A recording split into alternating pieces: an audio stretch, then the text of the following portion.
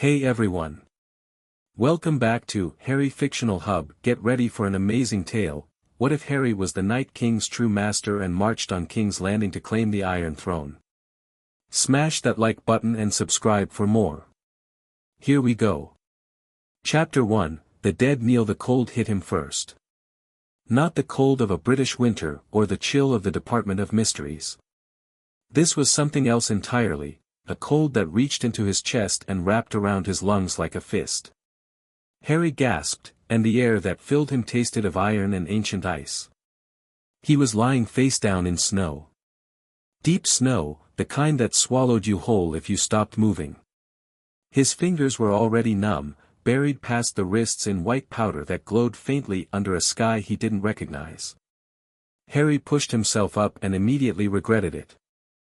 His head swam, vision blurring at the edges, and for a moment he was back in the Vale room, the whispers, the arch, the tearing sensation as something pulled him through.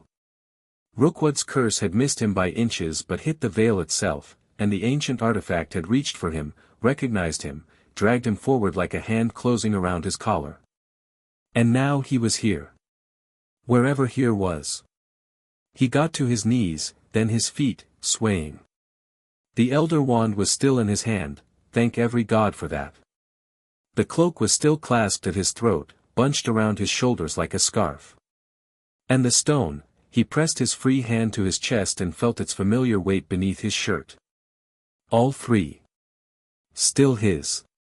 Harry looked around and felt his stomach drop. He stood in a valley between two ridges of black rock that jutted from the earth like broken teeth. Everything was white and gray and dead. No trees with leaves, only ancient things stripped bare, their branches reaching skyward like skeletal fingers. The sky above was a churning mass of gray-white clouds, and there was no sun, just a diffused, sourceless light that made everything look flat and cold and wrong. Right, Harry muttered, his breath pluming before him. Not Kansas anymore. A sound. Low, like the settling of a glacier, a deep, resonant crack that vibrated through the ground beneath his boots. Harry spun, wand raised, and froze. They were everywhere. Figures. Hundreds of them, no, thousands. Standing motionless in the snow between the dead trees, on the ridges above him, filling the valley behind him. They hadn't been there a moment ago, or maybe they had and he'd been too disoriented to notice. They were corpses. Walking, standing corpses with blue-white skin and frost in their hollow eye sockets, dressed in rotted furs and rusted armor and torn cloth. Men, women, animals, a massive bear with half its ribcage exposed, horses with ice crystals growing from their manes. Harry's grip tightened on the Elder Wand. His heart hammered, but his hand was steady. He'd faced Voldemort. He'd faced a dragon. He'd walked into the forbidden forest expecting to die. Fear was an old companion, and he knew how to make it sit down and shut up. Inferi, he whispered. But no, not quite. Inferi were puppets, animated by dark magic but empty. These things had something behind their eyes. A cold blue light that pulsed faintly in each ruined face. They were watching him. Seeing him. None of them moved. Harry turned in a slow circle, counting escape routes, calculating distances. The valley mouth behind him was choked with the dead. The ridges on either side, more of them. Ahead, the valley narrowed toward a pass between the rocks where the wind howled. If he had to fight, they knelt. Not slowly, not one by one. All at once, in perfect unison, thousands of dead things dropped to their knees in the snow with a sound like an avalanche of bones. The bear collapsed onto its forelegs. The horses bowed their great frozen heads. Every single one of them, in every direction, knelt. Harry stood alone among a sea of bowing corpses, his wand raised against nothing, his breath coming fast and thin in the killing cold. "What the hell," he said. The crowd parted. From the pass ahead, something came walking through the kneeling dead, something different from the rest. Taller. Purposeful. Not a shambling corpse but a creature of terrible, deliberate beauty. Its skin was pale as moonlight, cracked with lines of deep blue-black like veins of ice running through marble. It wore armor that seemed grown from its own body, crystalline, angular, catching the flat light and refracting it into cold prisms. Its eyes were a blue so deep they were nearly violet, and they burned with intelligence. A crown of ice grew from its head. Not worn, grown, as if the cold itself had decided this thing was royalty. It stopped 10 feet from Harry. It was at least 7 feet tall, broad-shouldered, ancient in a way that had nothing to do with age. It studied him with those burning eyes, and Harry felt magic rolling off it in waves, not like any magic he'd ever encountered. This was elemental. Primordial. This was the magic of ice ages and long nights and the death of stars. Harry kept his wand raised. "Who are you?" The creature tilted its head. Then, with a movement that seemed to cost it something, pride, perhaps, or simply the memory of what it had been, it lowered itself to one knee. It placed a fist against its chest and bowed its crowned head. The sound it made wasn't language, exactly. It was the creak of ice, the whisper of wind through dead trees, but shaped into something almost like meaning. Harry didn't hear words. He understood them, the way you understand a dream, the meaning arriving without the intermediary of language. Master. Harry stared at the kneeling creature, at the army of dead surrounding him, at this impossible, frozen world that shouldn't exist.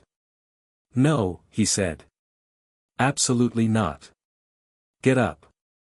The creature raised its head.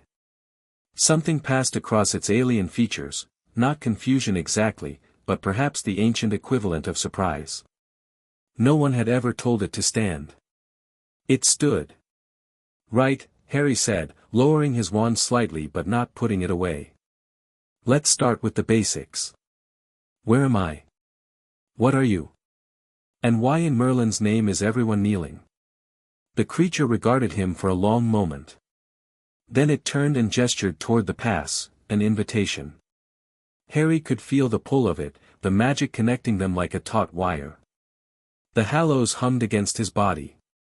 The elder wand pulsed with warmth despite the cold. The stone burned gently against his sternum, and the cloak rippled as if caught in a wind that didn't exist. "Come.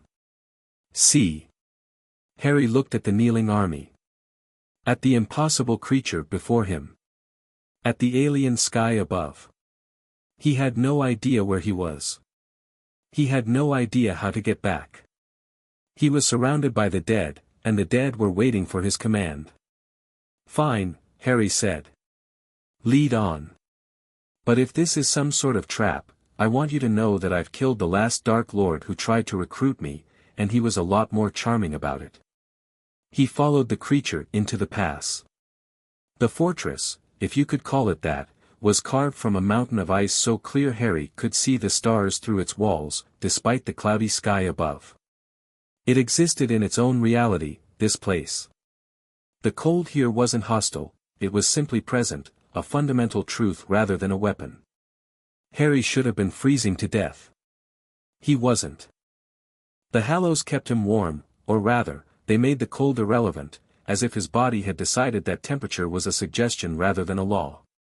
The Night King, the name came to Harry unbidden, pressing into his consciousness like the creature's not language, led him through corridors of ice into a vast chamber.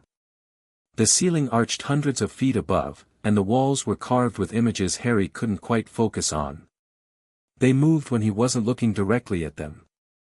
Stories, he thought. Histories. This creature's memories frozen into the walls. The Night King stopped in the center of the chamber and turned to face Harry. It gestured, and the images on the walls came alive. Harry watched. He saw men, not quite men, something older, something with leaf-green skin and cat-slit eyes, pressing a blade of obsidian into a man's chest. He saw the man's eyes turn blue. He saw him scream without sound. He saw the purpose of it, a weapon. A living weapon against an enemy Harry couldn't quite see.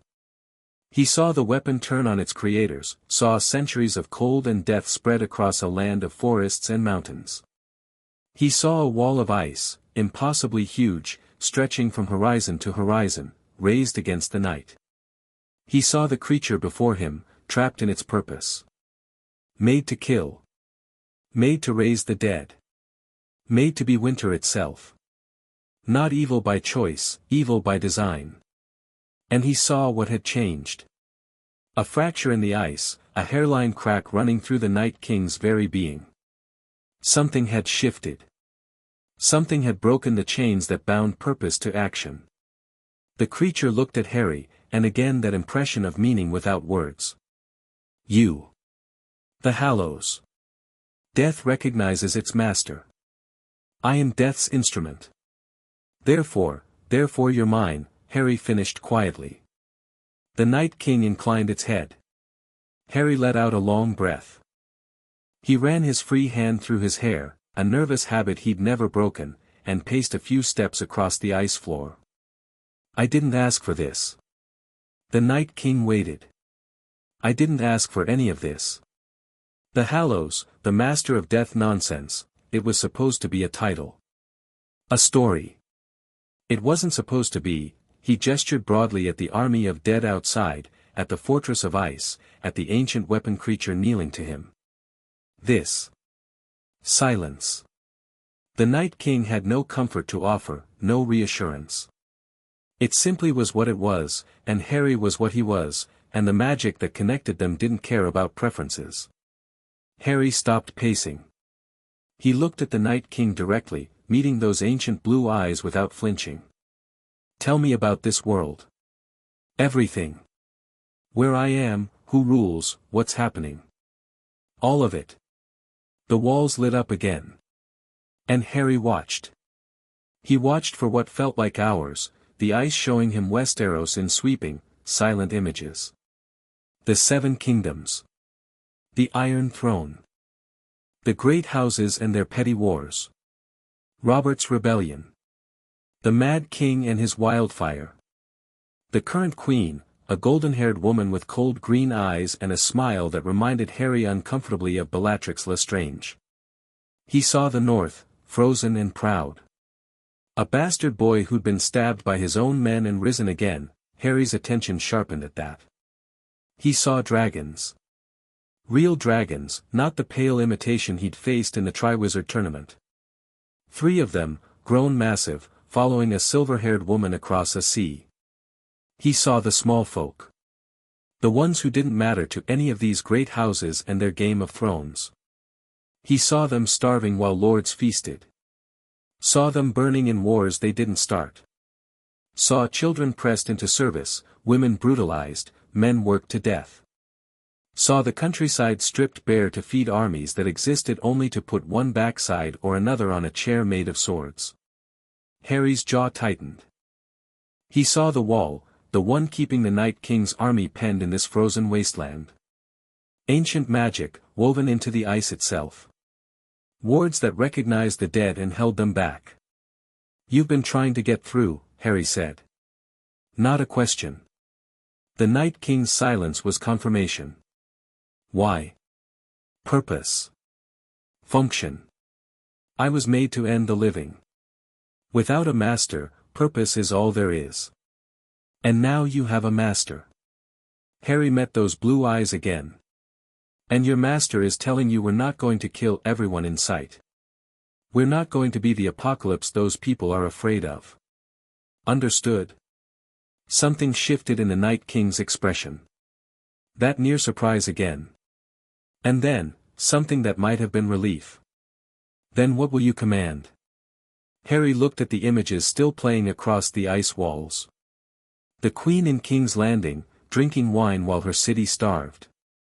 The lords playing their games with human lives as pieces. I need to think, Harry said. I need to understand this world better. And then, he stopped himself. Because the thought forming in his mind was dangerous. It was the kind of thought that had led other men, better men and worse men, down roads they couldn't return from. But he'd seen those children. He'd seen the burning villages. He'd seen the Iron Throne and understood instantly what it was, a monument to conquest, a symbol that said power belongs to whoever can take it.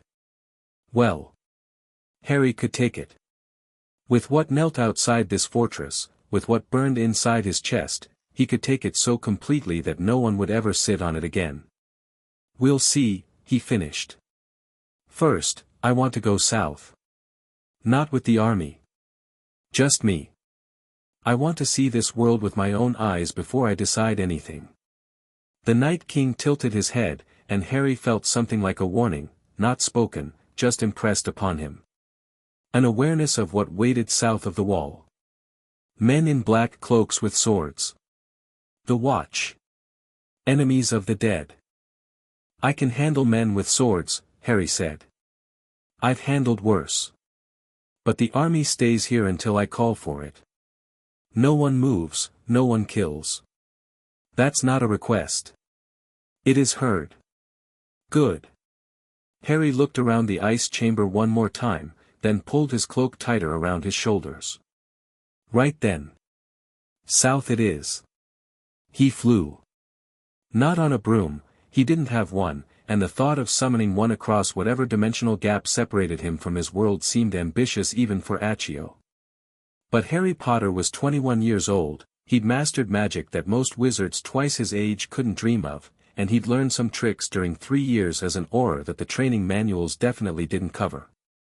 The spell was a modification of the hover charm, self-applied, sustained by will and the obscene amount of raw power the Elder Wand channeled through him. It wasn't graceful. It wasn't fast. But it got him airborne and moving south at a decent clip, 50 feet above the frozen landscape. Below him, the land of eternal winter stretched in every direction.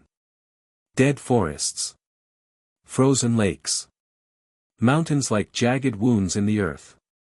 And the dead, everywhere, standing motionless in the snow like statues. His army. His army. The thought still made his stomach turn, but he couldn't deny the truth of it. He could feel them, every single one, like distant points of cold light in his consciousness. Thousands upon thousands.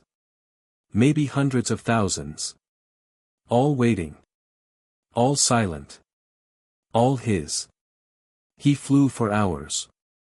The land changed gradually, less dead, more alive. He spotted movement that wasn't undead, animals, elk, even what looked like a mammoth in the distance. And then, as the terrain began to descend and the cold began to ease fractionally, he saw it. The wall. Harry had seen impressive magical structures before. Hogwarts was a miracle of architectural enchantment. The Ministry had chambers that defied physics. But this, it was 700 feet of solid ice stretching from one edge of the world to the other, and it hummed with magic so thick he could taste it on his tongue. Ancient magic. Ward magic. The kind of spellwork that wasn't cast by a single wizard but by generations, layer upon layer building over thousands of years into something monolithic and absolute. Harry descended slowly, landing on the snow a quarter-mile from the base of the wall. Up close, it was even more staggering, a cliff face of blue-white ice that seemed to generate its own weather, cold air cascading down its face like an invisible waterfall. He pressed his hand against it. The magic pushed back, not aggressively, but firmly. You are of death, it said without words. Death does not pass. Harry smiled grimly. Funny thing about being the master of death, he murmured. Death goes where I tell it. He pressed harder, not physically, but magically. The Elder Wand pulsed in his other hand. The stone warmed against his chest. The cloak shifted on his shoulders as if readying itself. The Hallows worked in concert, and their combined authority was simple and absolute: death is ours, and we go where we please. The wall's magic shivered. Resisted. And then, yielded. Not breaking. Not cracking. Simply, acknowledging. Like a gate recognizing its key. Harry walked through 700 feet of solid ice as if it were mist. The magic parted around him, reformed behind him, and he emerged on the southern side without the wall losing so much as a chip. No breach. No damage. Just passage. The air on this side was different. Warmer, relatively. Still cold, still winter, but a natural cold rather than the supernatural freeze of the lands beyond. Harry took a breath that didn't hurt his lungs and allowed himself a moment of relief. Then he heard voices. Telling you, I saw something. On the wall. A light, moving through it. You've been at the ale again, PYP. I haven't. I was on watch. There was, shut it, both of you. Something's wrong. The walls, humming. Harry stepped away from the ice and found himself face to face with three men in black cloaks, each holding a sword or crossbow, each staring at him with expressions ranging from confusion to terror. They were young, barely men, really. One was skinny with a sharp face, one was heavy-set with nervous eyes, and the third was older, grizzled, with the look of someone who'd seen enough strangeness not to freeze at the sight of more. Evening, Harry said. The grizzled one had his sword leveled at Harry's throat in an instant. Who the fuck are you? How did you come through the wall? My name's Harry. And I walked. No one walks through the wall. I just did. Harry kept his hands visible, the elder wand pointed at the ground. He could have disarmed all three of them before they blinked, but there was no need. They were scared, and he wasn't here to make enemies. I'm not going to hurt you. I'm just passing through. You came from beyond the wall, the skinny one, PYP, said, his voice high with fear. Nothing comes from beyond the wall that isn't dead. Harry offered. I'm not dead. Though I've been there and back, if we're being technical. He smiled slightly. Look, I don't know your protocols here, but I'm not a wildling, I'm not a white, and I'm not interested in fighting the Night's Watch. I just need to pass through and head south. The three men exchanged looks. The grizzled one hadn't lowered his sword. You'll come to Castle Black. Commander'll want to speak with you. Harry considered this. Castle Black, the seat of the Night's Watch, he'd seen it in the Night King's memories. And their Lord Commander was the man who died and returned. Jon Snow. Fine, Harry said. I'll come willingly. Let on. The grizzled man blinked. He'd clearly expected resistance. You'll surrender your weapon. Harry looked down at the elder wand. No, he said pleasantly. I won't. But you're welcome to try and take it, if that helps your report. Something in his tone, or maybe something in his eyes, made the grizzled man step back half a pace. The heavy-set one looked like he wanted to be sick. Only PYP seemed more curious than afraid, studying Harry with quick, intelligent eyes. Right, the grizzled man said after a long moment. Keep your stick, then. But you walk ahead of us, and if you try anything, you'll what? Stab me? Harry started walking south. Come on, then. I've never seen a castle made of black stone, and I'm curious. Castle Black wasn't made of black stone, it was made of regular stone, dark with age and soot and centuries of hard use. It squatted at the base of the wall like a cluster of old teeth, all towers and halls and yards beaten flat by generations of boots. It was the most depressing place Harry had ever seen, and he'd grown up in a cupboard under the stairs. Word had traveled ahead of them. By the time Harry and his 3 escorts reached the south gate, a crowd had gathered, 50, 60 men in black, all armed, all staring. Harry walked through them without slowing, hands at his sides, the elder wand tucked into his belt. He felt their eyes on him and let them look. They brought him to a hall, the common hall, by the look of it, with long tables and a fire burning in a massive hearth. Standing by the fire was a man Harry recognized from the Night King's visions. Jon Snow was younger than Harry had expected. Mid-20s, maybe. Dark hair, dark eyes, a face that belonged on a statue of some brooding saint.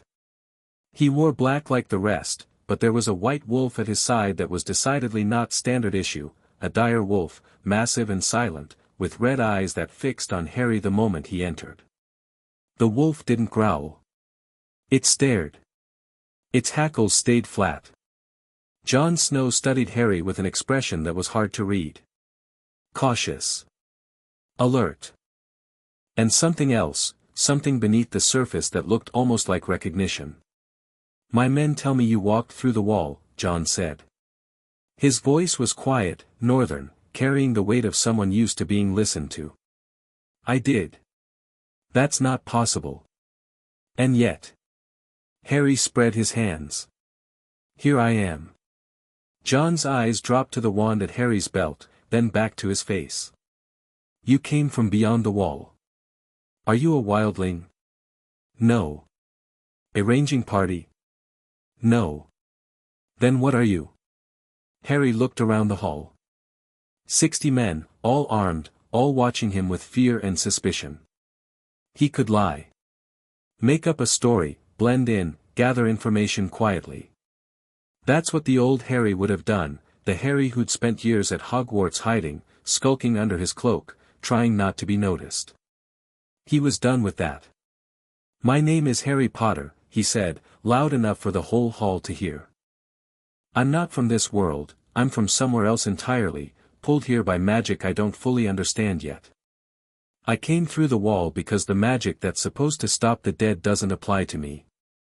And the army of the dead beyond that wall," he paused, letting the silence stretch. "They answer to me."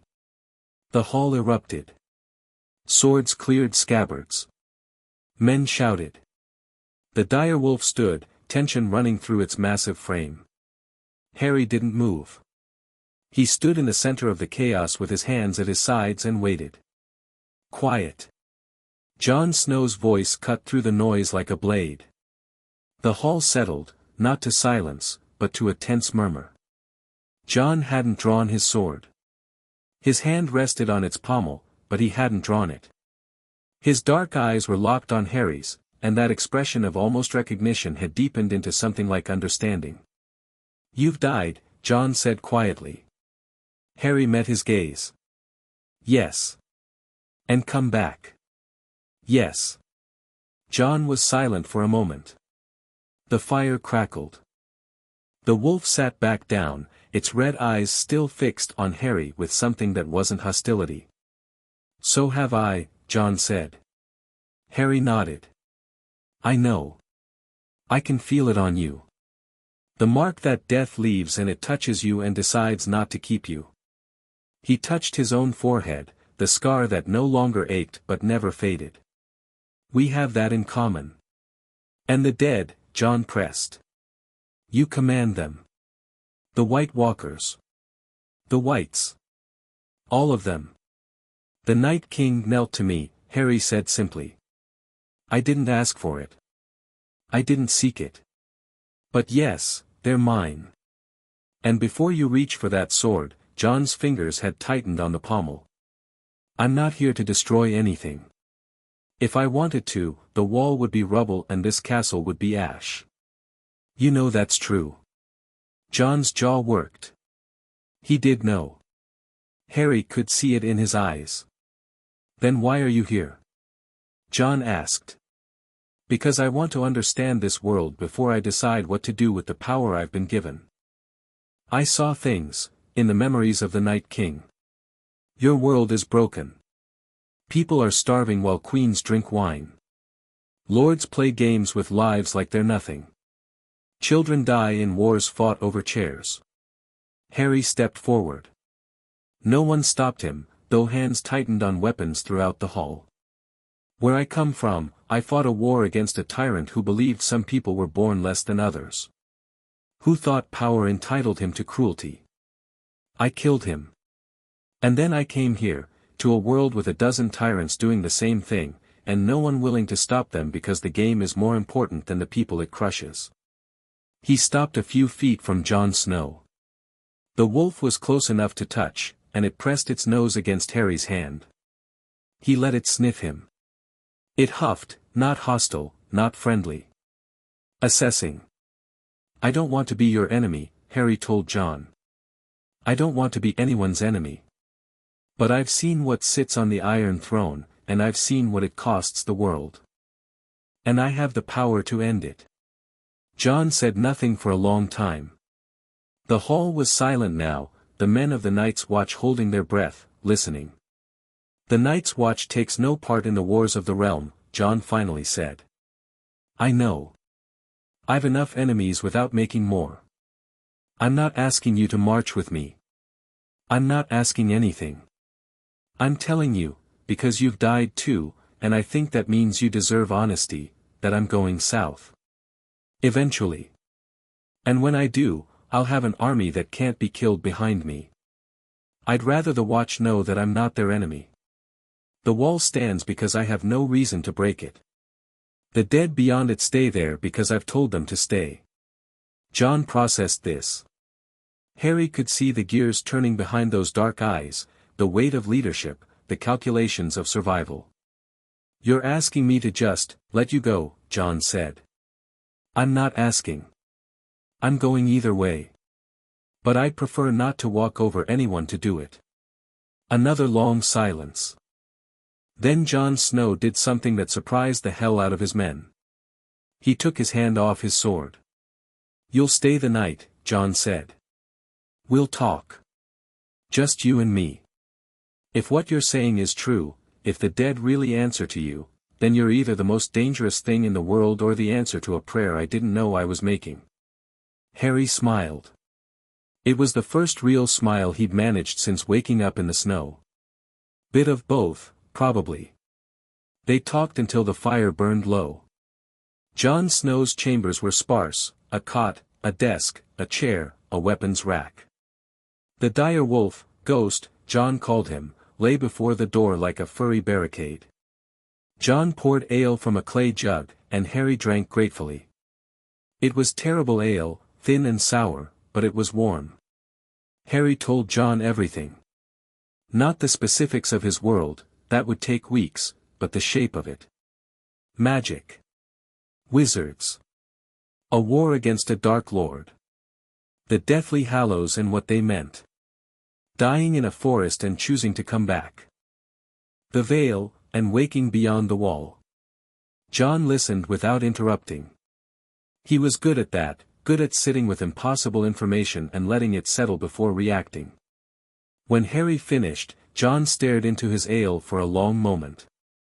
"The Red Woman, Melisandre, she brought me back," Jon said. "I was dead. Stabbed by my own brothers. I was gone. And she brought me back with fire and prayer and gods I'm not sure I believe in. And ever since," he paused. "There's a cold in me. Not physical. Something else. Like death left a door open when it let me go." "It did," Harry said. "I can feel it in you. The same door that lets me command the dead, you've got a crack of it. Not enough to do what I do, but enough that you'll feel it. Enough that Ghost probably noticed you smell different now." Jon looked at the wolf. Ghost looked back with those red eyes and huffed. "That's why he didn't attack you," Jon said. "You smell like me. Like the space between. Something like that." Jon drank deeply and set his cup down. "I should be afraid of you." "Are you?" "No. And that worries me more than if I were." Jon leaned forward. "The things you said, about the Iron Throne, about the small folk. That's not how conquerors talk. I'm not a conqueror. You're marching on King's Landing with an army of the dead. What would you call it?" Harry considered this. "Liberation. Revolution. I haven't decided on the branding yet." Jon almost smiled. "Almost. Cersei Lannister sits the Iron Throne. She burned the September of Baelor with wildfire, killed hundreds, maybe thousands, including the Queen, the High Sparrow, half the court. Her own son threw himself from a window after. She rules through fear. I know. I saw. And in the south, Daenerys Targaryen. She has 3 dragons and an army of freed slaves. She means to take the throne herself. Also saw that. So you'd be marching into a war that's already happening. On whose side? Harry set down his cup. Mine. I'm not interested in putting one monarch on that throne to replace another. I want to destroy the throne itself. The whole system, the idea that one person gets to sit above everyone else because of blood or dragons or gold. It's rotten. The whole thing is rotten from root to branch. Jon studied him. That's either the most naive thing anyone's ever said, or the most dangerous. Why not both? Harry leaned back. Look, Jon. I know how this sounds. I'm a stranger from another world talking about tearing down kingdoms. But I've got the power to do it. That's not arrogance, it's just fact. The question isn't can I, it's should I, and if so, how do I do it without becoming the thing I'm fighting against? And you think you can answer that question? I think I have to try. Because the alternative is having this power and doing nothing while people suffer. And I've never been very good at doing nothing. Ghost rose from his spot by the door and padded over to Harry. The massive wolf rested his head on Harry's knee, and Harry scratched behind his ears without thinking, the way he'd done with Sirius in his other form, a lifetime ago. He likes you, Jon said, something like wonder in his voice. He doesn't like anyone. Animals know things, Harry said. They don't bother with politics. Jon was quiet again. Then, there's something you should know. Ravens have been flying for weeks. Daenerys Targaryen has landed on Dragonstone, the old Targaryen fortress. She's gathering allies. And Cersei is gathering hers. The war for the Iron Throne is coming whether you march south or not. All the more reason to move quickly, Harry said. Before they tear the continent apart fighting over a chair. You're going to put yourself between two armies with dragons on one side and wildfire on the other. Harry grinned. It wasn't a nice grin, it was the grin of someone who'd looked death in the face and found it wanting. Jon, I walked through your wall like it was a curtain. I command an army that can't die. And I carry 3 objects that make me, functionally, the master of death itself. Dragons are impressive. But I'm not worried about dragons. Jon shook his head slowly. You're either going to save this world or destroy it. I'm genuinely trying for the first one. I believe you. Jon stood. I won't march with you. The Watch doesn't take part in the wars of the realm. I know. But I won't stand in your way, either. And if you mean what you say about the dead, if you truly control them, if they'll harm no one unless you command it, then you've just removed the greatest threat the North has faced in 8,000 years. I have, Harry agreed. Consider that a gift. Free of charge. The dead won't cross the wall unless I bring them, and when I bring them, they won't touch anyone who doesn't deserve it. And who decides who deserves it? Harry met his eyes. I do. And I'll make mistakes, I know that. But I'll try to make fewer of them than the people currently in charge. Jon extended his hand. Harry took it. The grip was firm, 2 men who died and returned, recognizing something in each other that no one else could understand. Go south, Jon said. See the world.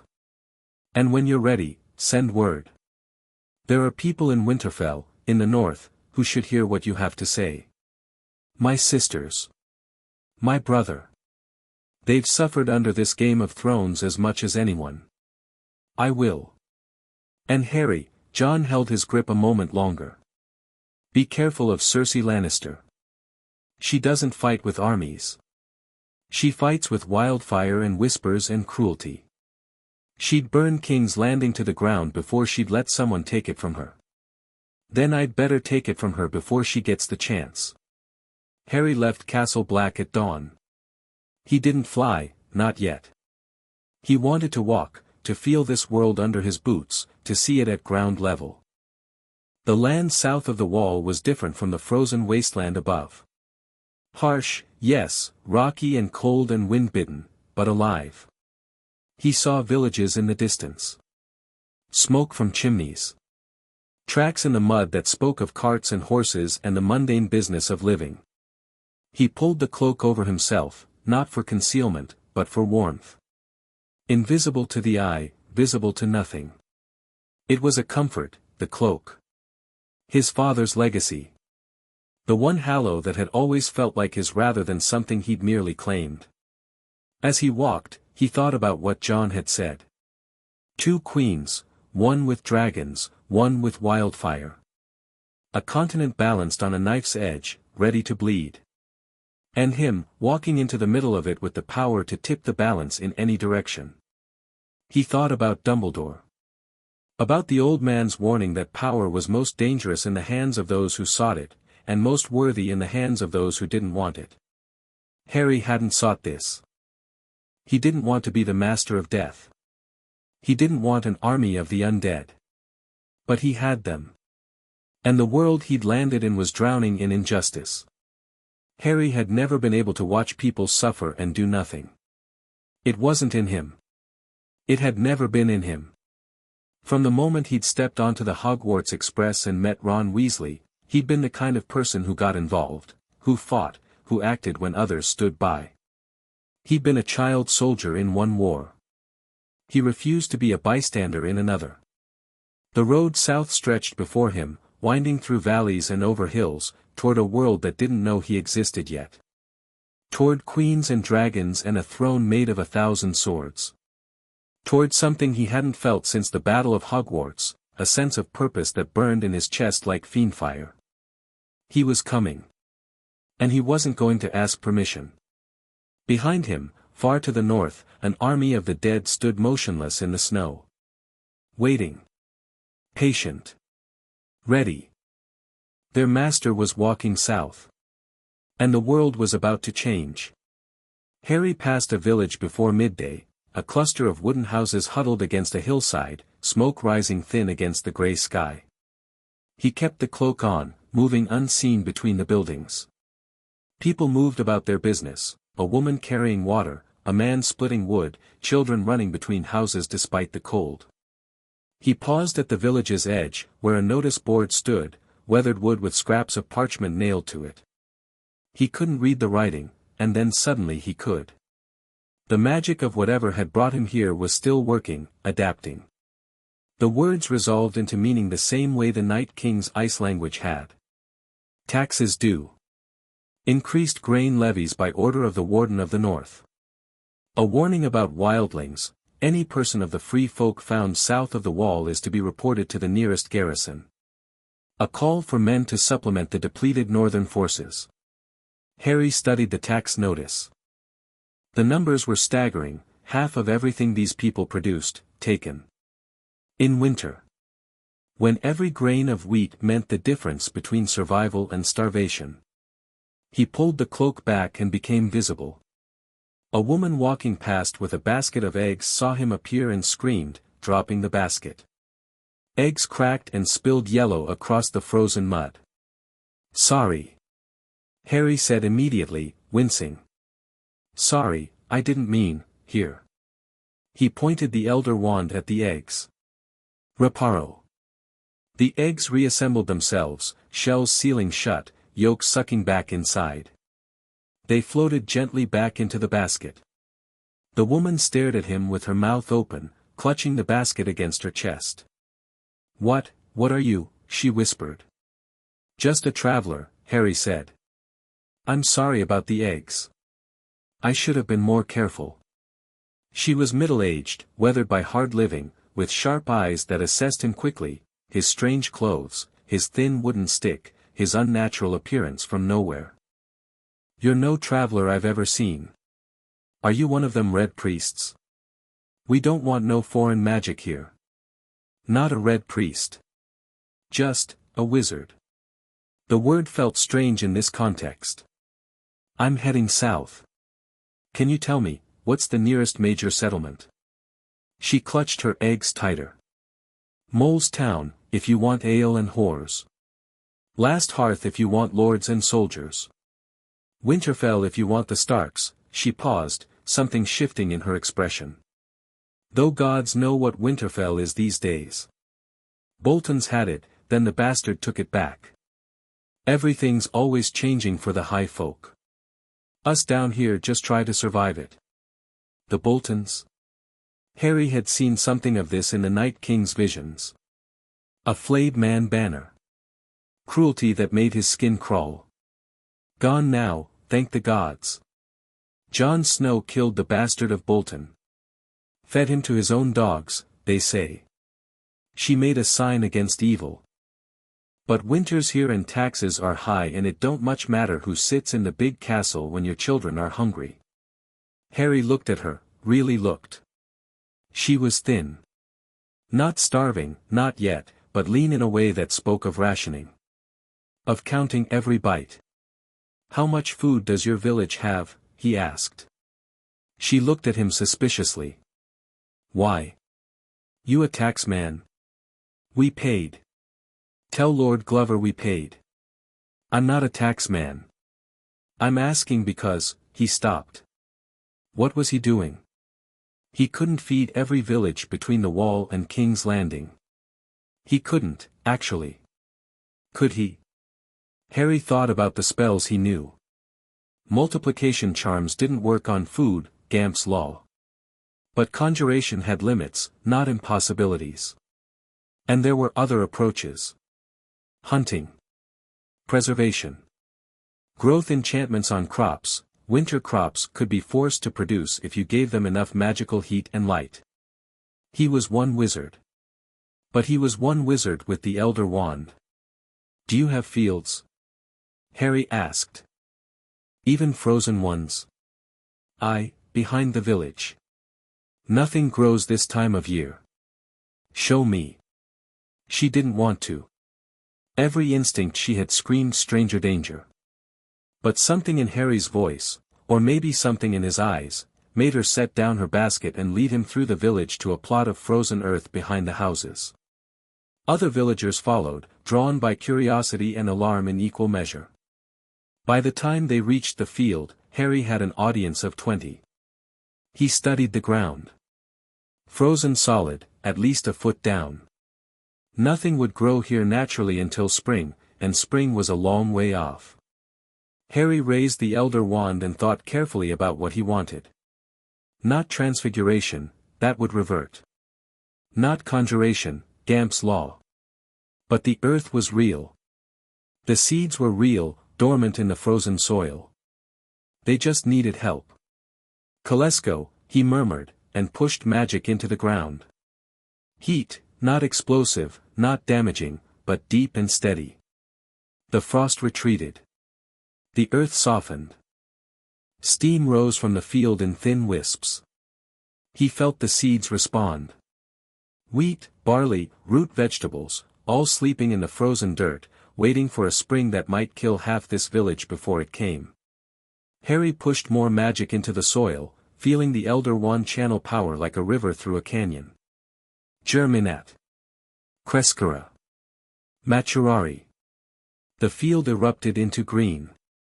Not slowly, not like watching a garden grow. Fast. Shoots punching through the steaming earth, unfurling leaves, stretching toward the gray sky. Wheat stalks rising in golden waves. Turnips and carrots swelling in the soil. Barley ripening from green to gold in the span of heartbeats. In 60 seconds, the frozen field became a harvest. The villagers stood in absolute silence. The woman with the eggs had her hand over her mouth. A child was tugging at his mother's sleeve, saying something Harry couldn't hear. An old man had tears running down his weathered face. Harry lowered his wand.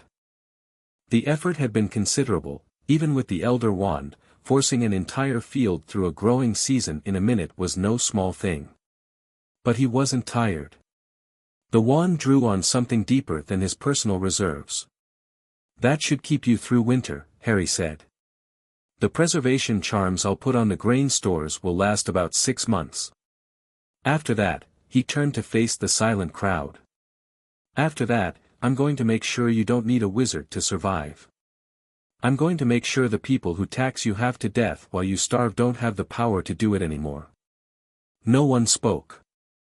They stared at the impossible field, golden and green against the white landscape, steam still rising gently from the warm earth. Then the old man stepped forward. He was missing teeth and his back was bent, but his eyes were sharp and clear. "Who are you?" he asked. Harry looked south. Toward Winterfell. Toward King's Landing. Toward the Iron Throne and everyone who sat in its shadow. "Someone who's going to change things," he said. "Tell everyone you meet. Something's coming from the north, but it's not what they think. It's not death. It's not winter. It's justice." He turned, pulled the cloak around his shoulders, and vanished. Not dramatically, he simply wasn't there anymore. But the field remained. Golden wheat swaying in the cold wind. Impossible. Undeniable.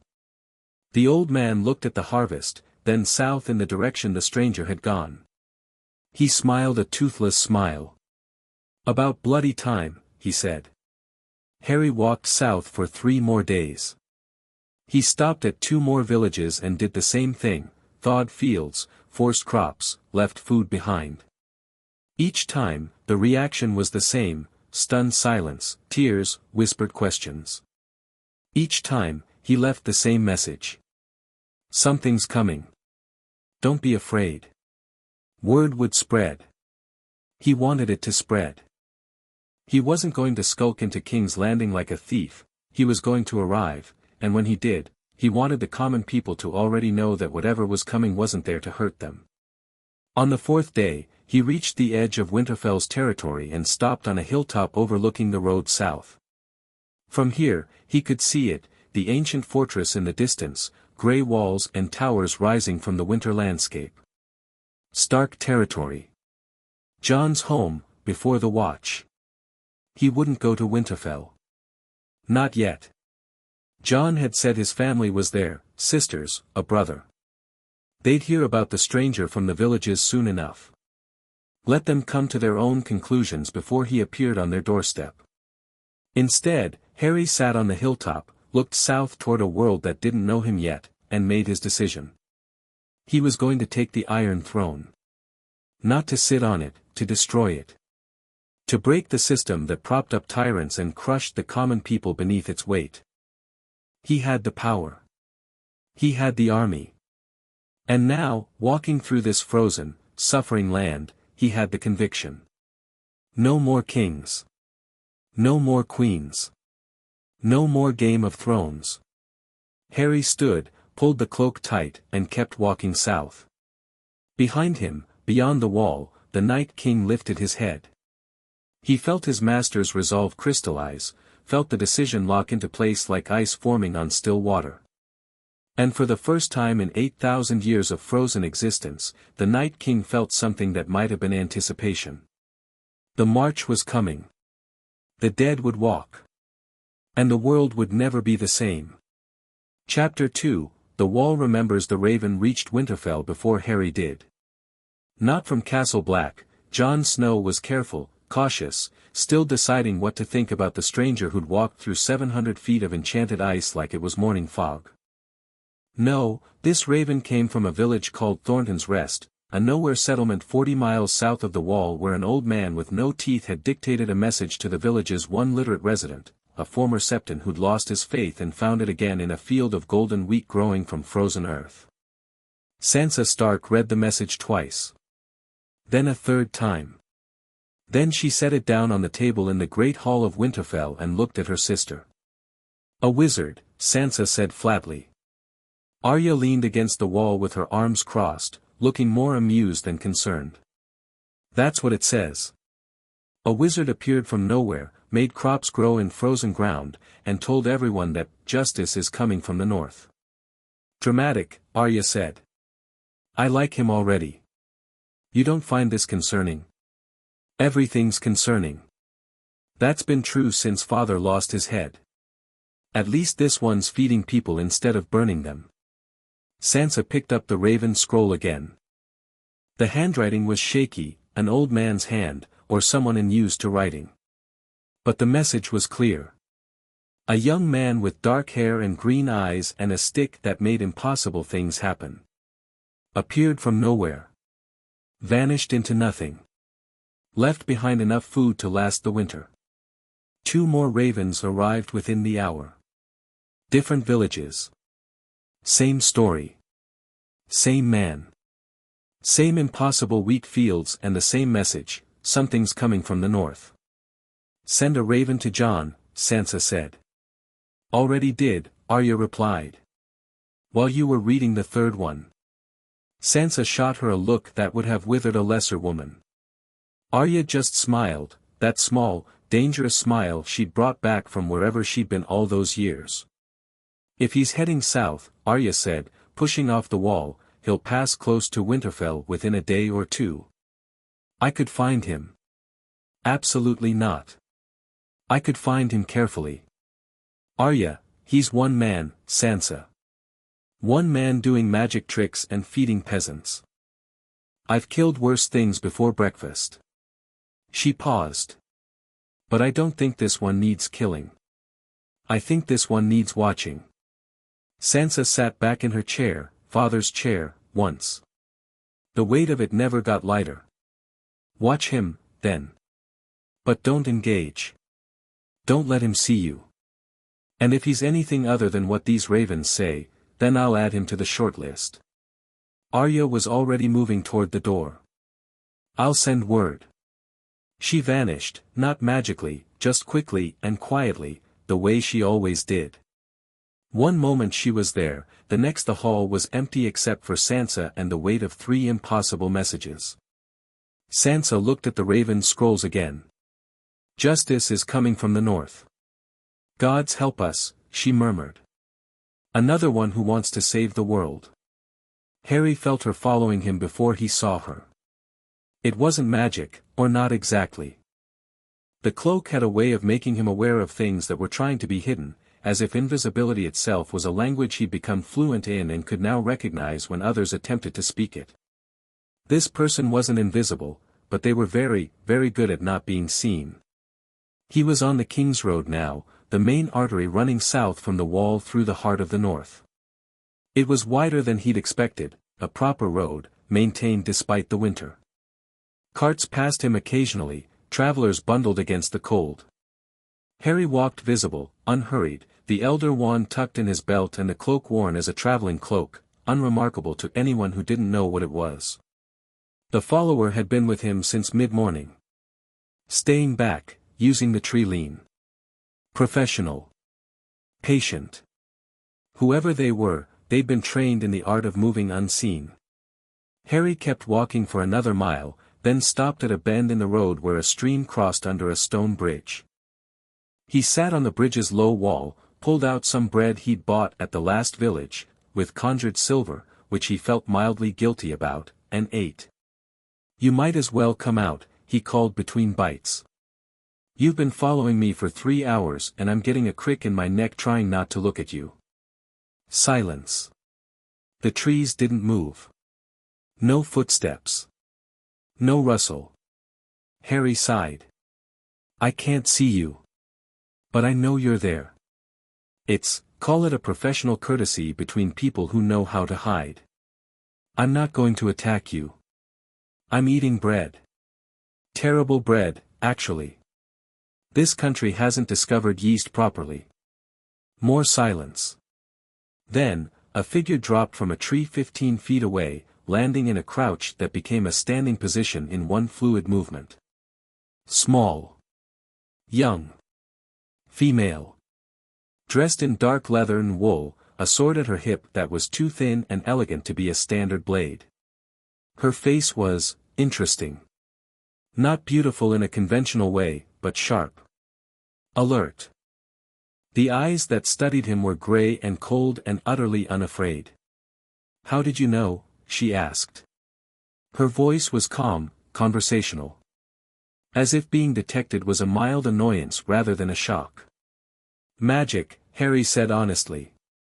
The cloak I'm wearing, it recognizes when other things are trying to be hidden. You're very good at it, by the way.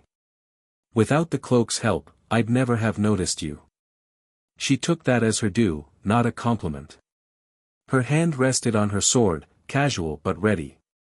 You're the one from the villages. The wheat wizard. The wheat wizard. Harry laughed. That's terrible. But yes. I assume you're from Winterfell? Something flickered in her eyes. What makes you say that? Because Winterfell is the seat of power in the north. I've been making noise on their doorstep, and you move like someone trained to gather information. He took another bite of bread. Also, you look like Jon Snow. That got a reaction, a twitch of surprise she almost managed to hide. You know Jon. Met him at Castle Black a few days ago. We had a long talk. Good man. Terrible ale. Harry offered her the bread. Want some? It's awful. She didn't take it. She didn't move closer or further away. She stood exactly where she was and studied him like he was a lock she was deciding how to pick. I'm Arya Stark, she said. Not cautiously, directly, like throwing a blade. Harry Potter. Pleased to meet you, Arya Stark. My sister wants to know what you're doing in the north. Walking through it, mostly. Feeding people where I can. Heading south. Why south? Harry wrapped the bread back up and tucked it away. Because the Iron Throne exists, and I've decided it shouldn't. Arya's expression didn't change, but something shifted behind her eyes. Not alarm, interest. You're going to take on Cersei Lannister. Eventually. She's on my list too, Arya said. And then, as if she hadn't just casually mentioned a kill list, my sister wants to talk to you. Will you come to Winterfell? Harry considered. He'd planned to bypass Winterfell, to keep moving south, to learn more before engaging with the political machinery of the north.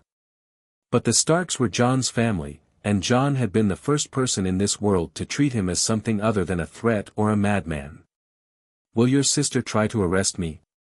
Harry asked. Probably not. She's practical. And if she does? Arya's lips twitched. Then I suspect she'll learn the same thing my brother did, that you're not the kind of person who gets arrested. Harry stood and brushed snow from his trousers. Lead on, then. But I'm not staying long. I've got a continent to cross and a throne to break. Arya turned and started walking. She didn't check to see if he followed, she simply moved, confident that he would. There was something about her that reminded Harry of Ginny, not in appearance, but in that absolute refusal to be intimidated. In the way she carried danger like a second skin. You said Cersei's on your list, Harry said, falling into step beside her. What list? A list of people who need to die. How many names? Fewer than there used to be. She glanced at him sidelong. I've been working on it. Harry blinked. Then, unexpectedly, laughed. Right. I think we're going to get along. Winterfell was magnificent and miserable in equal measure. The castle rose from the winter landscape like something that had grown there rather than been built, ancient grey stone, towers and walls that had stood for thousands of years, all of it covered in a thin layer of ice that caught the fading afternoon light. Beautiful. But there was a heaviness to it, a weight of recent grief that even the stones seemed to carry. Harry could feel it as they approached, a psychic residue of suffering that clung to the walls like smoke. People stared as they entered through the main gate. Harry didn't bother with the cloak, he walked openly beside Arya, drawing eyes and whispers. His clothes were wrong for this world, the jacket and trousers of a 21st century wizard, covered now by the cloak of invisibility worn as a travel cloak. His wand sat at his belt like a strange thin weapon. He looked foreign in a way that went beyond nationality. Arya led him across a courtyard where soldiers trained, northern men, big and grim, who paused mid-swing to watch the stranger pass. Through a door, up a staircase, into the great hall where a fire burned and a woman waited. Sansa Stark was tall, taller than Harry. Auburn hair, Blue eyes, a face that had been beautiful before whatever had happened to it had turned beauty into armor. She sat in the Lord's chair at the head of the hall, and she sat in it like she'd earned every inch of the seat. "Lady Stark," Harry said. "My sister says you're a wizard from another world who commands the army of the dead and intends to destroy the Iron Throne." Sansa's voice was measured, calm. "Testing. That's about the shape of it, yes. And you expect me to believe that?" Harry looked around the hall. Stone walls, wooden beams, a fire in the hearth. 2 guards by the door, more outside, certainly. A dozen servants who'd stopped their work to listen. Would a demonstration help? Harry asked. Sansa's expression didn't flicker. "That depends on the demonstration." Harry raised the elder wand. The guards by the door reached for their swords. Harry pointed the wand at the fire in the hearth and said, "Engorgo." The flames tripled in size, roaring up toward the ceiling, throwing heat and light across the entire hall. Servants gasped. Guards drew steel. Sansa didn't move. Reductio. The flames shrank back to normal. Harry tucked the wand away. "I can do considerably more impressive things, but I'd rather not damage your hall." Sansa studied him for a long moment. Then she dismissed the servants with a gesture, a queen's gesture, Harry noted, even if she wore no crown. When the hall was empty except for Harry, Sansa, Arya, and the 2 guards, she spoke again. "Jon sent a raven. He arrived this morning." She picked up a scroll from the table beside her. "He says you walked through the wall. That the Night King knelt to you. That you told him the dead would harm no one unless you commanded it. All true. He also says he believes you." "Does he?" "Jon believes in people too easily," Sansa said. "It's one of his flaws. I don't share it." She set the scroll down. "So convince me. Not with magic tricks, with answers. Why should the North trust a stranger who controls the thing we've been terrified of for 8,000 years? Harry didn't sit, he hadn't been offered a seat, and he recognized the power play for what it was. But he didn't stand like a supplicant either. He stood like an equal, because he was one. "You shouldn't trust me," he said. "Not yet. Trust is earned, and I'm a stranger. But consider this, the army of the dead has been the North's nightmare since the wall was built. Every winter, you feared the long night's return. And now," he spread his hands. "That threat is gone. I've removed it. Not because you asked, not because I want something in return, but because I could. The dead will not harm the living unless I permit it, and I won't permit it against anyone who doesn't deserve it." "And who decides who deserves it?" Sansa asked. The same question Jon had asked. "These Starks." "I do. And I know that sounds tyrannical, one man deciding who lives and who dies. But let me ask you something." Harry stepped closer. The guards tensed. "Cersei Lannister. The woman sitting on the Iron Throne right now. Does she deserve what's coming?" Something burned behind Sansa's blue eyes. Something old and deeply personal. "Yes. Then we agree on that much." Harry held her gaze. "I'm not asking for your armies. I'm not asking for your loyalty. I'm not asking for anything. I'm telling you, as a courtesy, because your brother helped me when he didn't have to, that I'm going south. The dead are coming with me. And when I reach King's Landing, the Game of Thrones ends.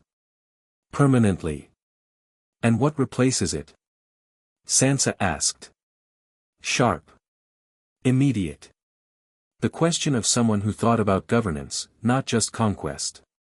Something better. Something that doesn't crush everyone beneath the ambitions of a few powerful families. "I don't have the exact blueprint yet, I'm new to this world and I won't pretend to understand all its complexities. But I know what doesn't work, and what you have now doesn't work." Sansa was quiet for a moment. Her fingers traced the edge of the table, a thinking gesture, habitual. "Sit down," she said finally. "Have you eaten?" "Actually eaten, not whatever road food Arya watches people eat." "I don't watch people eat," Arya said from the doorway. "You lurk." "That's different." Harry sat. Food appeared, real food, hot and substantial. Mutton stew, dark bread, ale that was considerably better than Castle Black's offering. He ate gratefully while Sansa watched him with those calculating eyes and Arya perched on the edge of a table like a cat ready to spring. "Tell me about this other world of yours," Sansa said. "Tell me about the war you fought." So Harry told her. Not everything, not the personal losses, not the years of fear and running, but the shape of it. A Dark Lord. A resistance. A boy chosen by prophecy who died to fulfill it and come back. He told her about the Wisengamot and its corruption. About the Ministry of Magic and its failures. About how, even after Voldemort fell, the system that had enabled him remained, weakened, reformed, but not destroyed. "You didn't destroy their version of the throne," Sansa observed. "No," Harry admitted. "I was 17. I was exhausted. I trusted the adults to fix it, and they did, partially. Things got better. Not perfect, but better. And now you're here, with more power than you had then, and you want to finish what you didn't start." Harry met her eyes. "Yes. That's exactly it." Sansa nodded slowly. "I'm not going to stop you. I'm not sure I could stop you, and I'm practical enough not to try what I can't accomplish. But I want to know your plans as they develop. The North has bled enough in other people's wars." "Fair," Harry said. "I'll keep you informed." "And Sansa," he leaned forward. "I meant what I said about the dead. They won't harm your people. If anything, they're the best protection the North has ever had. Nothing's getting through that army, not wildlings, not raiders, not Cersei's armies if she's mad enough to march north." "She's mad enough for anything," Sansa said quietly. "You don't know her." "I know her type. I've fought her type. They always think they're the exception, that they'll hold on to power through cunning and cruelty where everyone else failed." Harry finished his stew. "They never are. They never do. Cersei's lasted longer than most," Arya said from her perch. "Most people she's faced didn't have an army of the dead and 800 years worth of magic training." Harry stood. "Thank you for the food. And for listening. I'm leaving in the morning, I need to keep moving south." "Stay the night," Sansa said. It wasn't quite an invitation and not quite a command, somewhere in between. "There's someone you should meet before you go." "Who?" "My brother. Bran." Something complicated crossed Sansa's face. "He's different. Since he came back from beyond the wall. He sees things. Knows things." Harry thought about seers. About Trelawney and her prophecies. About Luna and her strange sideways wisdom. "Different how?" "You'll see," Sansa said. "Tomorrow. For now, rest. It's a long road to King's Landing." They gave him a room in the guest quarters. Small, warm, with a fire in the hearth and furs on the bed. Harry sat on the edge of the mattress and let out a long breath. He was alone for the first time in days. Truly alone, no watching eyes, no careful conversations, no calculating assessment of his power and intentions. Just him, a fire, and the weight of what he'd decided to do. Harry pulled the resurrection stone from beneath his shirt and held it in his palm. It was warm, always warm now, pulsing with a gentle heat that synced with his heartbeat. He could feel the dead through it, all of them, beyond the wall, waiting in their endless patience. He could feel the Night King, that ancient intelligence, standing motionless in his ice fortress with something like anticipation radiating through the bond between them. Could he do this? Really do this? March an army on a capital city, tear down a monarchy, reshape a continent? He was 21 years old. He'd been in this world for less than a week. He didn't know its politics, its history, its people, not really. He'd gotten the Night King's Cliff Notes version, the broad strokes. But the details, the nuances, the thousand small factors that made a civilization work, those were beyond him. But then, he'd been 17 when he'd faced Voldemort. He'd known nothing about Horcruxes until Dumbledore told him. He'd learned as he went, made mistakes, nearly died 100 times. And in the end, he'd won. Not because he was the smartest or the strongest, but because he cared, because he fought for something real rather than something abstract. The people in those villages. The woman with the eggs. The old man with no teeth who'd wept at the sight of golden wheat. They were real. Their suffering was real. And the system that caused it was just as monstrous as Voldemort, less dramatic, perhaps, less obviously evil, but no less destructive. Harry tucked the stone back beneath his shirt. He lay back on the bed and stared at the ceiling. Tomorrow, he'd meet this Bran. Then he'd keep moving south. Somewhere ahead of him, a silver-haired queen with 3 dragons was making her own plans for the Iron Throne. Behind him, an army of the dead waited for its master's call. And in King's Landing, Cersei Lannister sat on her stolen throne with wildfire in her basement and paranoia in her heart. The board was set. The pieces were moving. And Harry Potter, who'd never wanted to be a chess piece, let alone a player, was about to flip the whole board over. He slept deeply, dreamlessly, and woke to snow falling outside his window and Arya Stark knocking on his door. Bran Stark was in the God's Wood. Harry followed Arya through the castle, through courtyards and passages still bearing the scars of recent battle, scorched stone, replaced timbers, patches of new mortar against old. Winterfell had been fought over. Recently. The marks were still fresh. The God's Wood was an ancient grove at the heart of the castle, trees older than the stone walls surrounding them, their branches intertwined into a canopy that filtered the morning light into pale gold. At the center stood a tree unlike any Harry had ever seen, bone-white bark, blood-red leaves, and a face carved into its trunk. Not carved, he realized as they drew closer. Grown. The features had formed naturally in the wood, as if the tree itself had decided to have a face. Before the tree sat a boy in a wheeled chair. Young, 16, maybe 17, with dark hair and eyes that were simultaneously empty and overflowing. He was looking at Harry before Harry came into view, his head already turned toward the Godswood's entrance. "You're early," Bran said. His voice was strange, flat, distant, like he was speaking from very far away. "I expected you tomorrow." "I walk fast," Harry said. "You do." "I've been watching." Bran's eyes, dark, depthless, fixed on Harry with an intensity that was distinctly uncomfortable. The three-eyed raven sees everything that was and everything that is. "But you," he tilted his head. "You're difficult. You exist outside the patterns. You came from somewhere the raven cannot see." Harry felt the hairs on the back of his neck rise. This wasn't like meeting a seer. Trelawney had been vague and theatrical. This boy was precise. Surgical.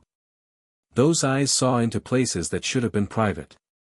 "You can see the past and present," Harry said. "Not a question. I am the memory of the world. All that has been, I carry." Bran's gaze didn't waver. "And I have been watching you since you came through the veil. The moment you arrived, the patterns changed. Futures that were fixed became fluid. Outcomes that were certain became possible." "What outcomes?" "The Night King was meant to break the wall. To march south. To cover the world in eternal winter. That future existed, fixed, inevitable. You unmade it in a single moment, simply by being here." Harry felt the weight of that. Somewhere in the possible future of this world, the Night King had been an apocalypse. The army of the dead had been a civilization-ending catastrophe. And now it was, what? A weapon pointed south instead of at everything. Is that better? Harry asked. What I'm doing, is it better than what would have happened? Bran was silent for a moment. Snow fell gently around them, catching in the red leaves of the heart tree. I see what is and what was. I don't see what will be, not anymore. You've made the future uncertain. For the first time in thousands of years, I cannot tell you how this ends. Good, Harry said. Prophecy and destiny and predetermined outcomes, I've had enough of those for one lifetime. I'd rather make my own future. Something shifted in Bran's expression. Not quite emotion, more like the echo of emotion, remembered rather than felt. You are the master of death. The Night King is yours. And you intend to march on King's Landing. Yes. Cersei has wildfire. Enough to destroy the city. She will use it before she surrenders. Harry's jaw tightened. I know. Daenerys Targaryen has 3 dragons. She will see you as a rival. I know that too. And Jon Snow, Bran paused. Jon Snow is not what he thinks he is. He is Aegon Targaryen, trueborn son of Rhaegar Targaryen and Lyanna Stark. He has the strongest claim to the Iron Throne by blood. Harry stared. Jon's a Targaryen. Yes. He doesn't know yet. I haven't told him. Why not? Because knowing would destroy him. And he needed to be whole to decide about you. Bran's eyes were ancient. He chose correctly. He let you pass. Harry processed this. Jon Snow, the brooding bastard of the North who'd died and come back, was secretly the heir to the very throne Harry intended to destroy. That complicated things. Or did it? Harry didn't care about bloodlines. He didn't care who had the rightful claim. The whole point was that no one should have a claim, that the throne itself was the problem. When I destroy the throne, Harry said slowly, Jon's claim becomes meaningless. Does that matter? To him? To you? Jon never wanted a throne. Bran's voice carried absolute certainty. He won't oppose you. But others will, those who would use his name, his blood, as a banner to rally behind. Let them try, Harry said. I'm not in the business of being stopped by banners. Bran nodded. Then he reached out his hand, thin, pale, surprisingly strong-looking despite the wheelchair. Give me your hand. Harry hesitated. He could feel something waiting in that gesture, something vast and ancient, pressing against the boundary between Bran's consciousness and his own. The boy's power was different from anything Harry had encountered. Not magic as Harry understood it, something older. Something woven into the earth itself. He took Bran's hand. The world shifted. Not violently, more like a lens refocusing. Harry saw Winterfell from above, then from below, then from inside the roots of the heart tree. He saw time compress, seasons flashing past, the castle rising from bare earth and fast forward, centuries of Starks living and dying and living again. He saw the Night King's creation, not as images on an ice wall but as memory, lived and real. The scream of the man who became the monster. The cold flooding in. 8,000 years of frozen purpose. And then he saw himself. From the outside, through Bran's eyes, through the tree's eyes, through the 1,000 points of awareness the three-eyed raven could access. He saw himself fall through the veil. Saw the dead kneel. Saw the Night King bow. And he saw what Bran couldn't say aloud, the shape of what Harry was in this world's tapestry. A thread from elsewhere. A new color in a weaving that had repeated the same patterns for millennia. Harry pulled his hand free. The vision snapped shut. He was breathing hard, standing in the God's Wood with snow in his hair and Bran watching him with something that might have been satisfaction. You see why I can't predict the outcome, Bran said. Because I'm not from this world. The rules don't apply to me. Precisely. You are an anomaly. A variable that no prophecy accounted for, no vision predicted. You can change things that were thought unchangeable. He paused. The Iron Throne was built to last forever. It won't. Harry steadied his breathing. That's the first prediction you've made. It's not a prediction. It's a certainty. You will reach King's Landing. What happens after? Bran's eyes went distant. That, I cannot see. But the throne will not survive you. Harry looked at the heart tree.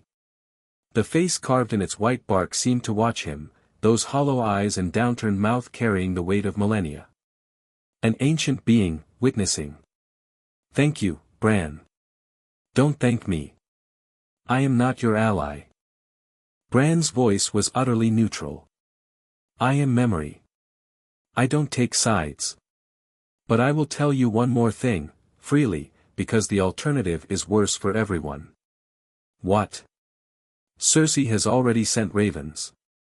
Word of you reached King's Landing 2 days ago. She knows something is coming from the north. She doesn't know what, but she's afraid. And when Cersei Lannister is afraid, she reaches for fire. Wildfire. She has ordered Qyburn to prepare it. Every cache beneath the city, and there are many, is being checked. She means to burn King's Landing rather than lose it. Harry's hands clenched at his sides. The thought of it, a city of 500,000 people, burned alive because one woman couldn't bear to lose power. It was the Blitz and Fiendfire, and every nightmare of destruction rolled into one. Then I need to move faster, Harry said. You need allies, Bran corrected. Fast is not enough. Even you cannot be everywhere at once. You need people inside King's Landing when you arrive, people who can prevent the wildfire from being ignited. Who? Jaime Lannister. Bran said the name without inflection. He killed the Mad King to prevent this exact thing. History has come full circle. He's in the Riverlands now, commanding Lannister forces. He doesn't yet know what Cersei plans. And if he finds out, he'll have to choose. Again. Between love and duty. Between his queen and 500,000 lives. Bran's eyes focused sharply on Harry. Make sure he has reason to choose correctly. Harry nodded. The Riverlands, that was on his path south anyway. Anyone else? Tyrion Lannister. Cersei's brother. He serves Daenerys Targaryen as Hand of the Queen. He knows King's Landing's secrets, every passage, every cache. If you can reach Daenerys without war, Tyrion will be invaluable. Reach Daenerys without war. Harry almost laughed. She's got 3 dragons and I'm marching with an army of the dead. You think she'll be in a talking mood? Daenerys Targaryen is many things. Impulsive. Righteous. Dangerous. Bran tilted his head. But she has never been stupid. Show her what you are. Show her what you intend. If she truly wants to break the wheel, as she claims, then you are her greatest potential ally. And if she doesn't truly want to break the wheel? If she just wants to sit on it? Bran didn't answer. He simply looked at Harry with those bottomless eyes, and Harry understood. That was the question. The question that would determine whether Daenerys Targaryen lived or died, allied or opposed. Right, Harry said. He turned to leave the God's Wood, then stopped. Bran. One more thing. Yes. Is there a way home? For me. Back to my world. Silence. Snow fell. The heart tree watched. There was, Bran said finally. Before you decided to stay. Harry stood very still. I haven't decided to stay. You have. You just haven't realized it yet. Bran's voice was neither kind nor cruel. The moment you chose to march south, the moment you decided to use your power rather than search for an exit, the path home closed. Not permanently. But it won't reopen until this is finished. Harry absorbed that. He should feel trapped. Panicked. But all he felt was, resolved. Settled. As if some part of him had already known. Fine, he said. Then I'd better finish it. He left the god's wood. Arya was waiting outside, leaning against the wall, needle at her hip. Learn anything useful? She asked. Plenty. I need to leave today. Now, actually. Harry started walking toward the courtyard. Tell your sister thank you for the hospitality. And tell her, when the time comes, I'll need someone smart in Winterfell who can talk to the Northern Lords. Someone who knows how to hold things together when the world changes overnight. You're asking Sansa to be ready. I'm telling her there's going to be a power vacuum, and she's the best person I've met to fill it. Not as a queen. As something new. He stopped at the courtyard's edge and turned to face Arya. And you said Cersei's on your list. Arya's grey eyes sharpened. She is. How would you feel about King's Landing? Not to kill her, I'll handle that. But those wildfire caches Bran mentioned. I need people inside the city before I arrive. People who can move unseen. People who can find hidden things. Arya was very still for a moment. Then that dangerous smile appeared, the one that made her look exactly like the weapon she'd been forged into. You want me to go to King's Landing, she said. I'm not commanding you. I'm not your king and I'm not asking to be. But you're the most qualified person I've met for this particular job. When? Now. Ahead of me. I'll be there within a fortnight, maybe less, depending on how things go with the Dragon Queen. I need those wildfire caches located and neutralized before I arrive. Can you do that? Arya didn't hesitate. Yes. Then go. And Arya, Harry caught her arm as she turned. Be careful. Not because I doubt you, because that city is a trap waiting to spring, and the woman sitting on its throne would rather burn it than lose it. I know. Arya pulled her arm free gently. I've been in King's Landing before. I know its streets and its secrets. I'll find the wildfire. She was gone within minutes, a pack on her back, moving through the castle gate with the quick purpose of someone who'd been waiting for exactly this kind of mission. Harry watched her go and felt the first piece of his plan click into place. Harry didn't walk south from Winterfell. He flew. Not the slow, laborious hovering he'd used beyond the wall, this time he poured power into it, the Elder Wand blazing with magic as he shot skyward like a rocket and leveled out 1,000 feet above the northern landscape. The wind was brutal at this height, cold enough to kill an ordinary man in minutes. Harry wrapped the cloak around himself and felt its ancient magic create a pocket of stillness, the wind parting around him like water around stone. Below, the north spread out in a patchwork of white and grey. He could see Winterfell already shrinking behind him, the ancient castle becoming a dark spot against the snow. Ahead, the land rolled south in frozen hills and valleys, cut through by roads and rivers, dotted with towns and villages. He was crossing miles in minutes, racing toward the riverlands and whatever waited there.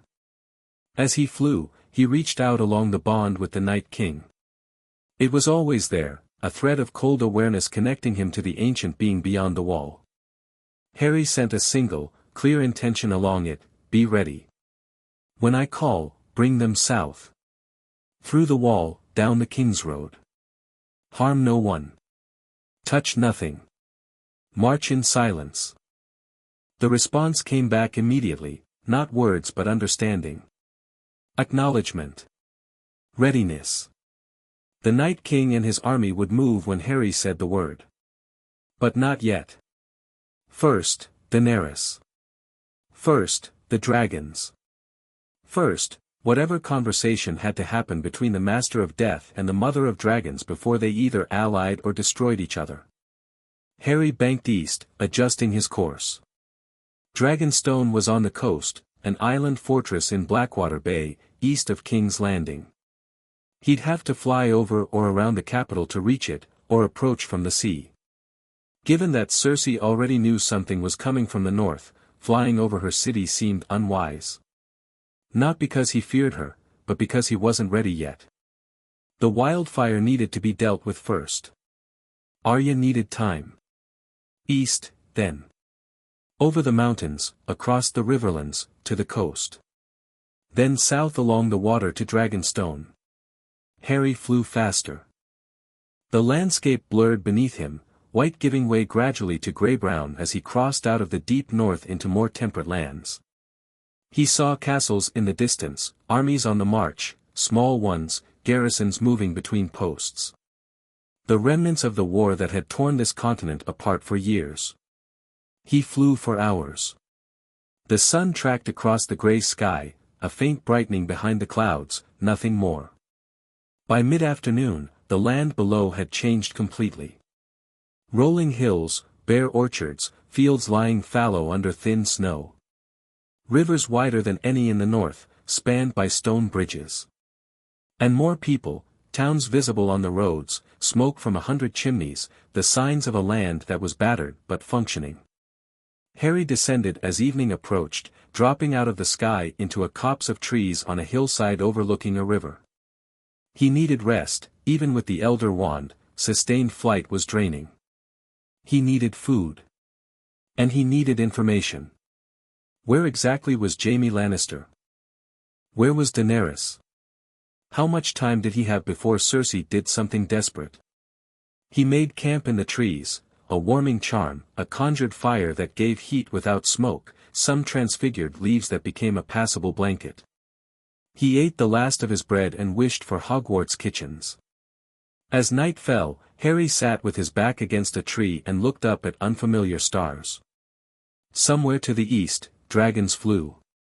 Somewhere to the south, a mad queen plotted. Somewhere behind him, an army of the dead waited in patient silence. And somewhere, very far away, in a world he couldn't reach, Ron and Hermione and Ginny were probably going mad trying to figure out where he'd gone. The thought ached. He pushed it down. He'd deal with that pain later, when this was done. When the path home reopened. Focus on what's in front of you, he told himself. One thing at a time. That's how you survived Voldemort. That's how you'll survive this. He slept. Morning brought fog, thick and white, rolling up from the river below. Harry flew above it, high enough to see the sun for the first time since arriving in this world. It was pale and winter weak, but it was there, a real sun in a real sky, and the warmth of it on his face was the closest thing to home he'd felt. He spotted the army before midday. Lannister banners. Gold lion on crimson. Thousands of soldiers encamped along the south bank of a river, their tents spreading across the landscape like a red and gold stain. Harry descended slowly, hovering a few hundred feet above the camp, invisible beneath the cloak. He studied the layout, the command tent at the center, larger than the rest, with guards posted at its entrance. Supply wagons. Horse lines. A disciplined, professional force. And there, emerging from the command tent into the weak sunlight, a man with golden hair that caught the light like a beacon. Except it wasn't quite golden anymore. Grayer than the Night King's visions had shown. Older. Tireder. And his right hand, Harry squinted, was gold. Metal. A prosthetic. Jaime Lannister. Harry considered his approach. He could walk into the camp invisible, find Jaime alone, reveal himself. Or, no. He was done with subtlety. He was done approaching people from the shadows like a spy or a supplicant. He was Harry Potter. He commanded the dead. He carried the Elder Wand. And he did not sneak.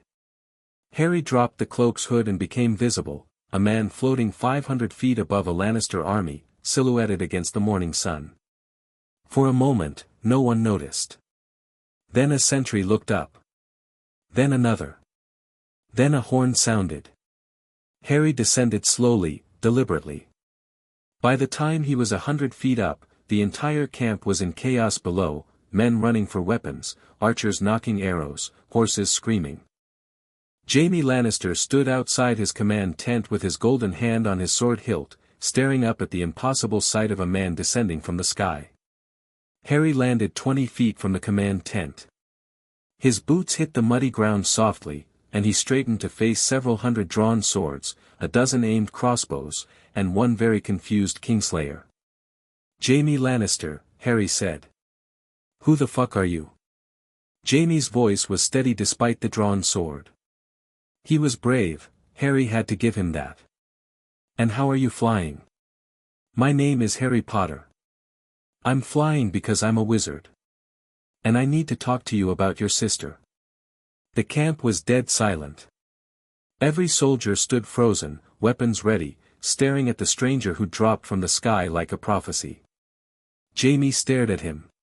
Then, surprising everyone, possibly including himself, he laughed. It was a short, sharp bark of disbelief. "You dropped out of the sky to gossip about Cersei?" "Not gossip. She's planning to burn King's Landing with wildfire. Every cache the Mad King left beneath the city, she's preparing to ignite them all rather than lose the throne." The laughter died. Something went very still behind Jaime's green eyes. "How do you know that?" "I know many things. I know you killed the Mad King for the same reason, because he gave the order to burn them all, and you were the only one close enough to stop him. I know it's haunted you ever since. I know they call you Kingslayer and Oathbreaker and you carry those names like chains." Jaime's jaw clenched. Around him, his soldiers shifted, uncertain, looking to their commander for direction. "Lower your weapons," Jaime said, not looking away from Harry. "If he'd wanted us dead, he wouldn't have announced himself." The swords dropped. Slowly, reluctantly, but they dropped. Jaime sheathed his own blade and took a step forward, studying Harry with the sharp assessment of a lifelong warrior. "You're him," Jaime said. "The ravens from the north. A wizard who commands the dead. Who feeds peasants and speaks of justice. Word travels fast. Not fast enough for my sister. She's terrified. I've never known Cersei to be terrified." Jaime's eyes narrowed. "If what you say is true, about the wildfire, it's true. You know it's true. You know her." Silence stretched between them. Harry could see the battle playing out behind Jaime's eyes, love and duty, loyalty and horror. This was a man who defined himself by his relationship to one woman for his entire life. Who'd sacrificed honor, reputation, everything for her. And now he was being asked to face the truth he'd been running from, that she was exactly what the Mad King had been. "What do you want from me?" Jaime asked quietly. "When the time comes, and it's coming soon, I need you on the side of 500,000 innocent people instead of on the side of one woman who'd rather watch them burn than give up power. You're asking me to betray her. I'm asking you to save King's Landing. Again. For real this time, not in secret, not as a stain on your honor that no one understands. Openly. Completely. The way you should have been recognized for the first time." Jaime was silent for a long time. The camp waited, thousands of men, holding their breath. "You're very sure of yourself," Jaime finally said. "For a man standing alone in the middle of an army." Harry smiled. It was the smile that had made Death Eaters flinch, warm on the surface, iron underneath. "I'm not alone. I'm never alone. Shall I demonstrate?" He raised the elder wand, not aggressively, just a small gesture toward the muddy ground between them. "Don't be alarmed." The earth shifted. From the mud, from the frozen ground beneath the camp, figures rose. Not violently, gently, like sleepers waking. 3 of them. Ancient bones in rusted armor, climbing from shallow graves that no one had known were there. Old soldiers, dead for centuries, casualties of some forgotten battle, buried where they'd fallen. They stood. They turned to Harry. They waited. Jaime had his sword half drawn again. His soldiers were backing away, terror on their faces. "These are 3, Harry said calmly. "Beyond the wall, there are 100,000. They will march when I tell them to march. They will stop when I tell them to stop. And they will not harm anyone I don't permit them to harm." He waved his wand, and the 3 ancient soldiers sank back into the earth. "I'm not here to threaten you, Jaime. I'm here to give you a choice. The same choice you made 20 years ago, but this time, I'm telling you in advance. This time, you can be on the right side from the beginning." Jaime's hand fell from his sword.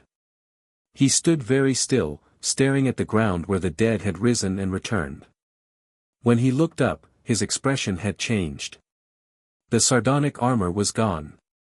What remained was something raw and honest, the face of a man being offered redemption he'd stopped believing he deserved.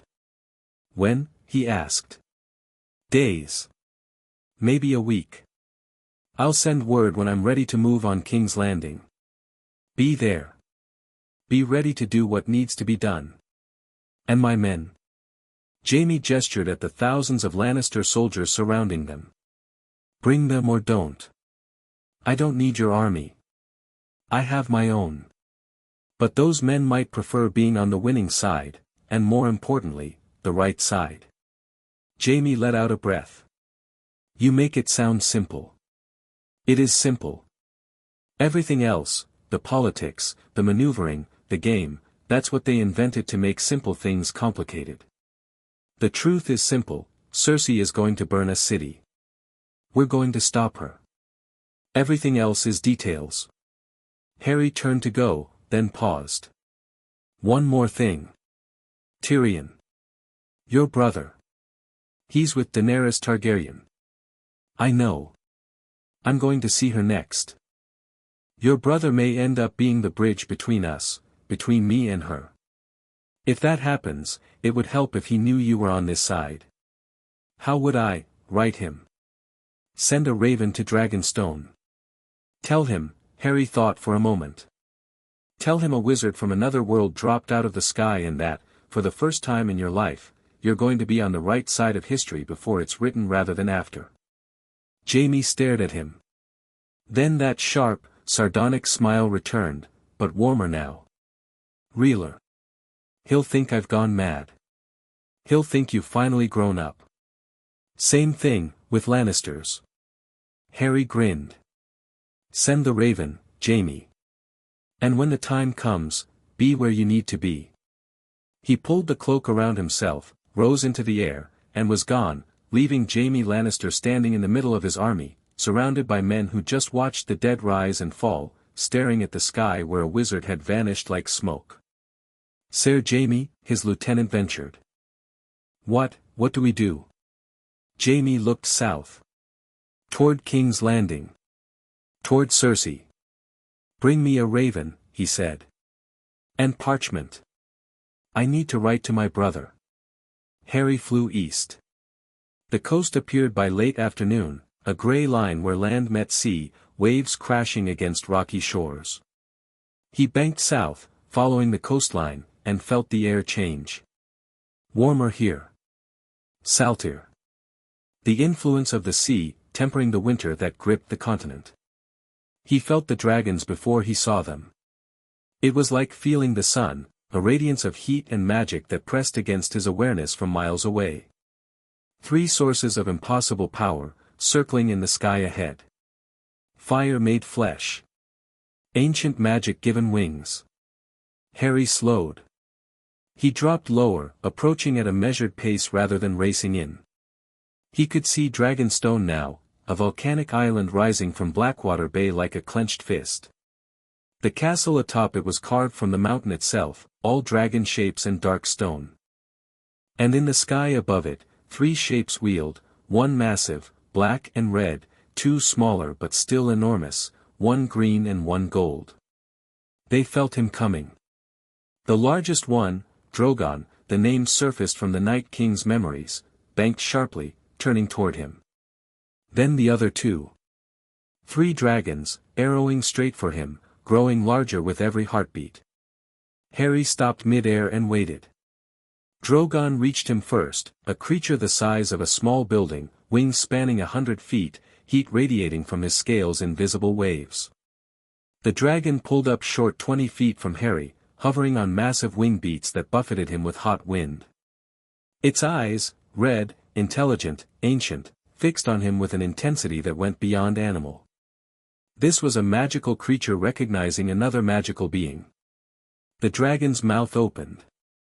Harry saw the glow building in its throat, the furnace heat of dragonfire preparing to launch. Harry looked Drogon in the eye and said, very clearly, "Don't." The word carried power. Not a spell, not exactly, but the authority of the Hallows, the weight of mastery over death. And dragons, for all their fire and fury, were mortal. They could die. And that meant death had dominion over them, and death answered to Harry. Drogon closed his mouth. The fire died in his throat. He made a sound, a deep, rumbling chuff that vibrated in Harry's chest, and tilted his head. Not submission. Not fear. Acknowledgement. One apex predator recognizing another. The other two dragons circled at a distance, uncertain. But Drogon hung in the air before Harry, watching him with those ancient eyes, and didn't attack. "Good boy," Harry said. "I'm not here to fight. Take me to your mother." Drogon turned, a motion that should have been impossible for something so large, accomplished with an almost lazy flick of his tail, and flew back toward Dragonstone. Harry followed, the two smaller dragons flanking him at a cautious distance. The island grew before him. The castle resolved into details, towers, walls, a landing platform carved from the cliffside.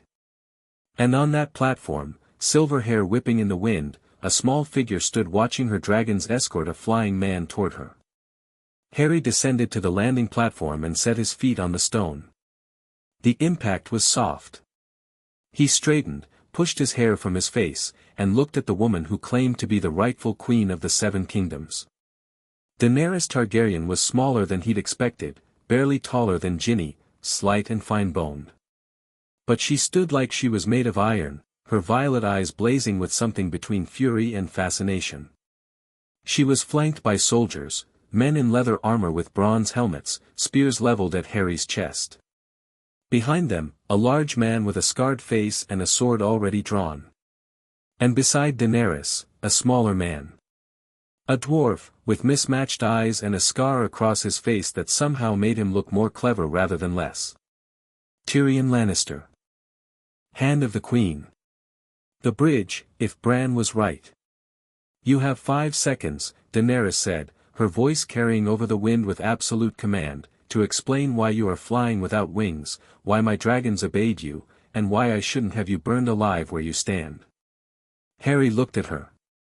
At the soldiers. At Tyrion, whose eyes were wide with naked curiosity rather than fear.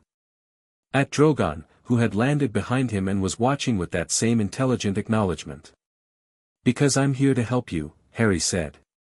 "And because I'm fairly sure I can't be burned alive. But we can test that if you'd like." Daenerys stared at him. The wind howled around them. Dragons circled overhead. "Who," she said, "are you?" Harry smiled. "I'm the man who's going to give you what you actually want, not the Iron Throne, but the better world you promised yourself you'd build. My name is Harry Potter. And we have a great deal to discuss." Chapter 3, Dragonfire and Dead Men. Daenerys did not invite him inside immediately. She stood on that windswept platform with her silver hair snapping like a banner, her violet eyes burning holes through him, and she measured him. Harry recognized the look, he'd seen it on Snape, on McGonagall, on Dumbledore in those last terrible months. The look of someone deciding whether you were a tool, a threat, or something else entirely. "Tyrion," she said without breaking eye contact with Harry. The dwarf stepped forward. "Your Grace. What do we know about this man?" "Ravens from the north, Your Grace. 3 days ago. A stranger appeared beyond the wall, walked through it, apparently. Commands the army of the dead. Has been, Tyrion's mismatched eyes flicked to Harry with undisguised fascination. Feeding peasants and making rather dramatic proclamations about justice. And now he's here. On my island. Having apparently charmed my dragon. I didn't charm him, Harry said. He's just smart enough to recognize that attacking me would have been a very bad idea. Drogon, crouched behind Harry like a mountain of black scales, rumbled. It sounded almost like agreement. Daenerys's jaw tightened. Harry could see what this cost her. The dragons were hers. Her children. Her power. And this stranger had walked up to the most dangerous of them and made it stand down with a word. That wasn't just alarming. It was personal. Bring him to the map room, Daenerys said. Searched and under guard. I'll come willingly, Harry said. But no one's taking my wand. Last man who tried to disarm me didn't enjoy the experience. You're in no position to, I'm in every position. Harry said it without heat, just fact. Your Grace, I flew here under my own power. Your dragon deferred to me. I could leave right now and there's nothing on this island that could stop me. I'm not staying because I have to. I'm staying because I want to talk. So let's skip the part where you posture and I posture and we both pretend you have leverage over me, and go straight to the conversation that matters. Silence. The unsullied guards gripped their spears tighter. The big man with the scar, Grey Worm, Harry remembered from the Night King's visions, looked ready to attack regardless of orders. But Tyrion was smiling. A small, crooked smile that said finally, someone interesting. Your Grace, Tyrion said carefully, might I suggest that anyone who could have harmed us already and chose not to is, at minimum, worth a conversation. Daenerys held Harry's gaze for 3 more heartbeats. Then she turned on her heel and walked toward the castle entrance. Bring him. Don't search him. But if he reaches for that stick, kill him. They can try, Harry murmured, falling into step behind her. Tyrion walked beside him, nearly jogging to keep pace with his shorter legs.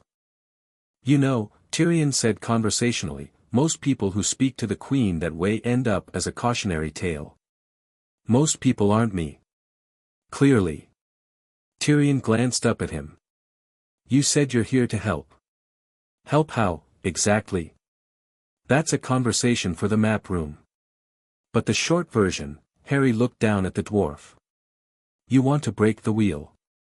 So do I. The difference is, I can actually do it.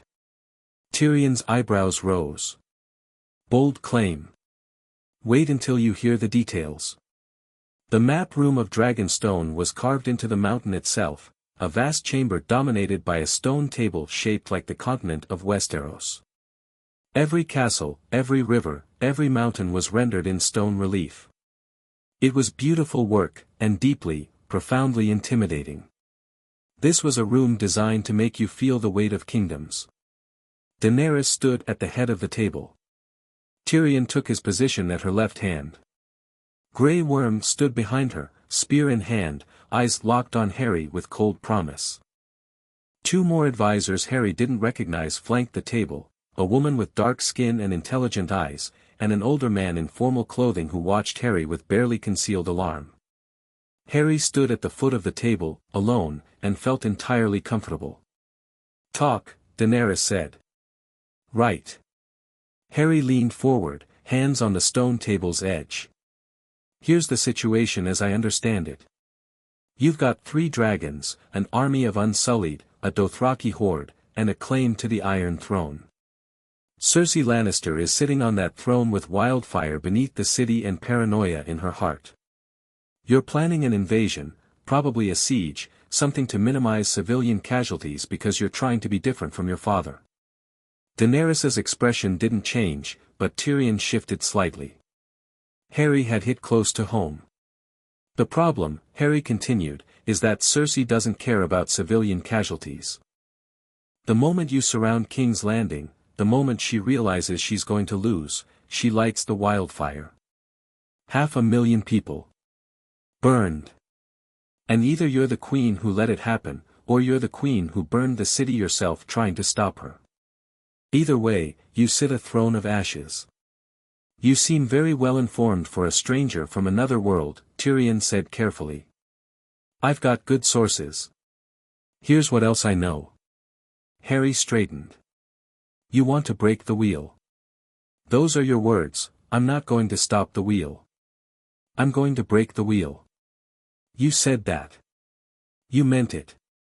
But here you are, planning to put yourself on the same throne that every tyrant before you sat on, telling yourself it'll be different because you're different. I am different, Daenerys said. Cold. Certain. Maybe. But the system isn't. The Iron Throne makes tyrants, it doesn't matter who sits on it. Aegon the Conqueror. Aerys the Mad King. Robert Baratheon. Cersei. The throne makes them. Because absolute power doesn't corrupt, it reveals. And the throne is absolute power made manifest. You're telling me not to take the throne. Daenerys's voice was dangerous now, that particular quiet that came before fire. I'm telling you to destroy it. Harry met her eyes across the stone continent. Break the wheel for real. Not by sitting on it and promising to turn it differently, by smashing it so completely that no one can ever sit on it again. The room was very quiet. Grey Worm's knuckles were white on his spear. Tyrion was staring at Harry with an expression caught between horror and genuine intellectual excitement.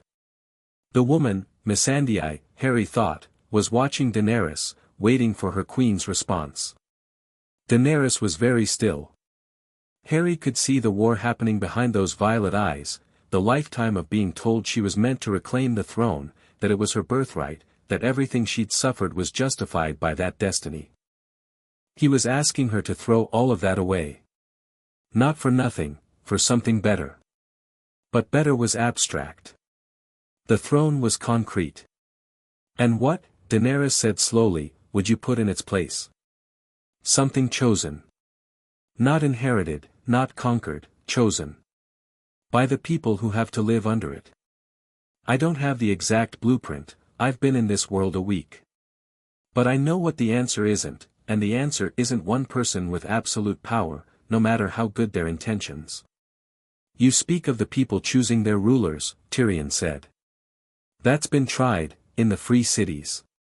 It's rarely clean. It doesn't have to be clean. It just has to be just. Or at least more just than what exists now.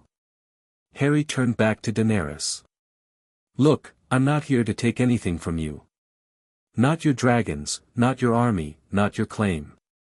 I'm here because you have a choice. The same choice I'm offering everyone, be part of what comes next, or be swept aside by it. Is that a threat? It's honesty. I have an army of the dead beyond the wall, 100,000 strong, unkillable, tireless.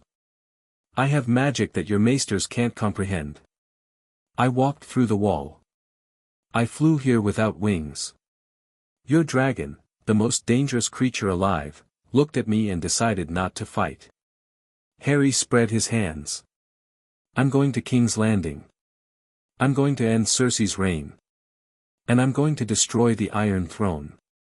The only question is whether you're with me when it happens, or watching from the sidelines. Daenerys moved. She came around the table, slowly, deliberately, each step a measured statement of authority. She stopped 3 feet from Harry. This close, he could feel the heat of her, not physical warmth, but the magic that lived in her blood. Targaryen fire. Dragon fire. I have burned cities, she said quietly. I have crucified masters and freed slaves and walked through flame unburned. I have hatched dragons from stone with nothing but fire and will. Men have knelt to me from Qarth to Meereen. And you stand here, a stranger, in my castle, on my island, and tell me that my destiny is wrong? Harry didn't step back. Didn't flinch. I'm not telling you your destiny is wrong. I'm telling you it's too small. Sitting on a throne is what your ancestors did. Breaking it, that's what you could do. That's the thing they'll remember 10,000 years from now. Not another Targaryen queen. A Targaryen revolutionary. Something flickered in her eyes. He'd hit something, found the crack in the armor of destiny she'd built around herself. The part of her that had always known the throne was too simple an answer for everything she'd suffered to achieve.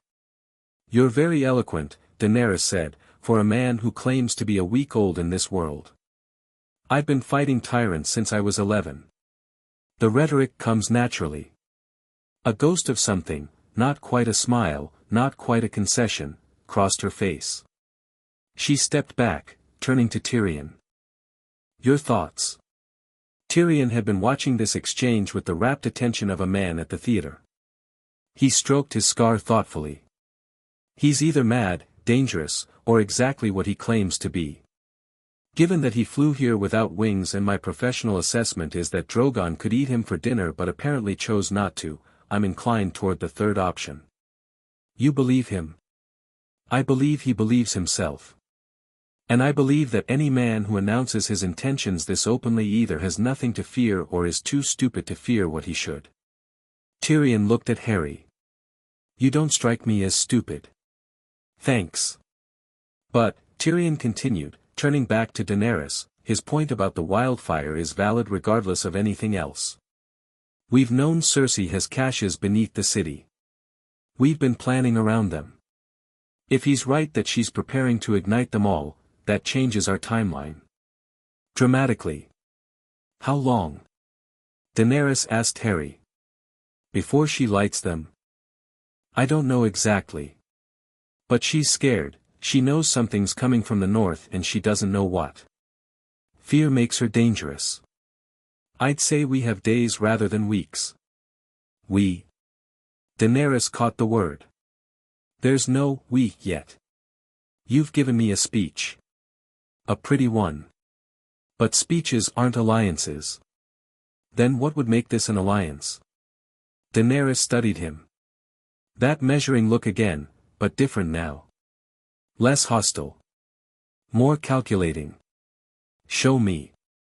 "Show you what?" "Everything. Show me the army. Show me the magic. Show me what you actually are, not what you claim to be. Because right now, you're a man with a stick who talks well and apparently impresses dragons. I need more than that." Harry considered this for a moment. Then he nodded. "Fine. Outside. On the cliff, where there's room." The cliffs of Dragonstone fell away in sheer walls of black volcanic rock, dropping hundreds of feet to churning sea below. The wind-up here was vicious, salt spray and winter cold combining into something that bit through clothing and skin. Daenerys stood wrapped in a fur-lined cloak, her advisors clustered behind her. Tyrion had found a spot slightly sheltered from the wind, looking like a man who wished he'd brought more wine. Harry stood on the cliff's edge, the wind whipping his cloak, the cloak, behind him like wings. Below, the sea raged. Above, the three dragons circled, drawn by whatever was about to happen. "First," Harry said, turning to face them, "the magic." He raised the Elder Wand. The Death Stick. The Wand of Destiny. 15 inches of elder wood with a thestral tail hair core, and it responded to his will like an extension of his body. Expecto Patronum. The stag erupted from his wand, not the misty, translucent version he'd cast as a teenager, but the full manifestation. Prongs exploded into existence in a blaze of silver-white light, 20 feet tall, antlers branching like lightning frozen in air. The stag pawed the black stone, threw back its head, and charged, galloping off the cliff edge and running across the open air above the sea, leaving trails of silver light in its wake. Daenerys's eyes went wide. Tyrion actually stepped backward. Grey Worm raised his spear against something he couldn't possibly fight. Harry let the Patronus circle, a massive silver stag running on air, illuminating the grey day like a second sun, then called it back. It dissolved into mist at his feet. "That's defensive magic," Harry said. "Now offensive." He pointed the wand at the sea, at a column of rock jutting from the waves 50 yards out. Reducto. The rock exploded. Not cracked, detonated. Fragments the size of carriages blasted outward, crashing into the sea in white plumes. Where a pillar of stone had stood, there was nothing but churning water and rubble. Confringo. Another rock column, further out, 100 yards.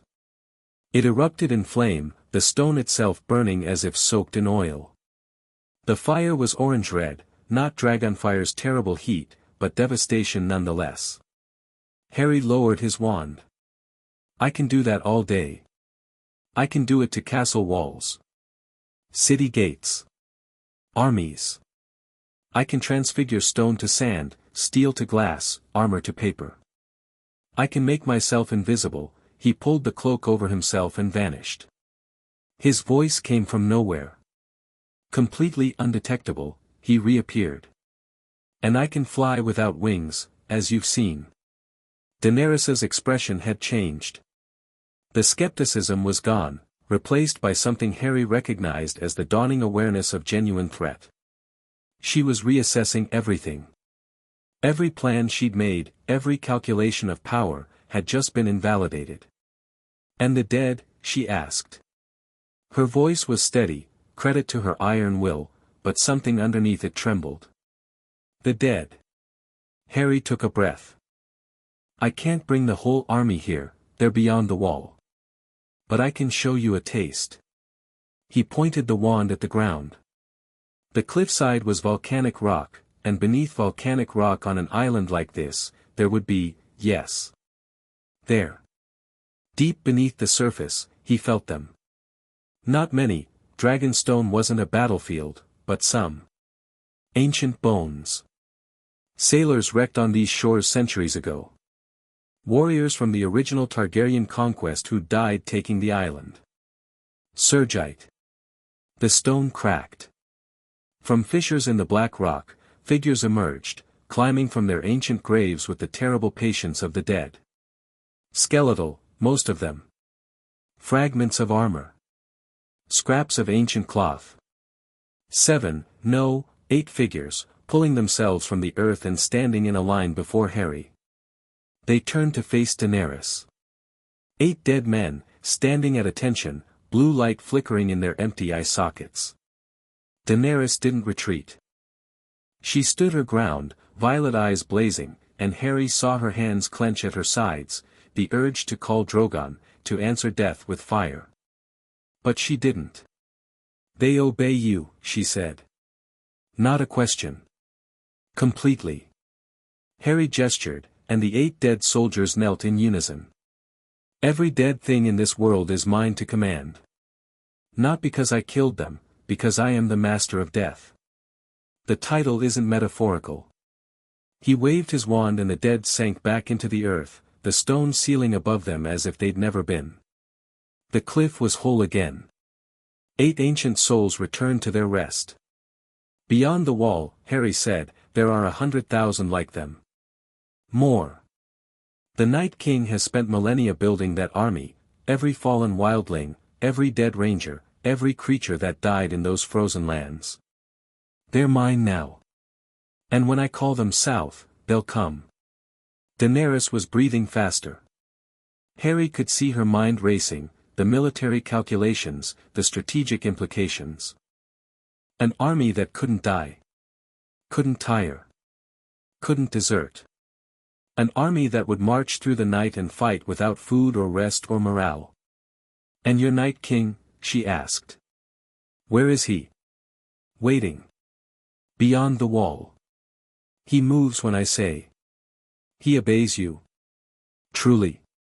He's not manipulating you. Using you. Harry shook his head. He's a weapon. He was made to be a weapon, by the children of the forest, thousands of years ago. A weapon that lost its master and went mad without purpose. Now he has a master again. He's not manipulating me any more than a sword manipulates the hand that wields it.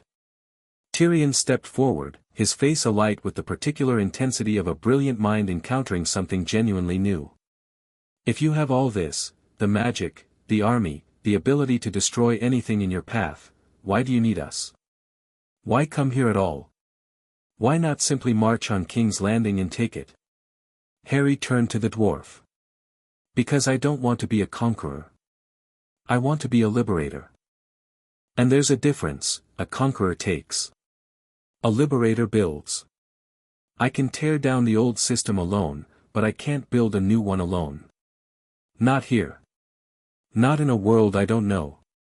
He looked at Daenerys. You know this world. You know its people. You've freed slaves and governed cities and made the mistakes that teach you how to lead. I need that. I need you, not kneeling, not conquered. As a partner. I don't take partners, Daenerys said. You've never met anyone worth partnering with. Harry said it simply, without arrogance. You've had advisors, followers, lovers, but never an equal. Never someone who didn't need your dragons or your army or your name. I don't need any of those things. Which means if I stand with you, it's because I choose to. And that's worth more than any oath of fealty. Daenerys was quiet for a long time. The wind howled around them. Drogon landed on a nearby outcropping, his massive weight shaking the stone, and settled to watch.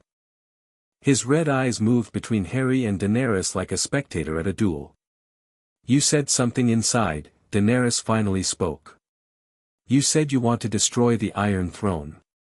I do. My family built that throne. My ancestor forged it with dragonfire from the swords of his conquered enemies. She stopped herself. Reconsidered. Started again. I've spent my entire life trying to get back to that throne. It's the only thing that's been constant. Through exile and abuse and slavery and fire, the throne was always there. The destination. The purpose. I know, Harry said. And I'm sorry. I'm asking you to let go of the thing that's driven you your entire life. I know how that feels. I had a prophecy hanging over my head from the day I was born. My entire existence was defined by one purpose, kill the Dark Lord. And when I finally did, he paused. I had to figure out who I was without it. It was the hardest thing I've ever done. Harder than dying. Harder than coming back. Daenerys looked at him, really looked, past the power and the claims and the impossible things she'd just witnessed. She looked at him. And something in her expression softened, not weakness, not surrender, but recognition. One person seeing another. If not the throne, she said quietly, then what am I? Whatever you choose to be. For the first time in your life, free. Not driven by a dead family's legacy. Not chasing a chair. Free. The word hung between them. Free. From a woman who'd freed thousands, whose very identity was wrapped in liberation, the word hit differently. Personally. I need time, Daenerys said. To think. You have it. Not much, but some. Cersei won't wait forever. Harry stepped back from the cliff edge. I'll be on the island. When you're ready to talk strategy, find me. But Daenerys, he used her name deliberately, no title. Don't take too long. The world won't wait for us to be ready. He walked past her, past the advisors, past Grey Worm with his white-knuckled spear, and headed back toward the castle. He could feel her eyes on his back the entire way. Behind him, Drogon lowered his massive head toward Daenerys and made a sound, low, questioning. As if even the dragon was asking, what do we do about him? Tyrion found him that evening. Harry was in one of Dragonstone's many empty chambers, a room with a window overlooking the sea, a cold hearth he'd lit with a quiet incendio, and a chair he'd conjured because the ones available were too small and too hard. He was sitting by the fire, thinking, when the door opened and the dwarf walked in carrying a flagon of wine and 2 cups. Peace offering, Tyrion said, setting the flagon on a nearby table. Also, I'm constitutionally incapable of encountering someone genuinely interesting without trying to have a conversation with them over wine. I've been told I'm a lightweight, Harry said. But sure. Tyrion poured. The wine was good, Dornish, dark and rich, nothing like the bitter ale of the north. Harry drank and felt warmth spread through his chest. So, Tyrion said, settling into a chair across from Harry with the ease of a man who was comfortable everywhere and nowhere. A wizard from another world. Master of death. Commander of the dead. And apparently, an idealist. Is that last one an insult? In King's Landing, it would be. Here, Tyrion sipped his wine thoughtfully. Here, I'm not sure. I've spent my life surrounded by cynics. My father. My sister. The entire machinery of Westerosi politics. Idealism was beaten out of me early, along with any expectation of basic human decency. He tilted his cup toward Harry. But you believe what you're saying. I can tell. You actually think you can tear down a 1,000-year-old system and replace it with something better. I don't think I can tear it down. I know I can. The replacement is the hard part. Harry leaned forward. That's why I need people like you. People who understand this world, its complexities, its pressures, its people. I can destroy the throne. I can't build what comes after alone. And what, in your mind, comes after? Harry was quiet for a moment, staring into the fire. Where I come from, power is imperfect. We have a government. Elected officials, checks and balances, laws that apply to everyone. It's messy. Corrupt in places. Slow. Frustrating. But it works, mostly, because the people have a voice. Because no one person can accumulate absolute power without everyone else pushing back. Democracy, Tyrion said. The word was unfamiliar in his mouth but not in his mind. He'd encountered the concept, Harry could tell. It's been tried. In Volantis, the triarchs are elected. The system produces demagogues and corruption. Every system produces corruption. The question is whether the system has mechanisms to correct corruption, or whether it just entrenches it. A throne, a hereditary monarchy, has no correction mechanism. If the king is mad, you get the mad king. If the queen is cruel, you get Cersei. The only recourse is rebellion, and rebellion is war, and war kills the people who had no say in any of it. Tyrion drank deeply. His eyes were sharp, thinking, always thinking. You're not wrong. But you're also proposing to impose this new system by force. With an army of the dead. You see the contradiction? I do. Harry didn't flinch from it. I'm using terrible power to create conditions where terrible power can never be used again. It's hypocritical. It's necessary. I'd rather be a hypocrite who builds something good than a purist who watches the world burn because intervention isn't philosophically clean. Tyrion stared at him for a long moment. Then he laughed, a real laugh, surprised and genuine. Gods. I like you. I shouldn't, you're probably going to destabilize everything I've been working toward for the past 2 years, but I like you. I tend to grow on people. Like a fungus. A heavily armed fungus with an undead army. Tyrion refilled both their cups. All right. Let's talk strategy. Assuming, and this is a large assumption, that Daenerys agrees to this alliance. How do you envision the assault on King's Landing? Harry set down his cup and leaned forward. The wildfire is the priority. Everything else is secondary. I've already sent someone into the city, someone very capable, very hard to detect, to locate the caches and prepare to neutralize them. But I need time for that. A few more days, at least. Who did you send? Arya Stark. Tyrion's eyebrows shot toward his hairline. The little wolf girl. She's, how old now? Old enough. And considerably more dangerous than you remember. Trust me on that. I'll take your word for it. Tyrion's mind was already racing ahead. Harry could see it in the way his eyes moved, seeing maps and plans that weren't physically present. So. Arya handles the wildfire. What then? Then I bring the dead south. Through the wall, down the King's Road. I'll move them fast, they don't rest, don't eat, don't slow. 3 days from the wall to King's Landing, maybe less.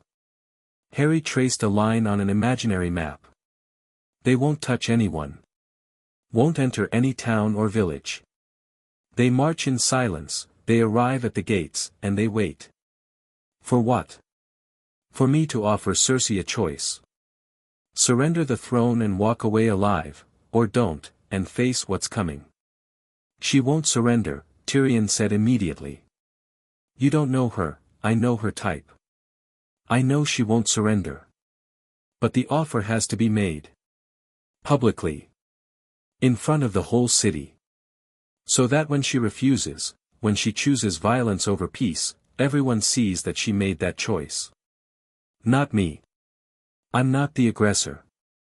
I'm the force that ends aggression. Tyrion was nodding slowly. The optics matter. If you simply storm the city with an army of corpses, you're a monster.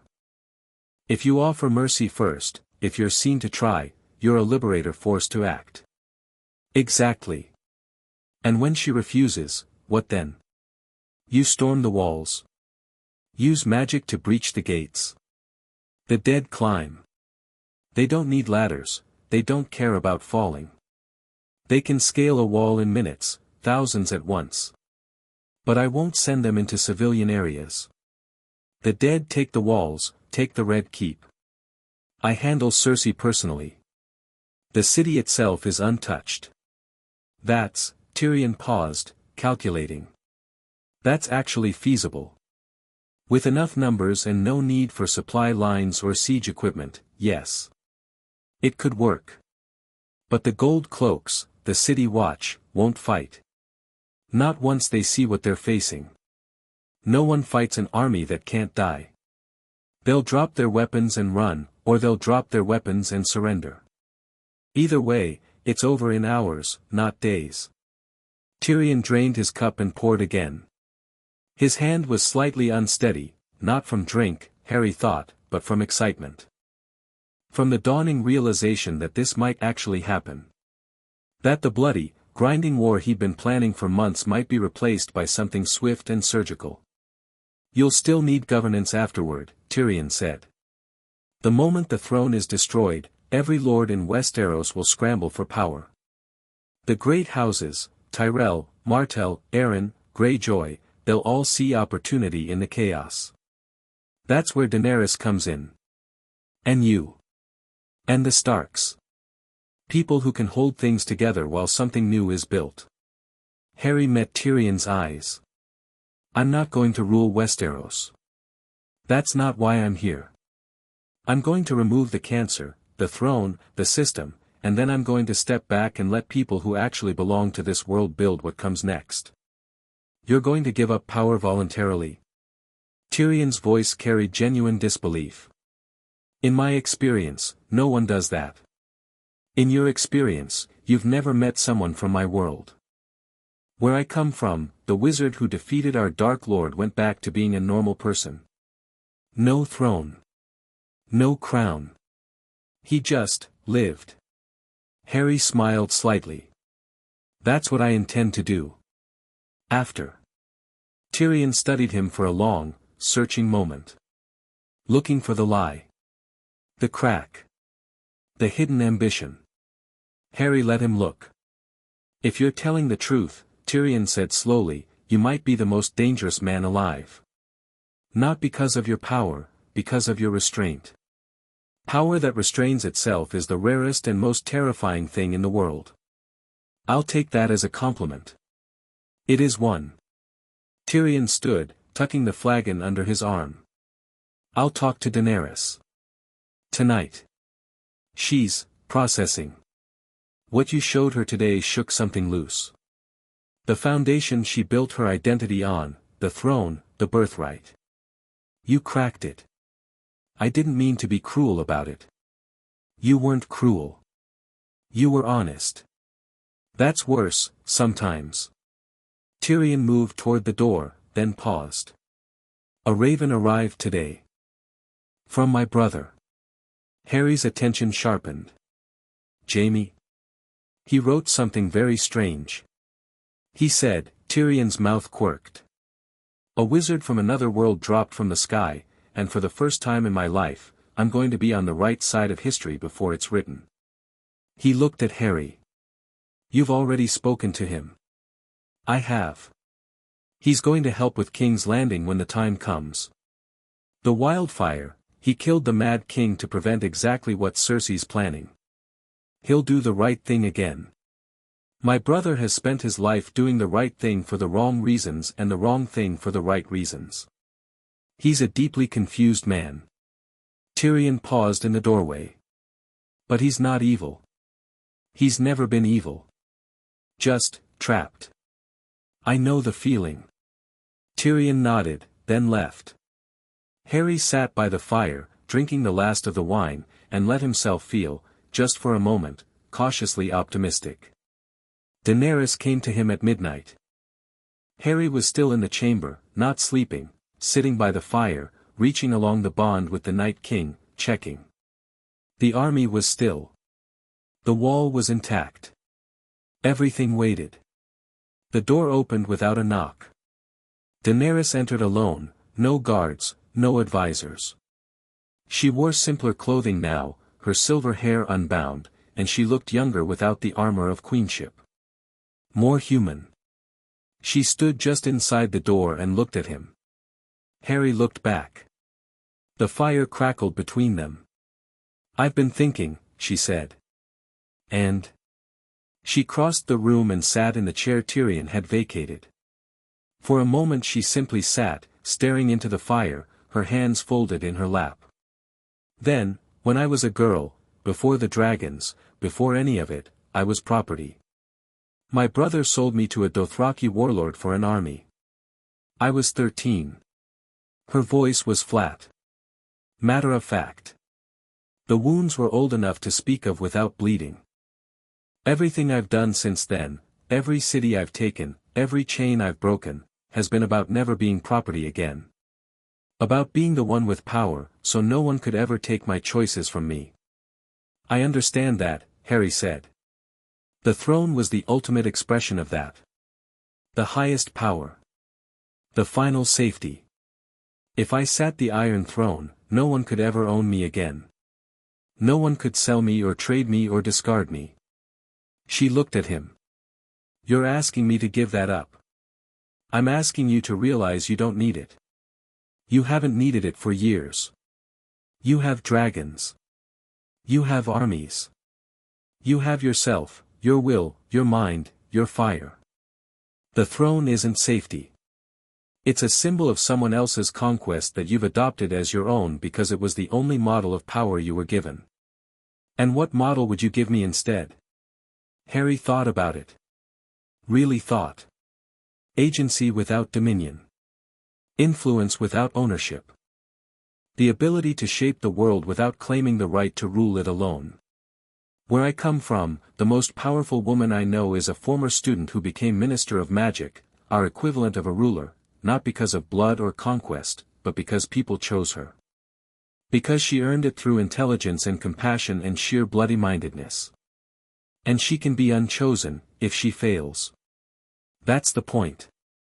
Power that's accountable. Power that serves instead of commands. It sounds fragile, Daenerys said. It is.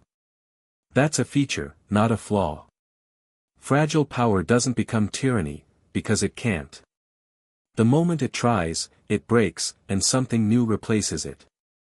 Daenerys was quiet for a long time. The fire had burned low, just embers now, casting orange light across her features. She looked like what she was, a young woman carrying the weight of a world's expectations, trying to decide whether to set them down. If I agree to this, she said. If I join you, march with you on King's Landing, help you destroy the throne. What happens to me? Whatever you want. Rule isn't the only form of power, Daenerys. You could govern, as an elected leader, chosen by the people you freed. You could advise, help build the new system, shape it with your experience. You could, he spread his hands. You could do anything. For the first time in your life, you'd be truly free. Not free to rule. Just, free. Something shifted in her expression. A crack widening, not breaking her, but opening her to something new. Harry saw the moment she made her decision. Not with a dramatic declaration or a sudden change, just a quiet settling, like someone putting down a heavy pack they'd carried too long. I have conditions, she said. Name them. My people, the Unsullied, the Dothraki, the freedmen who followed me across the sea. They're protected. Whatever new world you build, they have a place in it. Of course. Tyrion remains my advisor. And mine, not yours. I don't want advisors. I want partners. Tyrion can be whatever he wants to be. And the dragons. Her voice hardened slightly. The dragons are mine.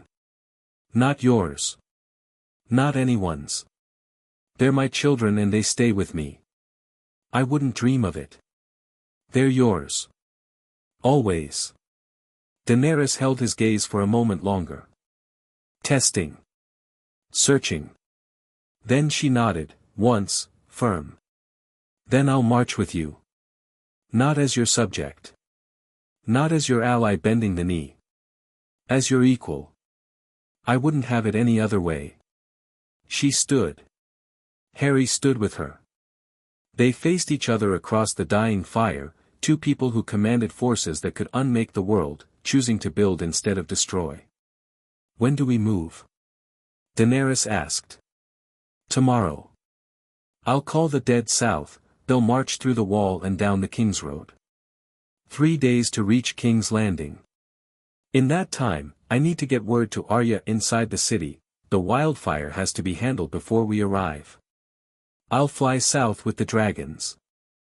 We'll approach from Blackwater Bay, draw Cersei's attention seaward while your army approaches from the north. Split her focus. Harry smiled. You've done this before. I've taken cities before. This is just a bigger one.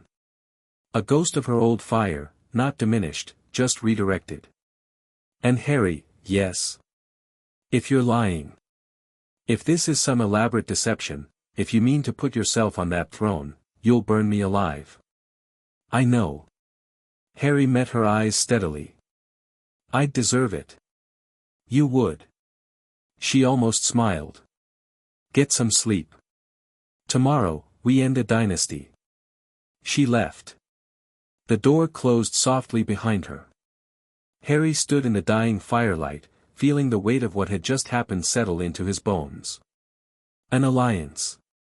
Real, functional, between equals. The Dragon Queen and the Master of Death, aimed at a common enemy. He reached along the bond to the Night King. Tomorrow. Be ready. The march begins. The response was immediate. Absolute. A vast intelligence stirring to purpose, an army of 100,000 dead rising from their frozen stillness. We come. Morning broke grey and cold over Dragonstone. Harry stood on the cliff where he'd demonstrated his power the day before, but the mood was entirely different now. Beside him stood Daenerys, wrapped in black and red, her silver hair braided for war. Behind them, Tyrion, Grey Worm, Missandei. An army readying itself below, Unsullied forming ranks, Dothraki checking their horses, ships being loaded in the harbor. Your Grace, Grey Worm said, the Unsullied are ready. 40,000. The Dothraki? Daenerys asked. 30,000. On the ships. 70,000 living soldiers. Plus 3 dragons. Plus whatever Harry brought from beyond the wall. The force they were assembling wasn't just overwhelming, it was absolute. The kind of power that didn't need to fight because the mere sight of it would make resistance pointless. Harry closed his eyes and reached north. Along the bond, past the riverlands, past the north, past the wall, to the Night King, waiting in his fortress of ice. Now. Bring them south. Through the wall. Down the King's Road. March in silence. Harm no one. Arrive at King's Landing in 3 days. The Night King moved. Harry felt it, felt 100,000 dead things stir simultaneously, felt the vast intelligence at their head take its first step south. The wall's magic shivered as the Night King approached it, but Harry was the key, and the key had already turned. The magic parted. 100,000 dead men began to march. Harry opened his eyes. It's done. They're moving. Daenerys looked at him. In her violet eyes, Harry saw something he hadn't seen before, not fear, not calculation, but excitement. The fierce joy of purpose. Of action, after months of planning and waiting and politics. Then so are we, she said. She turned to the cliff's edge and raised her voice, not shouting, but commanding, carrying over the wind with impossible clarity. Drogon. The sky darkened. A shadow fell over them, vast wings blocking the morning light. Drogon descended like a thunderbolt, landing on the cliff with an impact that shook the stone. He was enormous this close, a creature of nightmare and wonder, scales like obsidian armor, heat radiating from his body in visible waves. Daenerys climbed him without hesitation, up the wing, settling between the spines of his back with the ease of long practice. From Drogon's back, she looked down at Harry. Can you keep up? She asked. A challenge. A tease. Harry grinned. He rose from the ground, no running start, no broom, just will and magic and the Elder Wand blazing with power. He shot upward until he was level with Daenerys on Drogon's back, hovering in midair with his cloak snapping behind him. I'll manage, he said. Daenerys smiled, a real smile, fierce and bright and alive. Then she leaned forward, and Drogon launched himself from the cliff with a roar that shook the air. The other 2 dragons followed, regal and Viserion, green and gold, screaming into the sky. Harry flew beside them. South. Toward King's Landing. Toward the end of an era. Below, a fleet set sail. 70,000 soldiers on the water, heading for Blackwater Bay. Above, 3 dragons and a wizard raced through the clouds. And far to the north, marching in perfect silence through lands that had never seen their like, 100,000 dead things moved south. The Night King at their head, mounted on a dead horse, his ice crown catching the pale sunlight. His army filled the King's Road from edge to edge, a river of the dead flowing toward a living city.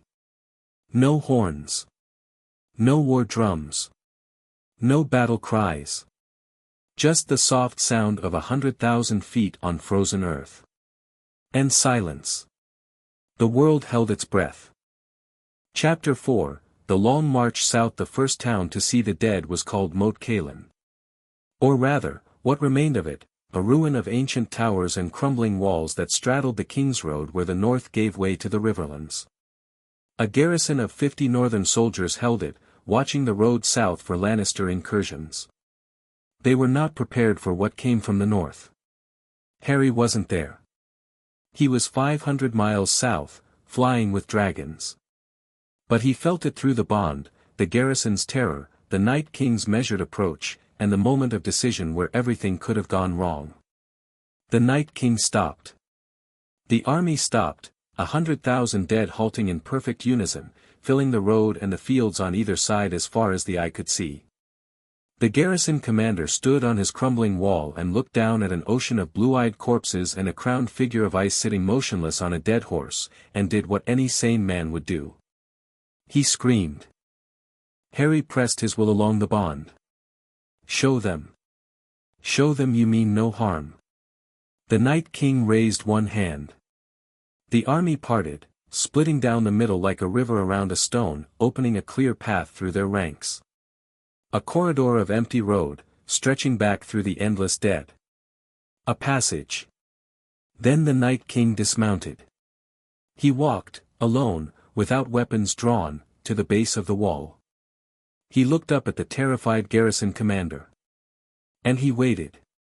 Harry fed words along the bond. Not language, impression. Meaning. We pass. We do not harm. Your master commands it. The Night King couldn't speak, not in any way humans would understand. But he could project, that same ice language of impression and intent. Harry felt him push the meaning upward, toward the man on the wall. The garrison commander gripped the stone so hard his knuckles went white. His men were running, some for weapons, some for the far side of the ruin, some simply away. But the commander held. He stared down at the Night King, at the army of the dead that could swallow his garrison like the sea swallowing a pebble, and he held. "You're passing through," the commander called down. His voice cracked. The Night King inclined his head. A single nod. "And you won't, you're not going to," another nod. More intent pushed upward, "No harm. Passage only. Our master commands." The commander stood on that wall for a full minute. Then he turned to his remaining men, those who hadn't fled, and said something Harry couldn't hear through the bond but could guess. "Let them pass. What else can we do?" The dead marched through Moat Cailin in perfect silence. 100,000 corpses filing past 50 living soldiers who pressed themselves against the ancient walls and tried not to breathe. It took hours, the column stretching back miles, an endless procession of the fallen. Whites in rotted armor. White walkers on dead horses, their ice swords sheathed. Animals, bears, wolves, elk, walking among the humanoid dead with the same blue-eyed patience. Not one touched a living soul. Not one strayed from the road. Not one so much as looked at the garrison with hostile intent. By nightfall, the dead had passed. The garrison commander stood on his wall, watching the last of the column disappear south, and found that he was weeping. Not from fear, from something stranger. Relief, perhaps. Or awe. Or the vertigo of having stood at the edge of annihilation and found it walking politely past. He sent a raven south. To Winterfell, to Riverrun, to every holdfast with ears to hear, the dead are marching. They harm no one. The stranger spoke true. Gods help us all. Harry felt all of this while flying 300 feet above the Riverlands, Drogon's massive shadow racing across the landscape below. Daenerys flew beside the dragon's head, leaning into the wind like she was born in the sky. The other two dragons flanked them, Regal to the east, Viserion to the west, their wing beats thundering in the cold air. "You're smiling," Daenerys called across the wind. Her voice carried, dragon riders learned to shout over weather. "The dead just passed through Moat Cailin," Harry called back. Without incident. The garrison let them through. Let them. Or couldn't stop them. Both. But they let them. That matters. Harry banked slightly, adjusting his flight path to stay level with Drogon's head. If the dead can march 1,000 miles without shedding a drop of living blood, the story changes. We're not invaders, we're inevitability. Peaceful inevitability. Daenerys didn't respond immediately. The wind tore between them, salt-heavy from the sea to the east. When she spoke again, her voice was thoughtful rather than challenging. "In Meereen, I crucified the masters. 163 of them, one for every slave child they'd crucified on the road to the city. It felt just. Righteous." She paused. It also bred resistance. Made martyrs of monsters. Every action I took after was viewed through the lens of that cruelty, even when the cruelty was answered cruelty. "You regret it?" "I regret that it was the only language I knew. Fire and blood, that's my house's words. That's all I was taught."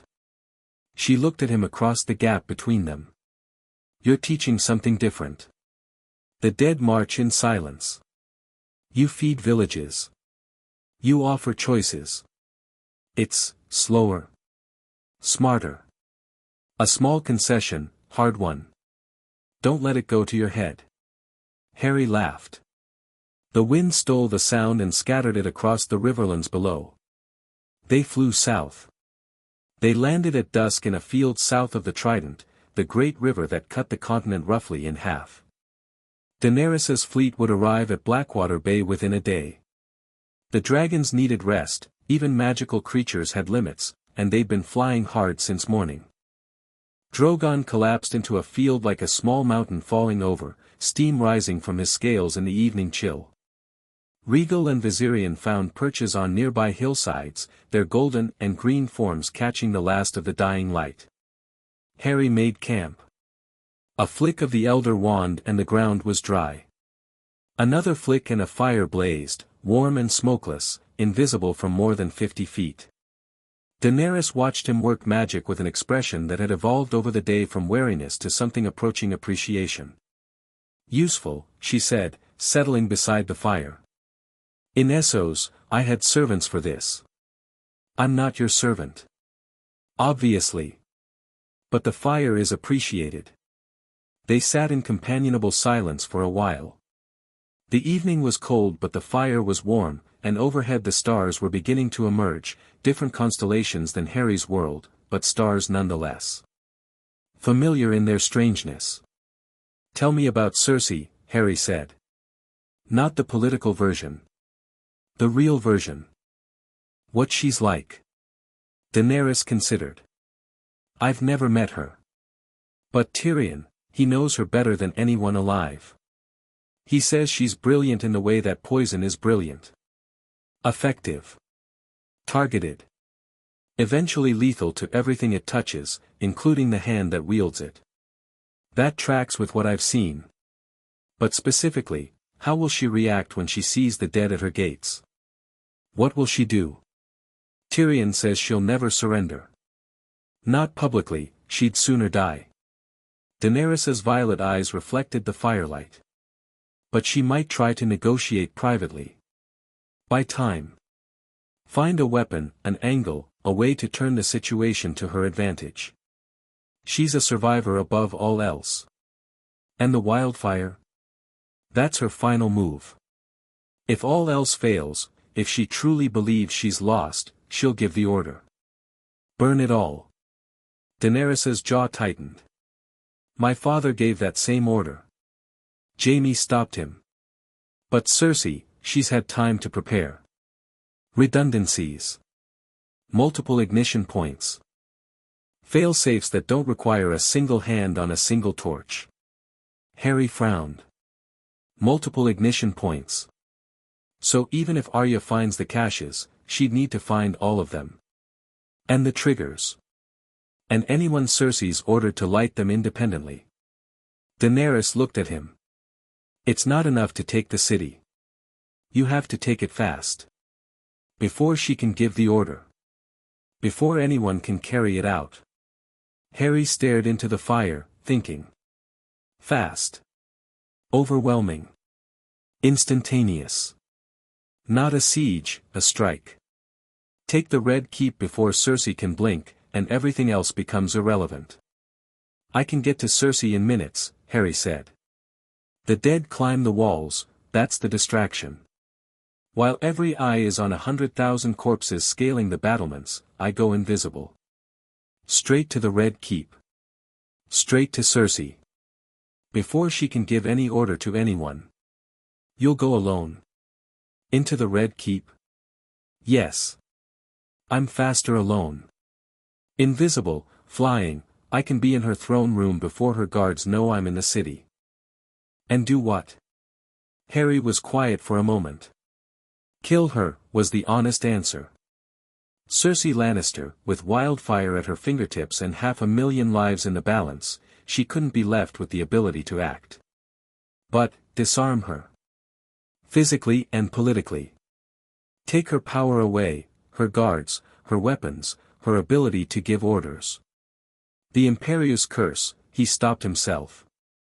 No. He'd never use an unforgivable. Not even here.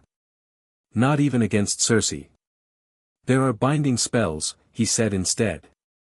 "I can immobilize her completely. Silently. No one dies who doesn't have to. You'd let her live? Daenerys sounded skeptical. I'd take her ability to act. What happens to her after, that's for the people of King's Landing to decide. Not me. Not you. Them. Daenerys was quiet for a moment. Then, that's either very noble or very naive. Bit of both, probably. That seems to be my brand in this world. A sound, distant, from the south. Hoofbeats. Many of them. Harry was on his feet immediately, wand drawn, peering into the darkness beyond the firelight. Daenerys rose beside him, calm but alert, one hand extended toward the sky where Drogon slept. Riders materialized from the gloom. 30, no, 50 horsemen, approaching at speed along the road they'd camped beside. Lannister banners? No, Harry squinted. The sigil was different. A fish, silver, on blue. Tully, Daenerys said. Riverland's lords.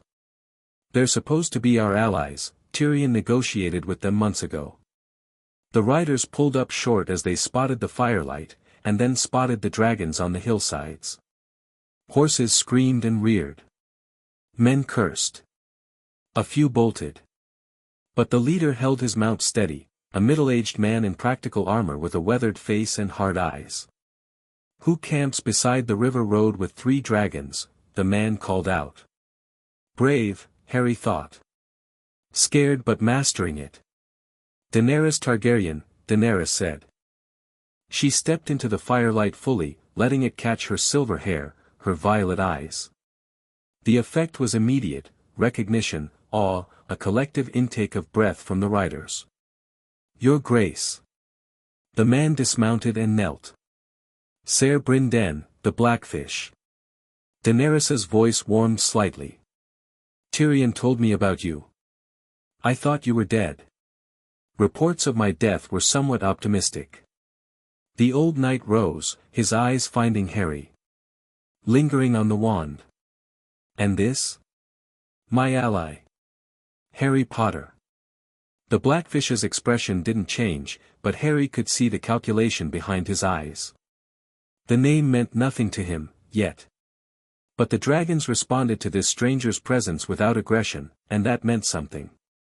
We ride south in haste, Your Grace, the Blackfish said. News from King's Landing. Cersei has called her banners, what remains of them? The gold cloaks are on high alert. The gates are sealed. And, he hesitated. There are rumors of something beneath the city. Something being prepared. Wildfire, Harry said. The Blackfish looked at him sharply. You know. I know. And I've taken steps. But I need intelligence. How many gold cloaks? What's the state of the city walls? Where are Cersei's loyalists concentrated? You speak like a commander. I am one. My army is 3 days north, marching south as we speak. The Blackfish's eyes narrowed. What army? The northern forces, not northern forces. Harry met his gaze steadily. Something else. Something you'll see soon enough. But I need that intelligence now, tonight. People in King's Landing are going to die if we don't move fast and move smart.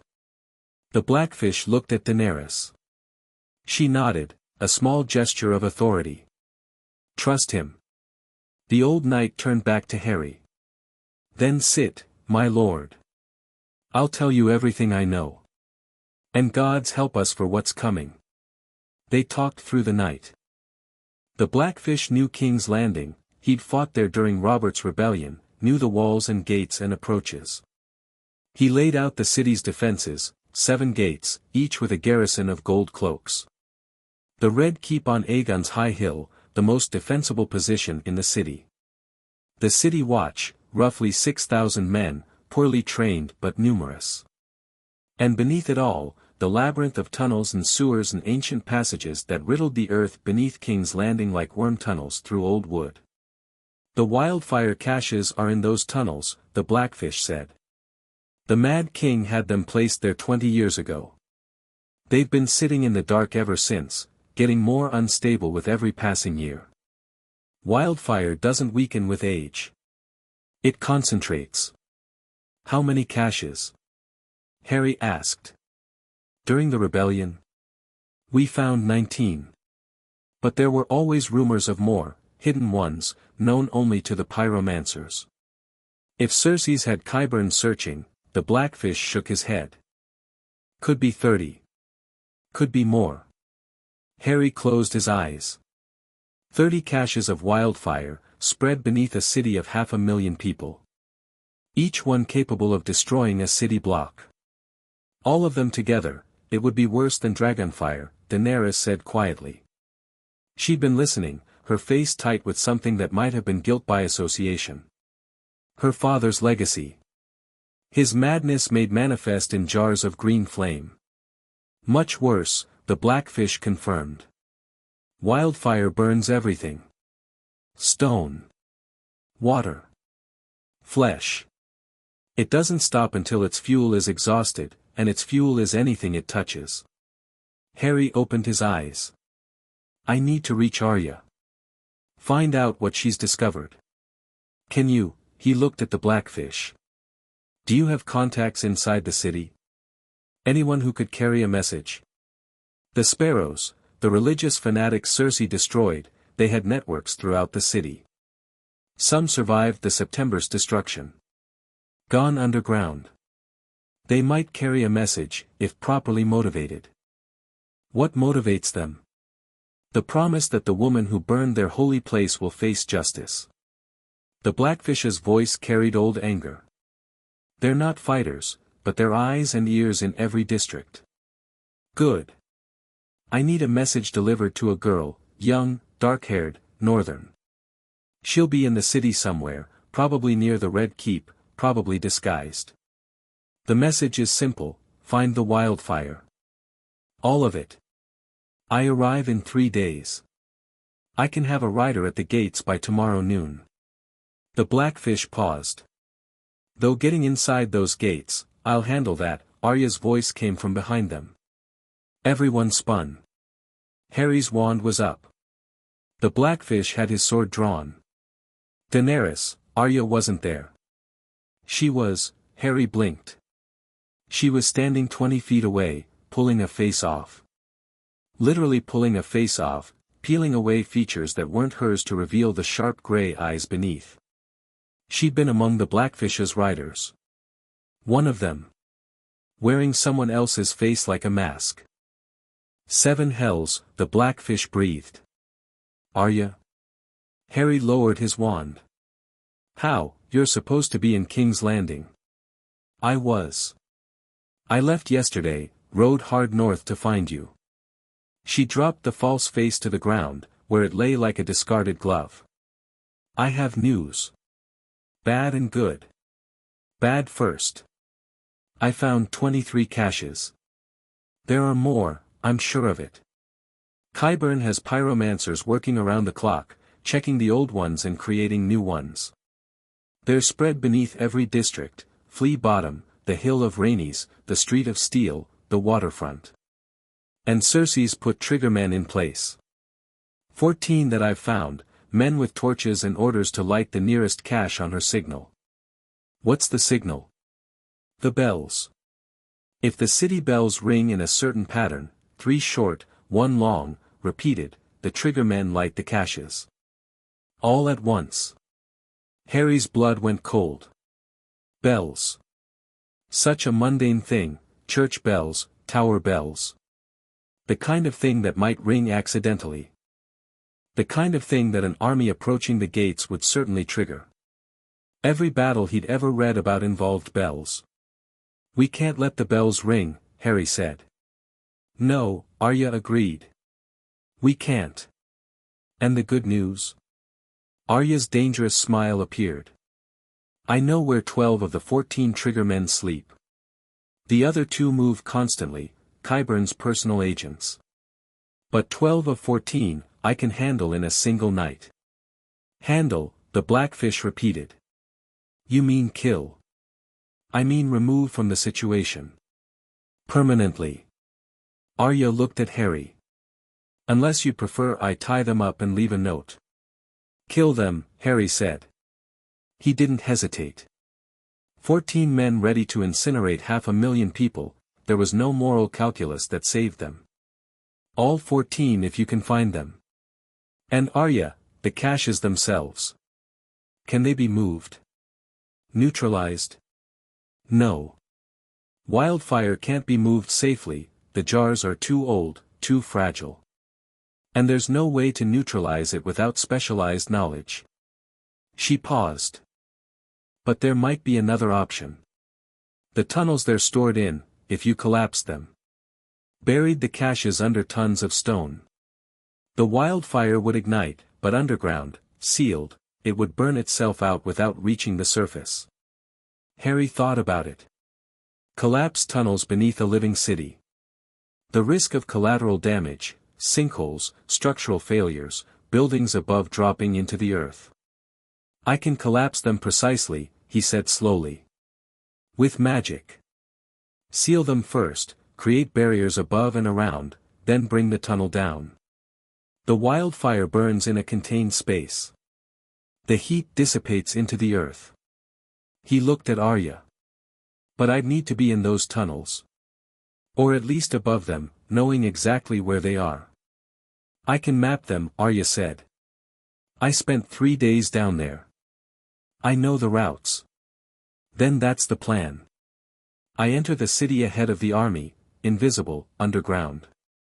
You guide me to each cache. I seal and collapse them one by one. Then the army arrives at the gates, and it doesn't matter if the bells ring because there's nothing left to ignite. How long will that take? Daenerys asked. The sealing. Depends on how many caches. 23, you said. If I'm fast, an hour. Maybe 2. 2 hours underground in a hostile city, the Blackfish said. With Cersei's people everywhere. I'll be invisible. Literally. No one will see me, hear me, or sense me. Harry touched the cloak at his shoulders. This isn't a figure of speech. I mean literally invisible. Even to magical detection, if such a thing exists here. It doesn't, Daenerys confirmed. Not like that. Then I'm a ghost. In and out before anyone knows I'm there. Harry turned to Arya. When can you be ready? I go back tonight. I'll have the maps drawn by the time you arrive. 2 days, you said the dead arrive in 3. I'll go ahead. Tomorrow night. Leave a day's buffer before the army shows. Harry looked at the assembled group, Daenerys, Tyrion, the Blackfish, Arya. Allies. Real ones, with skills and knowledge and the will to act. Here's the sequence. Tomorrow night, Arya and I enter King's Landing. I neutralize the wildfire. Arya eliminates the triggermen. Day after, the dead arrive at the northern gates. Daenerys and the fleet appear in Blackwater Bay. Total encirclement. And then? Tyrion asked. Then I make Cersei an offer she'll refuse. Publicly. In front of the city. And when she refuses, we take the Red Keep. Fast. Surgical. No civilian casualties. The dead climb the walls while I go straight for Cersei under the cloak. What about her pet monster? Arya said. The mountain. Qyburn's creature, it guards her constantly. 8 feet tall. Doesn't feel pain. Doesn't die. Harry raised an eyebrow. Doesn't die. Qyburn did something to him. Brought him back, or kept him from fully dying. He's wrong. Not alive the way living things are. Arya's eyes narrowed. Actually. If you command the dead.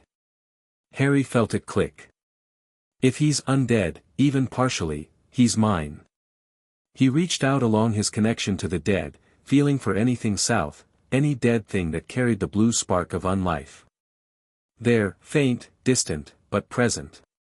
A single point of cold not life, deep in King's Landing.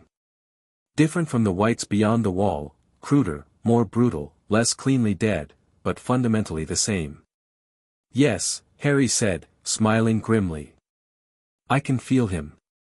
Whatever Qyburn did to the mountain, it's death magic. Crude, ugly death magic. But death magic nonetheless. He flexed his will toward that distant point, not commanding yet, just touching. Announcing his presence. The dead thing that had been Gregor Clegane shuddered in its armor, somewhere in the Red Keep, and no one around it knew why. When the time comes, Harry said, the mountain won't be protecting Cersei. He'll be walking away from her. Arya looked at him with something approaching admiration. You're full of tricks. I'm full of power. Tricks are just how I apply it. They parted ways in the pre-dawn dark. Arya vanished into the night, riding south hard, wearing someone else's face, carrying maps in her head and death at her hip. The Blackfish took his riders toward Riverrun to rally what remained of the Tully forces, not needed for the assault, but useful for the aftermath. Control. Stability. The boring but essential work of governance that would follow the spectacular work of conquest. Daenerys remained with Harry, the dragons circling overhead in the grey pre-dawn. The fleet would arrive at Blackwater Bay tomorrow, Tyrion on the flagship, commanding the approach from the sea. Everything was moving. Converging. The disparate threads of Harry's plan weaving together into something that felt, for the first time, genuinely coherent. You should eat, Daenerys said. They were standing by the dying campfire, the riverland stretching flat and grey around them. I've seen you survive on bread and determination for 2 days. I'll eat in King's Landing. After. Terrible habit.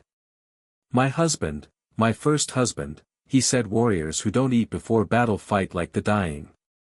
She paused. He wasn't wrong about many things. But he was right about that.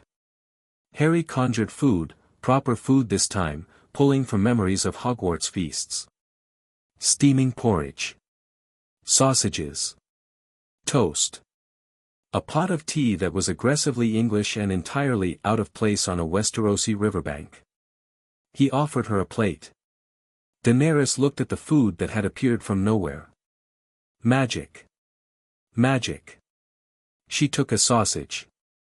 Bit into it. Her eyebrows rose. This is good. I went to a school with excellent kitchens. The memory helps with conjuration. Harry sat, eating quickly. After King's Landing. After the throne is destroyed. What do you want? I told you, not conditions. Not politics. What do you want? Personally. If you could be anything, do anything, what? Daenerys was quiet, chewing slowly. The question seemed to surprise her, as if no one had ever asked what she wanted outside the context of power and dynasty. I want to build, she said finally. Not kingdoms. Not empires. Just, things. Schools. Roads.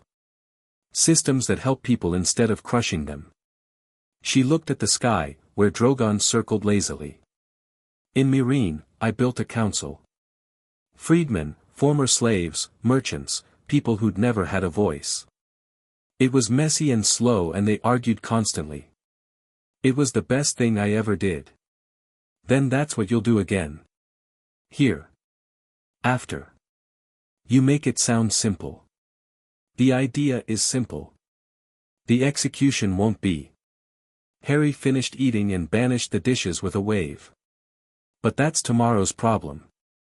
Today's problem is wildfire and a mad queen. Daenerys stood, brushing crumbs from her cloak.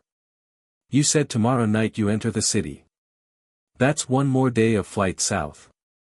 Less than that. I can fly faster alone. Harry hesitated. You should stay with the fleet. Approach from Blackwater Bay on schedule. Don't enter the city airspace until I send a signal, green sparks, high altitude. That means the wildfire is handled and it's safe for dragonfire. And if the signal doesn't come? Then something's gone wrong, and you should assume the wildfire is still live.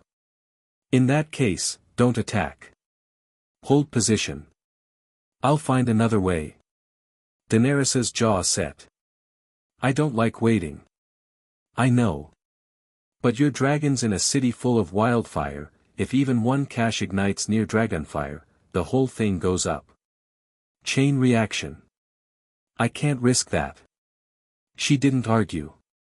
She didn't like it, that was clear in every line of her body, but she didn't argue.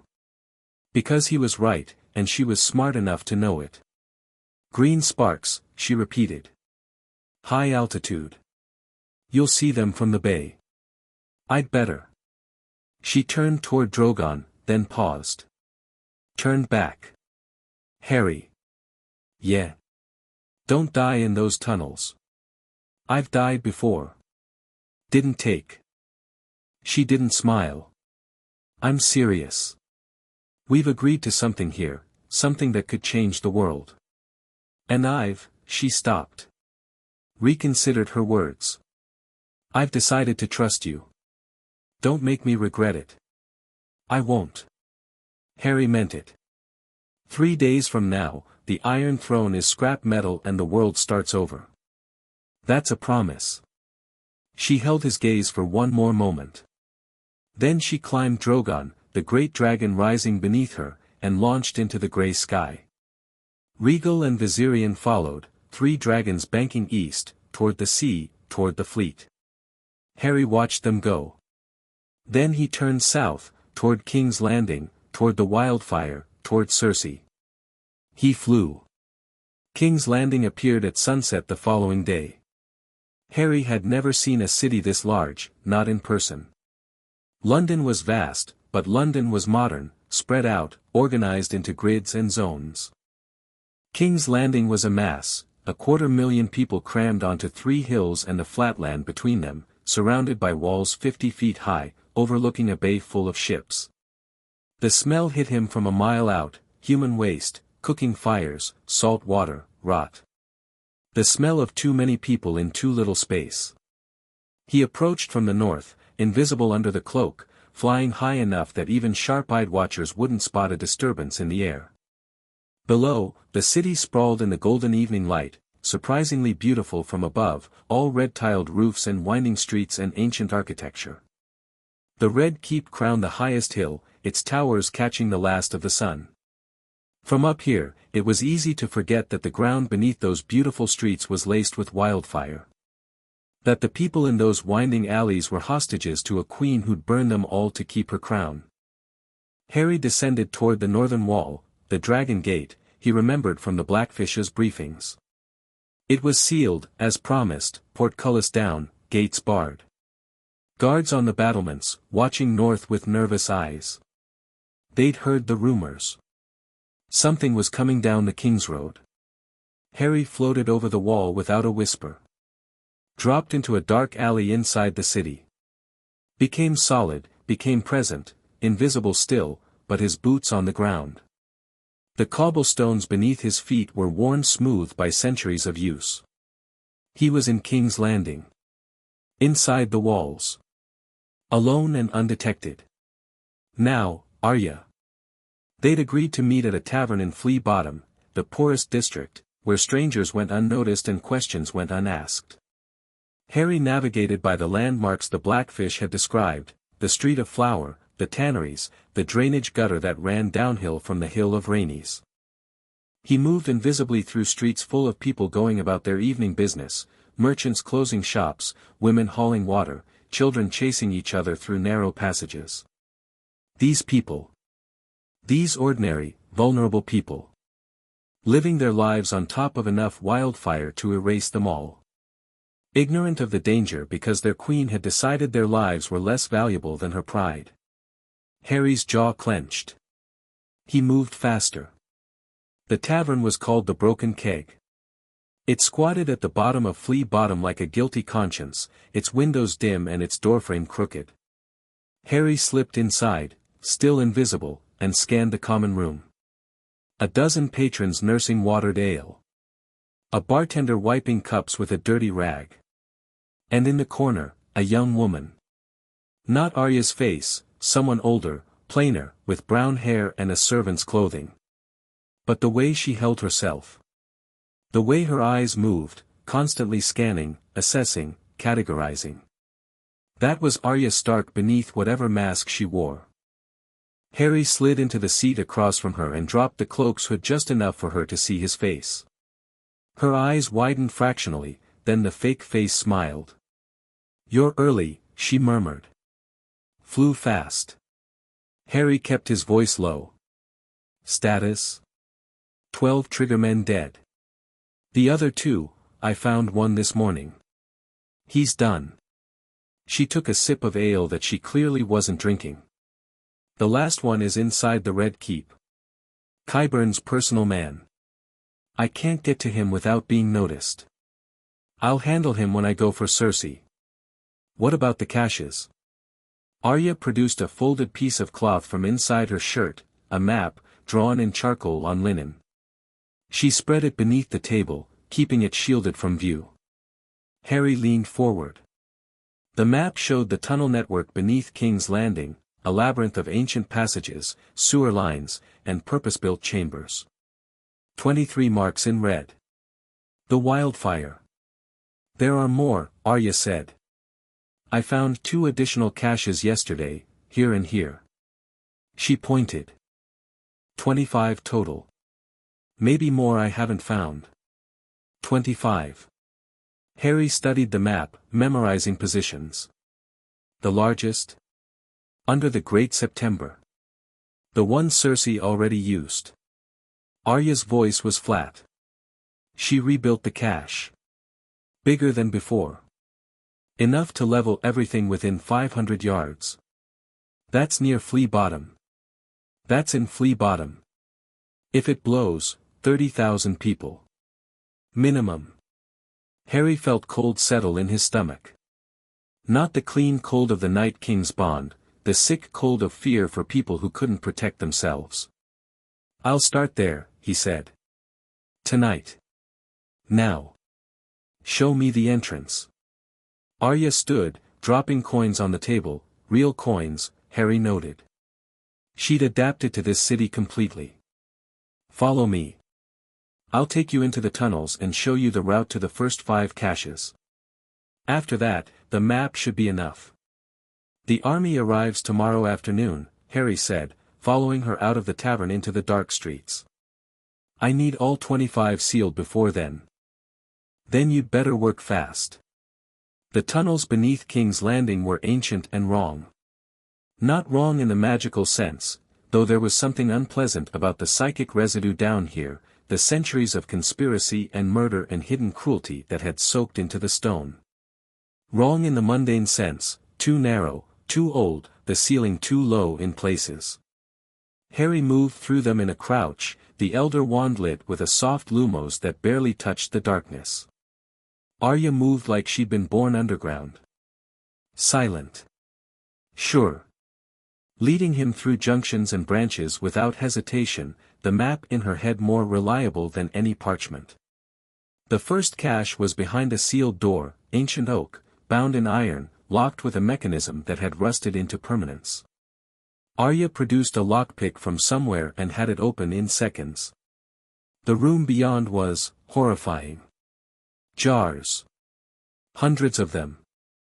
Glass vessels the size of wine bottles, each one filled with a liquid that glowed faintly green in the darkness. The glow pulsed, slowly, rhythmically, like a heartbeat. Like the wildfire was alive. The heat in the room was perceptible, not fire heat, but the ambient warmth of something that wanted to burn, straining against its containment. "One jar would kill everyone in this tunnel," Arya whispered. "The whole room, I know." Harry studied the space. The tunnel beyond. The stone above, what was above? He extended his magical senses upward. A sewer. Above that, foundations. Above that, houses. Flea Bottom. People sleeping in their beds, 30 feet above a room full of green death. "Move back," Harry told Arya. "Way back." Around the corner and down the next passage. She didn't argue. She vanished into the darkness with barely a sound. Harry stood alone before the wildfire and raised the Elder Wand. This required precision. Not power, he had more than enough power. Precision. He needed to seal this room, top, bottom, sides, in a shell of transformed stone hard enough to contain the blast. Then collapse the ceiling. The wildfire would ignite from the impact, but trapped in its shell, it would burn itself out. The heat would dissipate into the earth over hours. Nothing on the surface would feel more than a slight warmth. Duro, Harry murmured, pointing at the ceiling. The stone above hardened, not just strengthened, but transformed, the molecular structure shifting from limestone to something closer to diamond. He swept the wand in an arc, hardening the walls, the floor, creating a perfect sealed box around the cache. Then, Defodio. A precise, controlled collapse. The ceiling, the untransformed stone above the hardened shell, crumbled inward. Tons of rock falling onto the sealed room. The impact, thwomp. Even through the hardened shell, Harry felt it. A pulse of heat so intense it should have been visible. Green light leaked through hairline cracks in his barrier, but held. The wildfire burned. Burned furiously, consuming itself in the sealed space, reaching temperatures that would melt steel. But contained. Trapped. Dying. Harry held the barrier with his will, reinforcing where the heat tested it, pouring magic into the hardened stone until the fire spent itself.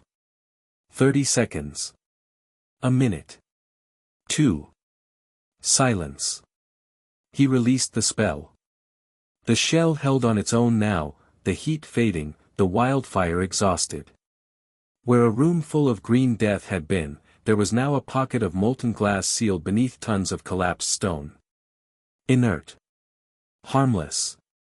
1 down. 24 to go. Arya reappeared at his shoulder. I felt it. The heat. Contained. Nothing reached the surface. Harry checked, extended his senses upward. The houses above were undisturbed. No one had woken. No one had noticed. Fast, Arya said approvingly. Let's keep moving. Where's the next one? They worked through the night. Cache after cache, the same process, seal, collapse, contain. Harry fell into a rhythm, the magic becoming almost mechanical. The Elder Wand channeled power without flagging, whatever wellspring it drew from was deeper than Harry's physical stamina.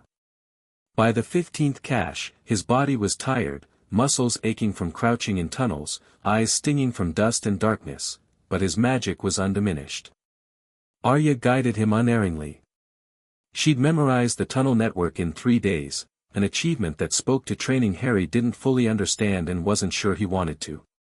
Whoever had taught this girl had made her into something extraordinary and slightly terrifying. They spoke little. There was no need, the work demanded focus, and Arya wasn't the type for unnecessary conversation. But in the brief pauses between caches, while Harry caught his breath and Arya checked the route ahead, fragments of exchange. Where did you learn to do that? Harry asked after the 8th cache. The faces. The silence. The everything. Bravos. A guild of assassins called the Faceless Men. They serve the many-faced god. Arya's voice was neutral. Death, basically. They worship death. And now you're helping the Master of Death destroy wildfire beneath a city. Harry almost smiled. Theologically appropriate. I left them. Their service requires you become no one. I couldn't do that. A pause. I'm Arya Stark. I'll always be Arya Stark. Good. The world needs more people who know who they are. They moved on. The 20th cache was different. Larger. Guarded, 2 men in the tunnel ahead, carrying torches and short swords. Qyburn's people, checking the cache, ensuring it was ready. Arya looked at Harry. Harry looked at the men. Two choices, invisible approach and magical disarming, or let Arya do what Arya did. Harry raised the Elder Wand. Stupefy. Stupefy. Two jets of red light, fired in quick succession. Both men dropped, unconscious before they hit the ground, torches guttering on the stone floor. Arya looked at the fallen men, then at Harry. Non-lethal? They're not trigger men. They're guards. Following orders. Harry stepped over them. The trigger men had the power to ignite the caches. These two are just warm bodies with swords. You make distinctions. Always. The moment you stop making distinctions is the moment you become what you're fighting against. Arya said nothing. But something in her expression shifted, a subtle reassessment. As if she'd expected him to be one thing and found him to be something more complicated. They sealed the 20th cache. Moved on.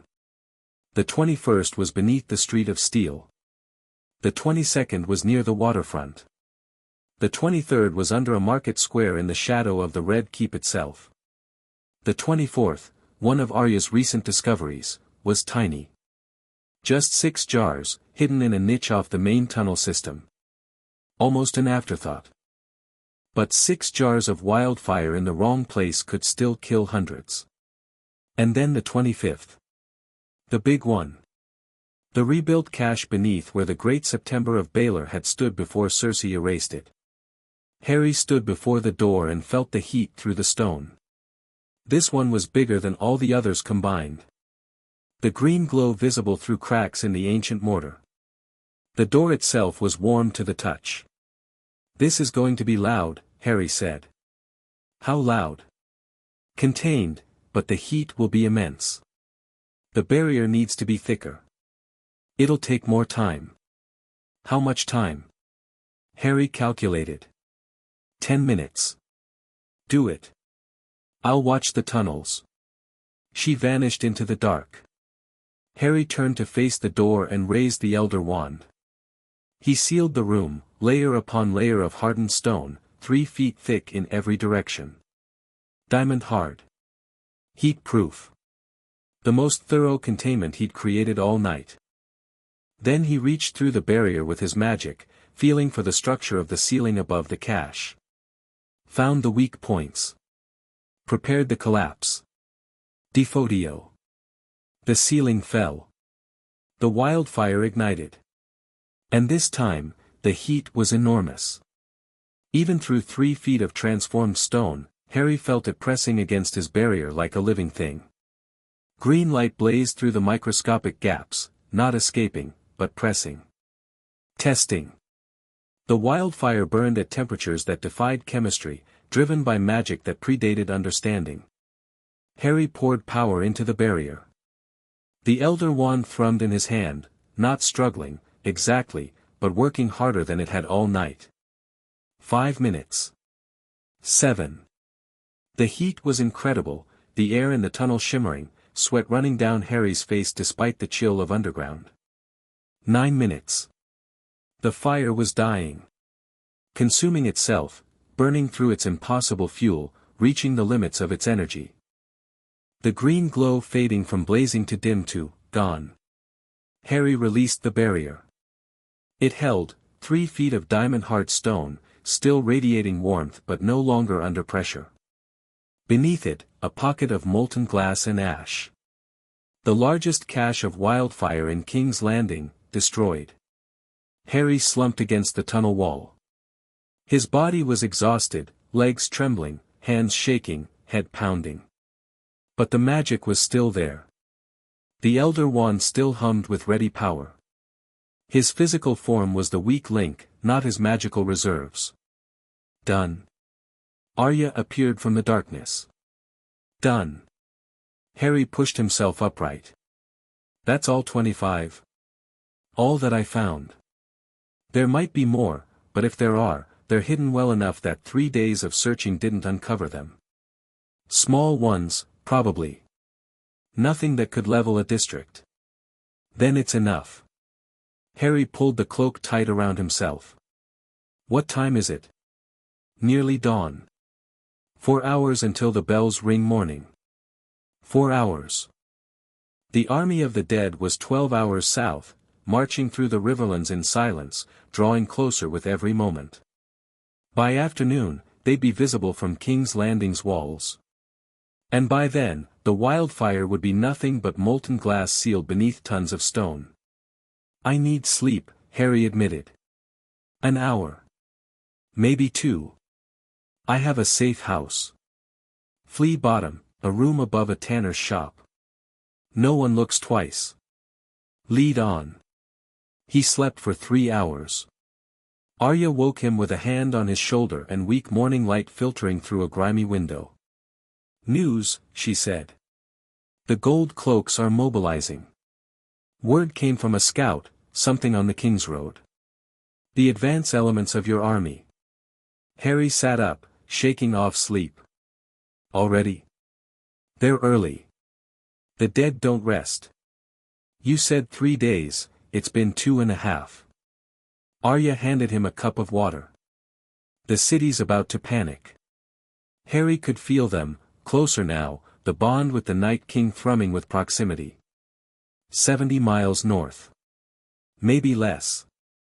Moving at a pace that no living army could sustain, because they didn't stop, didn't eat, didn't sleep.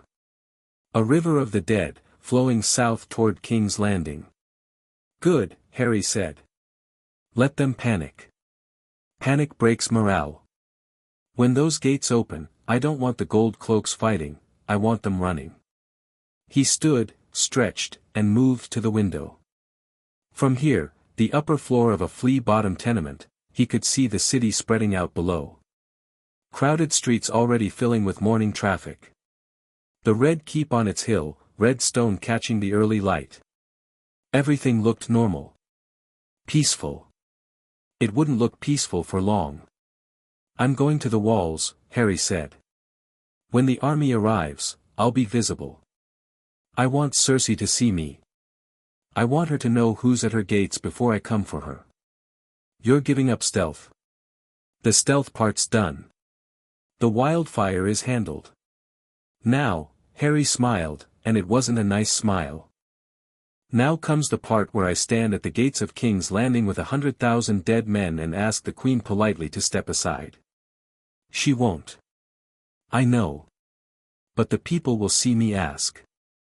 They'll see her refuse. And they'll know that everything that happens after is on her.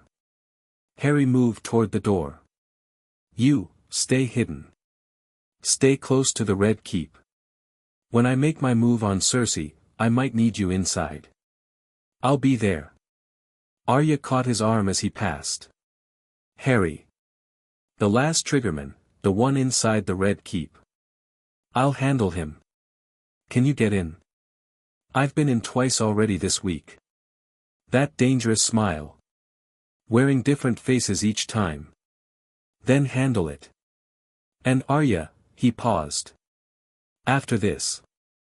When it's over. What do you want? She looked at him, surprised by the question, the same way Daenerys had been surprised. As if no one in this world of power and politics ever asked what people wanted. I want to see what's west of Westeros, she said. No one's ever been there. No one's ever tried. Then after this, go. The world's about to change. Might as well explore the parts no one's mapped. Harry squeezed her arm. Thank you. For all of this.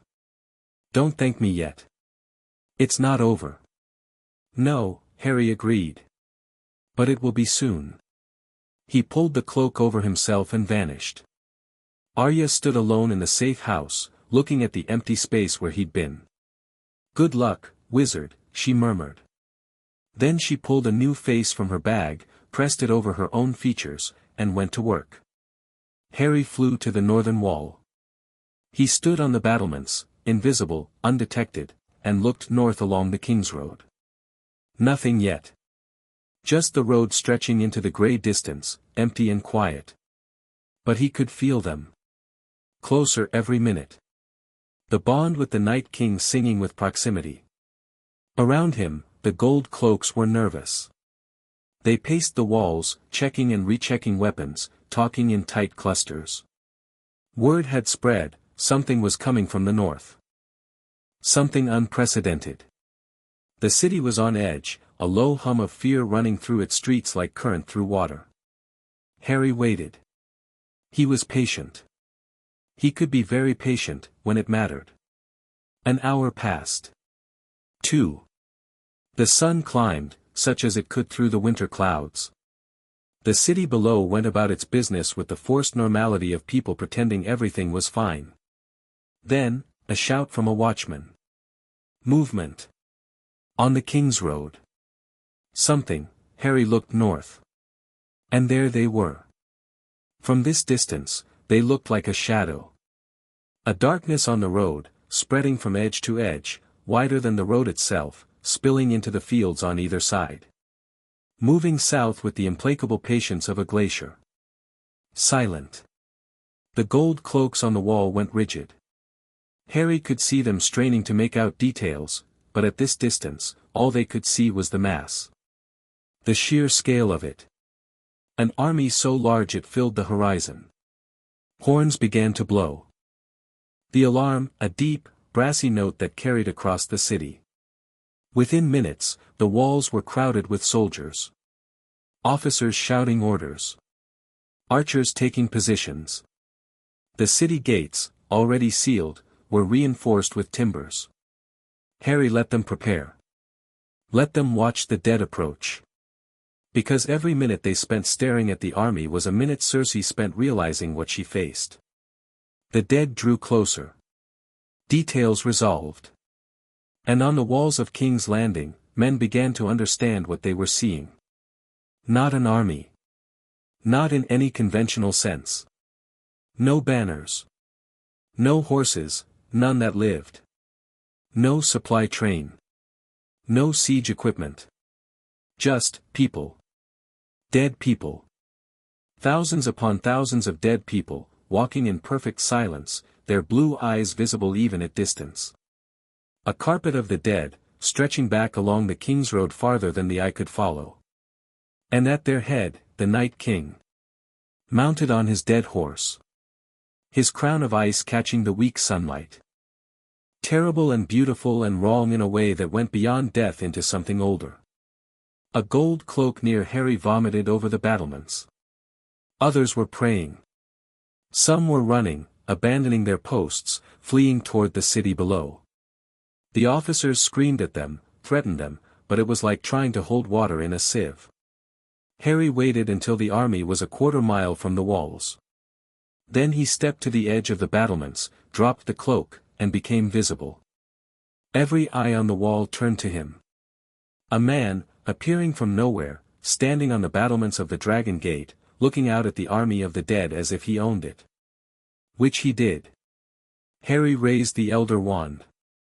Green sparks shot from its tip, brilliant emerald against the grey sky, climbing 1,000 feet before exploding in a shower of light.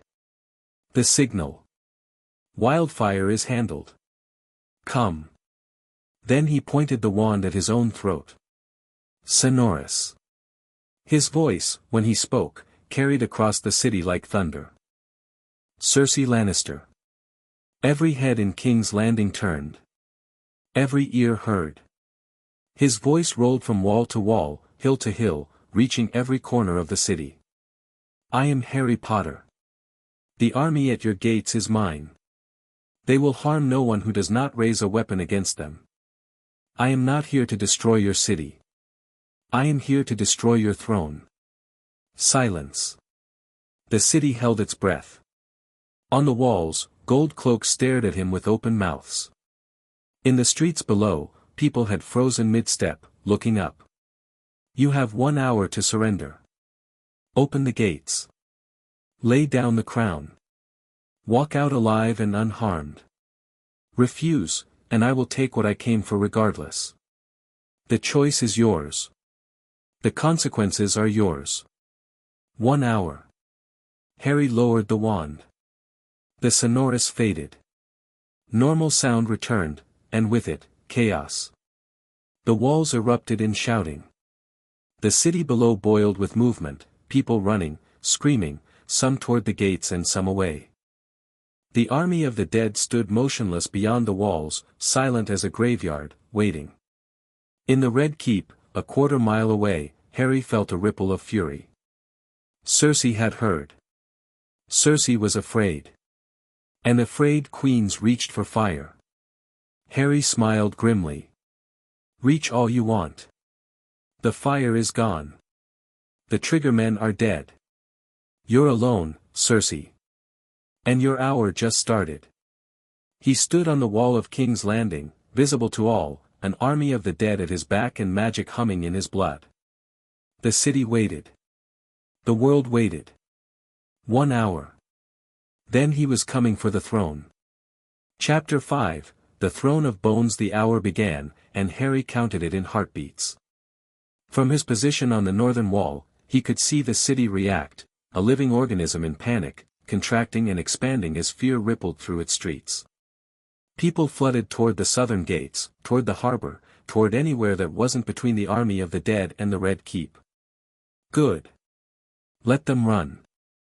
Every civilian who fled was one fewer person in danger when the hour expired. The gold cloaks on the wall around him had pulled back. None of them challenged him, none of them came within 20 feet. They stood in clusters, gripping their spears, watching him with the helpless terror of men who knew they were irrelevant. The thing on their wall was beyond their authority, their weapons, their understanding. Harry let them be. They weren't his enemies. They were working men in gold cloaks who'd drawn the worst duty in the history of city watches. He watched the Red Keep. Even from here, he could see movement on its walls, frantic activity, messengers running, soldiers repositioning. Cersei was doing something. Preparing. Scheming. Refusing. Harry had never expected her to surrender. The offer was theater, necessary theater, the kind that gave legitimacy to what came after. When the histories were written, they would say that Harry Potter gave the Queen an hour to walk away. That she chose fire over peace. That the blood was on her hands. 20 minutes in. A raven launched from the Red Keep, black wings beating hard toward the south. Then another. Then a third. Cersei sending orders. To whom? Her remaining forces in the Westerlands? The Iron Fleet? It didn't matter. Nothing she summoned could arrive before the hour was up. Nothing she summoned could matter against what waited at her gates. Harry reached along the bond. The Night King waited, patient, motionless, his army spread across the fields before King's Landing's northern wall like a frozen sea. 100,000 dead, standing in silence. Not threatening. Not moving. Just present. The most terrifying army in history, doing absolutely nothing. Hold, Harry sent. Nothing yet. Wait for my word. Acknowledgement. The Night King understood patience better than any living being. 8,000 years of frozen existence had made patience his fundamental nature. 30 minutes. 40. The city continued to empty, the southern gates had been forced open by the press of fleeing civilians, and gold cloaks there had wisely stepped aside rather than be trampled. Good. Harry watched the exodus from the walls and felt relief. Every person who left was a person saved. 50 minutes. From Blackwater Bay, visible from the eastern walls, sails appeared. Dozens of them. Hundreds. Daenerys's fleet, rounding the headland into the bay, filling the water with ships. And above them, 3 shapes in the sky. Dragons. Circling high, holding position, waiting for the signal that had already been given. Harry saw Drogon Bank, the largest dragon turning toward the city, climbing. Daenerys had seen the green sparks. She knew the wildfire was handled. She was coming. 55 minutes. Harry turned his attention to the Red Keep. Cersei's hour was almost done. He needed to be ready. He pulled the cloak around himself, became invisible, and launched from the wall. Flying low over the city, over streets still churning with fleeing people, over markets abandoned mid-trade, over temples where priests prayed to gods that wouldn't answer. The Red Keep grew before him, red stone and high walls, bristling with soldiers who scanned the sky for dragons and the ground for dead men. They wouldn't see Harry. No one would see Harry until he wanted to be seen. He landed in the outer courtyard of the Red Keep, invisible and silent. Guards ran past him, Lannister soldiers, red cloaks and lion helms, moving with the desperate energy of men following orders they didn't believe in. None of them knew he was there. Harry moved through the keep like a ghost. Through the outer gates, past the barracks, into the inner ward. He'd memorized the layout from the Blackfish's descriptions and Arya's intelligence. The throne room was in the main hall, a vast space that could hold 1,000 people. That's where Cersei would be. Queens didn't hide in cellars. Queens sat their thrones and dared the world to take them. The doors to the throne room were ahead, massive oak, bound in iron, standing open. Guards flanked them, for men and something that wasn't a man. 8 feet tall, encased in white armor, its face hidden behind a helm. The Mountain. Qyburn's creature. Death walking in steel. Harry reached out with his will. The dead thing inside that armor, the corpse of Gregor Clegane, animated by crude magic, shuddered. Harry pulled. Not gently, not a request. A command. The same authority he exerted over every dead thing in this world. You are mine.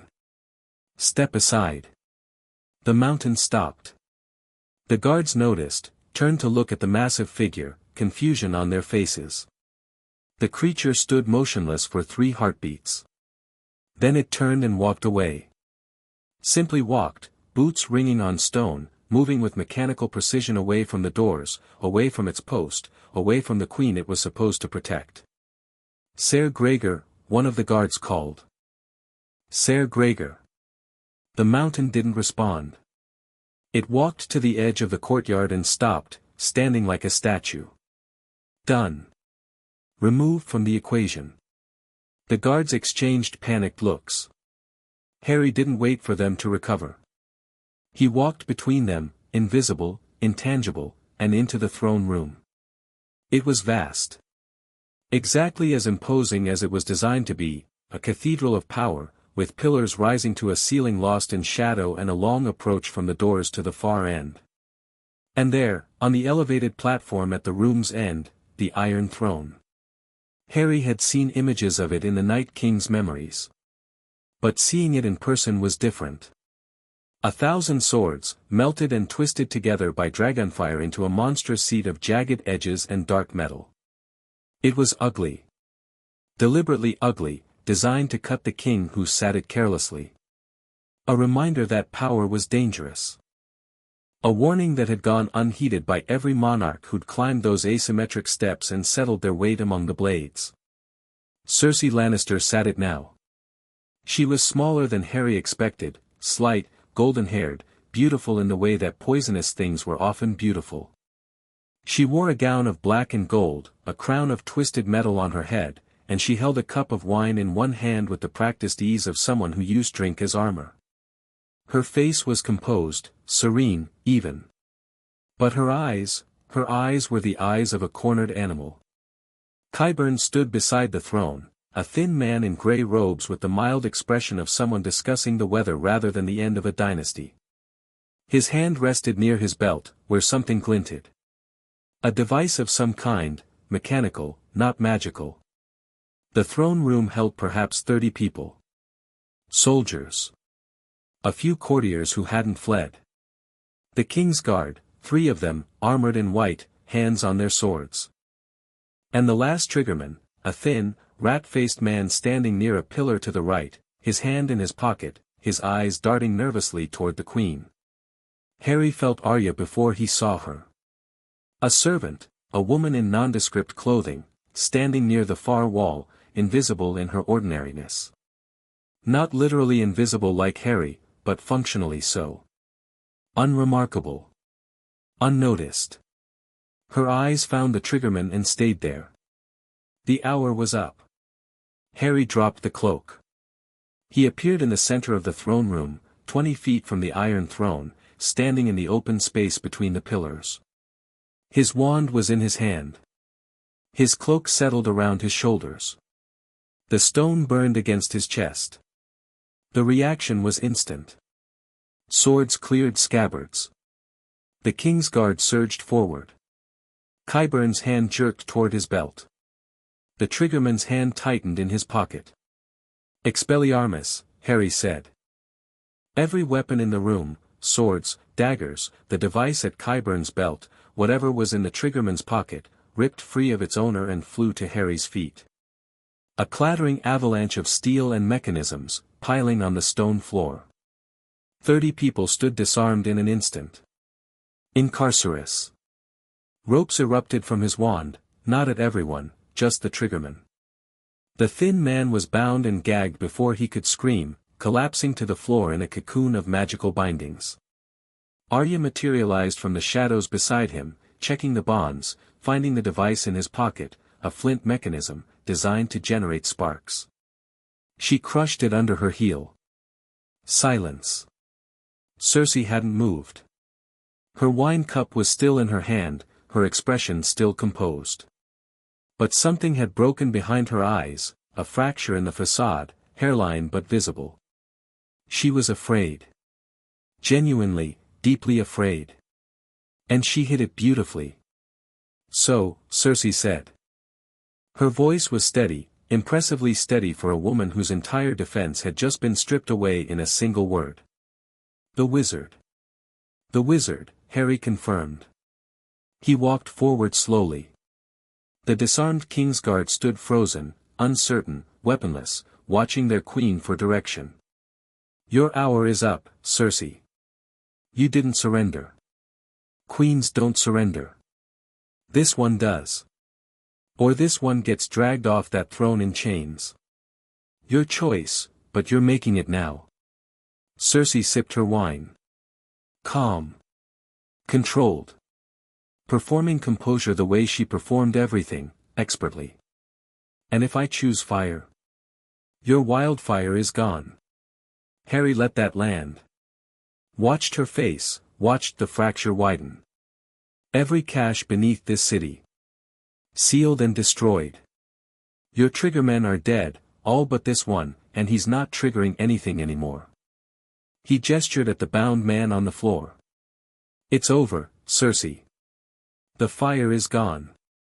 The mountain won't protect you, he answers to me now. Your armies can't reach you in time. The dead are at your gates and dragons are in your sky. Cersei's hand, the one holding the wine cup, trembled. Just barely. Just enough. You're bluffing, she said. Harry raised the elder wand and pointed it at the far wall of the throne room, solid stone, 3 feet thick. Reducto. The wall exploded outward. Stone fragments blasted into the courtyard beyond, revealing blue sky and, visible through the gap, Drogon, circling the Red Keep at low altitude, his massive shadow sweeping across the castle. The throne room shook. Dust and debris rained from the ceiling. Courtiers screamed. The Kingsguard flinched. Cersei didn't flinch. She stared at the hole in her wall, at the dragon visible through it, and something in her expression shifted.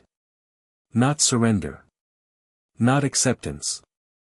Something darker. If I can't have it, she whispered, no one can. Her hand moved. Not to a weapon, to a small vial on a chain around her neck. Green liquid. Wildfire, a tiny amount. Personal. Not enough to destroy the city, but enough to destroy this room. Enough to kill everyone within 30 feet in a wash of green flame. Harry saw it. Arya saw it. They both moved, Accio, Harry said, and the vial ripped from Cersei's neck, chain snapping, flying across the room into Harry's outstretched hand. He caught it. Closed his fist around it. The glass was warm, the wildfire inside pulsing with its terrible hunger. Cersei's hand closed on nothing. She looked at her empty fingers, at Harry, 20 feet away, holding her last weapon, and something in her face collapsed. Not theatrically. Not like a villain unmasked. Quietly. Like a building whose foundations had finally given way after years of invisible rot. "It's over," Harry said. Gently, this time. Not cruelly, because cruelty was Cersei's language, and he refused to speak it. "It's done." Cersei sat on the Iron Throne, that ugly, impossible chair, and looked at Harry Potter with green eyes that held nothing anymore. No scheming. No fury. No hope. Just the hollow exhaustion of someone who'd spent a lifetime fighting and finally lost. "Kill me, then," she said. Flat. Empty. That's what comes next. The conqueror kills the queen and takes her throne. That's how the story goes. No. Harry stepped closer. That's the old story. We're writing a new one. He looked at Arya. Take her. Safely. Unharmed. Find somewhere secure, away from any remaining loyalists, away from anyone who might help her cause harm. Arya appeared at the base of the throne, moving with silent purpose. She looked up at Cersei, the woman who'd been on her kill list for years. The woman who'd destroyed her family, helped murder her father, torn her world apart. "Get up," Arya said. Cersei looked down at the girl. Recognition flickered, dim, confused. The Stark girl. "Get up, Cersei. It's time to go." For a moment, one long, terrible moment, Harry thought Cersei might refuse. Might force them to drag her. Might make it ugly and violent and exactly the kind of spectacle that would taint everything they were trying to build. But Cersei Lannister was, in the end, a survivor. She'd said it herself, she chose living over dying, always, even when living meant losing. She rose from the Iron Throne. Set her wine cup on its arm, a strange, domestic gesture. Straightened her gown. And walked down the steps with her chin high and her back straight, as if she were leaving of her own accord. As if this were her choice. Arya took her arm, firm but not brutal, and led her from the throne room. The remaining courtiers and Kingsguard stood frozen, watching their queen depart. None moved to stop it. None spoke. The world they'd known was ending, and they could feel it in their bones. The throne room emptied. One by one, the soldiers and courtiers filed out, some in shock, some weeping, some with the blank faces of people who hadn't yet processed what had happened. Qyburn was among them. Harry let him go. The man was dangerous, but he was dangerous the way a tool was dangerous. Without a hand to wield him, he was nothing. And then Harry was alone. Alone in the throne room of the Red Keep, standing before the Iron Throne. 1,000 swords, melted into a monument to conquest. 300 years of tyranny given form in metal and pain. Harry looked at it for a long time. It was smaller than he'd expected. Up close, sitting empty, it looked almost pathetic, a twisted mass of metal on a stone platform. Not grand. Not beautiful. Just heavy. Heavy with blood and history and the terrible weight of what it represented. He climbed the steps. Not to sit, to look at it from the same vantage point that generations of kings and queens had used. To see the throne room from above, the way they had seen it. The long approach. The pillars. The space designed to make everyone who entered feel small. Harry understood, standing there, why the thing had to be destroyed rather than claimed. Because from up here, from this height, looking down at where the petitioners and lords and common people would stand, you felt it. The seductive whisper of absolute authority. You are above them. You are their ruler.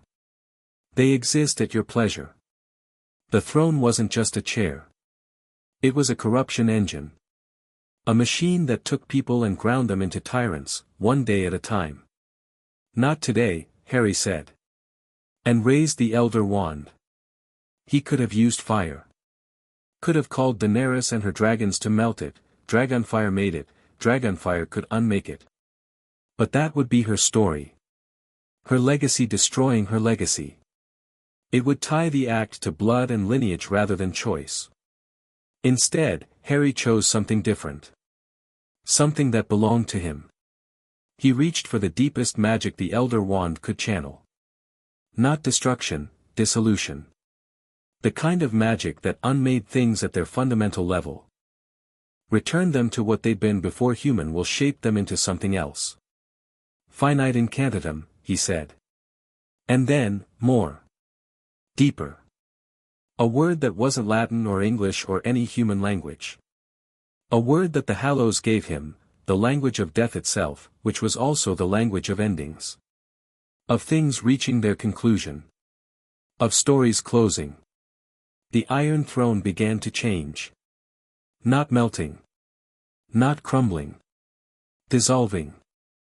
The swords separated, pulling apart from each other, the ancient dragonfire bonds releasing after 3 centuries. Individual blades, floating free, drifting apart like leaves on water. Hilts and guards and pommels visible now where they'd been buried in the mass, 1,000 weapons, finally distinct again. They floated. A cloud of ancient swords filling the air above the platform, turning slowly, catching the light from the broken wall. For one moment, beautiful. A constellation of steel. Then they fell. Clattering to the stone floor, harmless, a pile of old metal. Just swords. Just steel. Nothing more. The Iron Throne was gone. Harry stood on an empty platform, surrounded by 1,000 fallen swords, and felt something unlock in his chest. Not triumph, relief. It was done. The symbol was destroyed. The thing that had driven men to murder and women to madness, the prize that had turned a continent into a charnel house, was gone. He descended the steps, walking through the fallen swords. They parted before him, not magically, just naturally, his boots finding space between them as he walked. He reached the center of the throne room and stopped. Outside, he could hear it. The sounds of a city coming to terms with change. Shouts. Cries. And then, slowly, building, something else. Cheering. Distant at first, then closer. The people of King's Landing, emerging from their shelters, seeing the dragons overhead and the dead at the gates and a broken wall in the Red Keep, and understanding that the queen who'd held them hostage was gone. That the threat of fire beneath their feet was ended. That they were free. Harry walked out of the Red Keep through the hole he'd made in the wall. The courtyard was full of people, soldiers who'd surrendered their weapons, servants who'd emerged from hiding, gold cloaks who'd thrown off their cloaks entirely. They stared at him. He walked past them without speaking, through the outer gates, into the streets of King's Landing. The city was chaos. But it was good chaos, the chaos of liberation rather than destruction. People in the streets, talking, shouting, some crying, some laughing. No buildings burned. No blood in the gutters. The dead stood motionless at the northern gates, visible from the main thoroughfares, a presence, a reminder, but not a threat. They hadn't entered the city. Hadn't touched anyone. They simply were, and that was enough. Harry walked through the streets of Flea Bottom. People recognized him, not his face, not yet, but what he was. The man who'd spoken to the city with a voice like thunder. The wizard. They stared. Some bowed, he hated that, waved them up. Some just watched with wide eyes, trying to understand what had happened to their world. He found Tyrion waiting at the harbor gate. The dwarf had come ashore from the fleet, Daenerys's ships filling Blackwater Bay, unsullied already disembarking in disciplined columns. Tyrion stood on the quay with his hands clasped behind his back, looking at King's Landing with an expression Harry couldn't quite read. "It's done?" Tyrion asked. "It's done. Cersei is in custody. The throne is destroyed." Tyrion closed his eyes. Opened them. "I thought I'd feel something more. Joy, perhaps. Or grief. It's my family's legacy, my father built everything Cersei sat on. And now something better replaces it. You keep saying that. Tyrion looked at him. Something better. But what? Today the city cheers because the danger is past. Tomorrow they'll want answers. Who rules? Who feeds them? Who settles their disputes and protects their borders? You can't answer those questions with magic and idealism. No, Harry agreed. I can't. But you can. And Daenerys can. And the Starks, and the Tullys, and every other person in this world who knows it better than I do. He sat on a bollard at the quay's edge, suddenly bone-tired. The night in the tunnels, the confrontation with Cersei, the destruction of the throne, it all crashed into him at once. I'm not going to rule Westeros, Tyrion. I was never going to rule it. I broke the old thing. Building the new thing, that's your job. Tyrion studied him with those sharp, mismatched eyes. You really mean that? I really do. Remarkable. Tyrion sat beside him, or rather, below him, finding a crate to perch on. In all my years, all the rulers I've served, advised, tried to restrain, I've never met one who genuinely didn't want power. I'm not a ruler. Harry searched for the word. Catalyst. I break things that need breaking. I'm rubbish at building. Ask anyone who knows me. Somehow I doubt that. But Tyrion was smiling, that crooked, genuine smile that made his scarred face almost handsome. All right. Building. Let's talk about building. They gathered in the Red Keep that evening. Not the throne room, Harry refused to set foot in it again, and no one argued. Instead, they used the small council chamber, a round room with a round table that felt, to Harry's relief, deeply egalitarian. No head of the table. No throne. Just chairs. Around the table, Daenerys, her silver hair loose, her violet eyes bright with exhaustion and triumph. Tyrion, already on his third cup of wine, his mind whirring visibly behind every comment. Jon Snow, arrived that afternoon, having ridden hard from the north the moment word reached him that the dead were marching peacefully. Grey Worm, standing rather than sitting, his spear against the wall. Sansa's representative, a young northern lord named Harrion whose name Harry kept getting confused with his own. The Blackfish, weathered and grim. Jaime Lannister, arrived an hour ago with 2,000 Lannister soldiers who'd followed him south after his raven from Harry, looking shell-shocked but determined. And Harry. Sitting in a plain chair, the elder wand on the table before him, looking more tired than anyone in the room had ever seen a supposedly all-powerful wizard look. Right, Harry said. Let's talk about what comes next. A council, Tyrion said immediately. Not a king. Not a queen. A council of representatives, one from each kingdom, plus representatives of the cities. Elected, with term limits. Accountable. The lords won't accept that, the Blackfish said. They'll fight for their own power. Then they'll lose, Harry said simply. Everyone looked at him. I'm going to be very clear about this. The army of the dead doesn't leave. Not immediately. They stay, outside the city, peaceful, unmoving, until the new system is established and stable enough to survive without them. Call it a guarantee. A promise that no one lord or lady can march an army on the new council and take power by force. You'd use the dead as a deterrent? Jon asked. He'd been quiet since arriving, processing, Harry thought. The bastard of Winterfell who was secretly a Targaryen prince, watching the throne he had acclaimed to be destroyed. He didn't look upset. He looked relieved. Exactly. A deterrent. Nothing more. They don't act. They don't threaten. They're just there, a reminder that the old way of doing things is over. That conquest doesn't work anymore because there's something bigger than any army waiting to stop it. And when the council is established?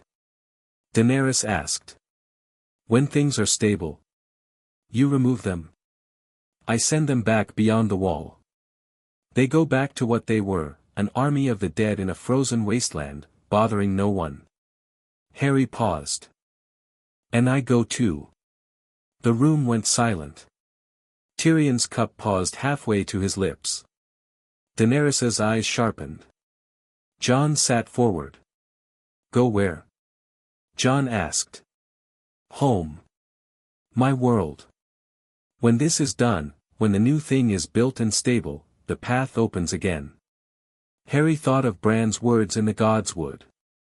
It won't reopen until this is finished. I don't belong here. I never did. I came by accident, and I'm leaving by choice. But not until the job is done. And the Night King? Tyrion asked carefully. He just goes with you. He goes back beyond the wall. Stands down. Returns to dormancy. Harry felt along the bond, felt the Night King's presence, patient and vast and content.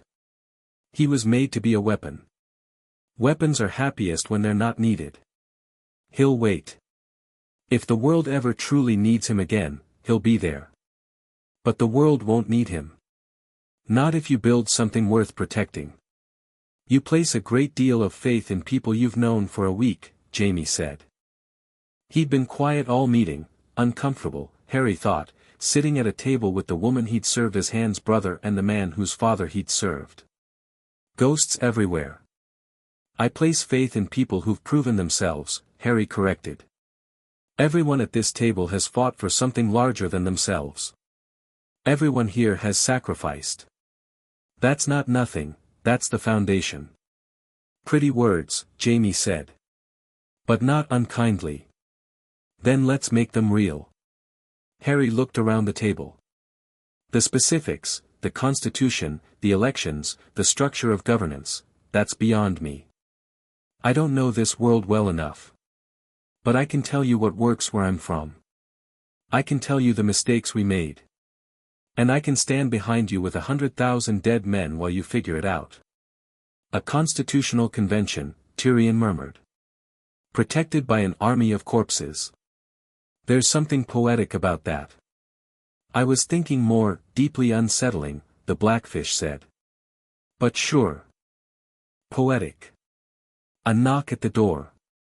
A servant entered, nervous, bowing. My lords, your grace, there's a woman outside. Says she needs to see the wizard. Says it's about going home. Harry sat up straight. What woman? Red hair, my lord. Red robes. Says her name is Melisandre, Jon said.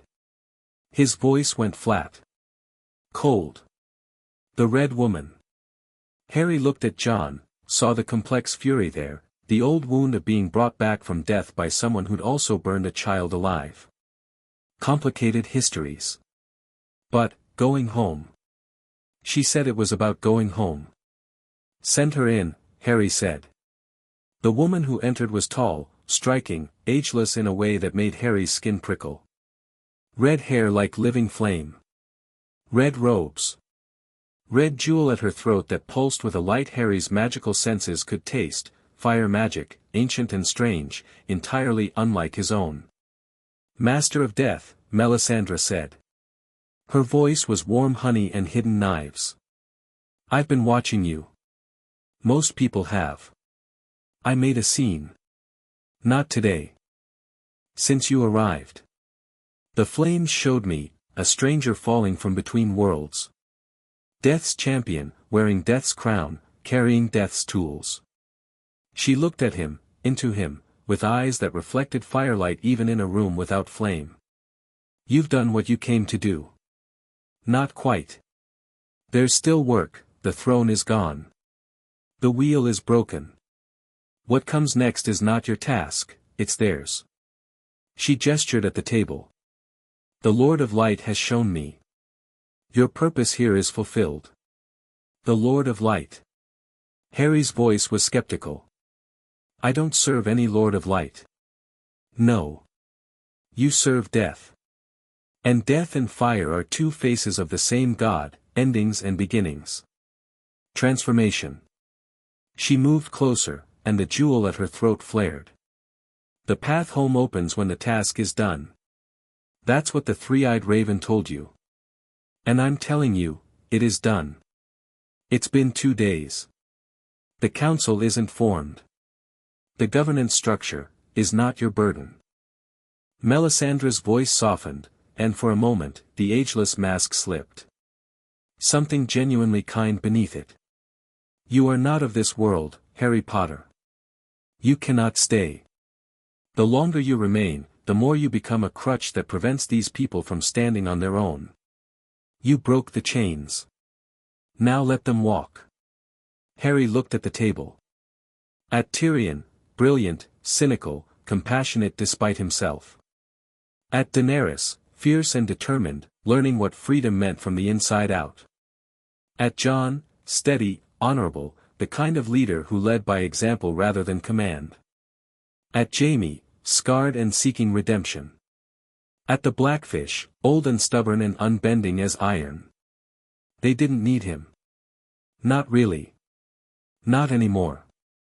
The breaking was done, the building was theirs. Where?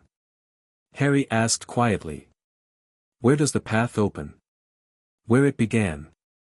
The place between. The space where death meets life. Melisandre turned toward the window, toward the north. The wall. Where you entered this world, you exit the same way. Harry sat with that for a moment.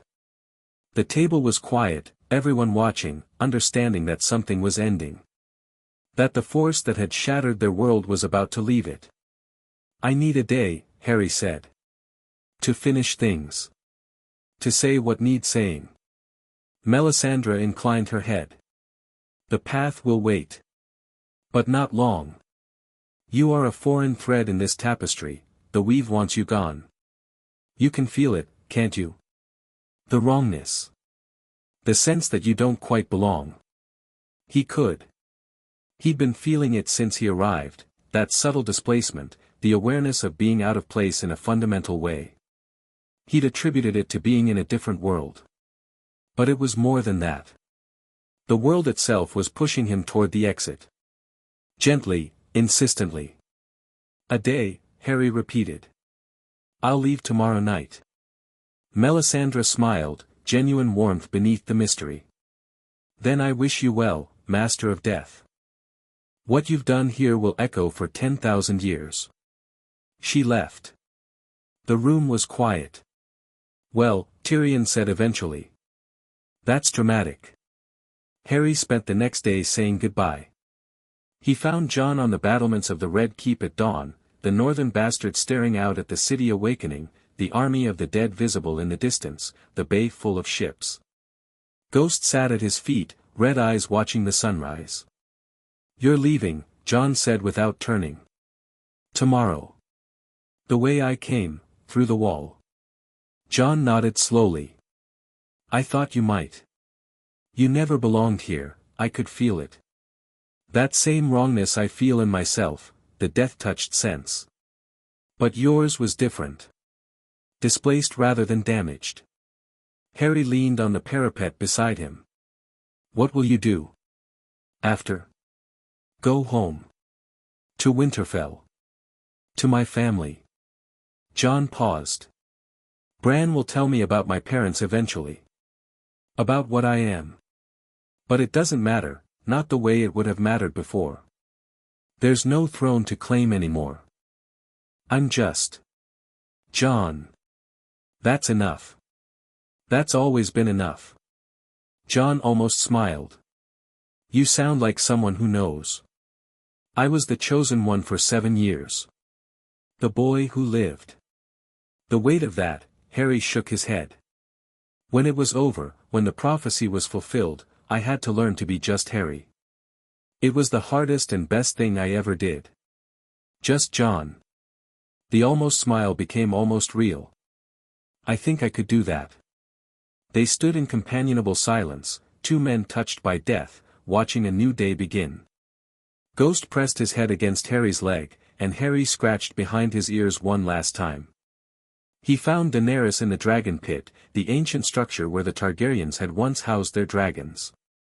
It was a ruin now, open to the sky, but the dragons had claimed it immediately, all three coiled together in the warm sand, basking in the winter sun like impossible cats. "I'm leaving," Harry said. Daenerys didn't look surprised. She sat on a fallen pillar, watching her children sleep, and there was a peace about her that Harry hadn't seen before. The restless drive, the constant forward motion of conquest and purpose, had settled into something quieter. Something that might become contentment, given time. "I know," she said. "Tyrion told me. He's already drafting the council charter. He says if you're going to leave, he needs it done before you go so you can put the fear of death into any lord who thinks about objecting." A small smile. His words. Sounds like him. Harry sat beside her. "You'll be all right. I'll be different. Better, I think." She looked at him, those violet eyes that had seen so much, endured so much. "You asked me what I wanted. Beyond the throne. I've been thinking about it since you asked, and I think, I want to be remembered. Not as a conqueror. Not as a dragon queen. As the woman who helped build something that lasted. Something that didn't need fire and blood to sustain it. That's a good legacy. It's a better one than my father left. Or his father. Or anyone in my family for 3 centuries. She extended her hand. "Thank you, Harry Potter. For showing me that power doesn't have to corrupt." He took her hand. Held it for a moment. "It doesn't have to. But it always can. Stay vigilant. Stay surrounded by people who'll tell you when you're wrong. Tyrion does that whether I ask him to or not. Then you're in good hands." Drogon opened one enormous red eye, looked at Harry, and made a sound deep in his chest. Not a growl, something softer. Acknowledgement. Farewell from one predator to another. He found Arya in the streets of Flea Bottom, wearing her own face for once, buying an apple from a street vendor. "Leaving?" she asked, biting into the apple. "How does everyone already know?" "Word travels. Especially dramatic word about wizard saviors returning to their own dimension." She chewed. "West of Westeros. That's what I said I wanted. I remember. I'm going next month. Sansa's already furious about it." Arya's grey eyes danced. "She'll have to be furious from a distance. You'll be brilliant. Whatever's out there, it hasn't met Arya Stark yet." "No, it hasn't." She finished the apple and tossed the core with unerring accuracy into a refuse heap 20 feet away. "Thank you. For letting me be part of this. For," she paused, uncharacteristically uncertain. "For treating me like a person instead of a weapon." "You're both. The person part is more important." She nodded. Then, quickly, unexpectedly, hugged him. Brief and fierce and over in a second. Then she was walking away, melting into the crowd, just another face in a city of faces. Harry watched her go and smiled. The sun was setting when Harry returned to the northern wall. The army of the dead still stood in the fields beyond, motionless, patient, waiting. The Night King was there, mounted on his dead horse at the army's head. His ice-blue eyes found Harry on the wall and held. Harry jumped from the battlements, flew, really, drifting down to land before the Night King's horse. The ancient creature looked down at him, and again Harry felt that complex communication, meaning without words, understanding without language. "It is time." "Yes," Harry said. "You're going home. Back beyond the wall. All of you. And you. Home too. A different home. But home." The Night King was silent for a moment. Then something shifted in his expression, that near emotion Harry had glimpsed before. Gratitude, perhaps. Or simply peace. The peace of a weapon finally laid down. "You gave us purpose without cruelty. Master without malice. In 8,000 years, the first. You deserved better than what they made you for, Harry said. Everyone does. We will wait. Beyond the wall. Silent. Patient. If the world needs us, it won't. But you'll be there anyway. Because that's who you are. The Night King inclined his crowned head, the deepest gesture of respect Harry had seen from him. Then he turned his horse north. The army turned with him, 100,000 dead things pivoting in perfect unison, facing the direction they'd come from.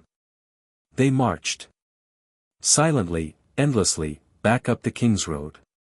Back toward the wall. Back to the frozen wastes where they belonged. Harry watched them go, watched the army that could have been an apocalypse walking peacefully home because someone had given it a choice. It took hours. The river of dead flowing north, shrinking with distance. By the time full dark fell, they were gone, nothing but the empty road and the trampled fields to show they'd ever been there. Harry stood alone in the darkness. Alone for the first time since he'd fallen through the veil, truly alone, without the constant hum of the dead in his consciousness. The bond was still there, stretched thin by distance, but present. It would always be present, he suspected. Wherever he went. Whatever world he occupied. The Master of Death. Not a title he'd ever wanted. But one he'd grown into. He flew north through the night.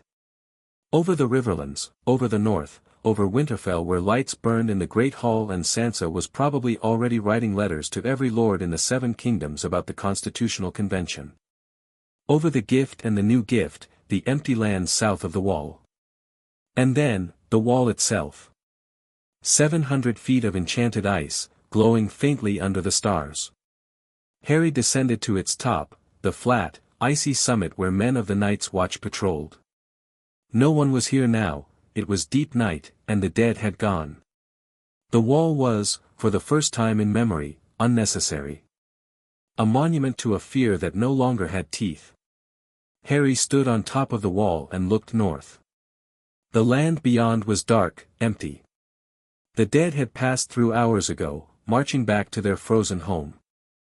The Night King was out there somewhere, returning to his fortress of ice. Content. Harry looked south. The world he'd changed, sleeping now, peaceful for the first time in years. Tomorrow they'd begin the work of building. Arguing, debating, compromising, failing, trying again. The messy, frustrating, human work of governance. Without him. As it should be.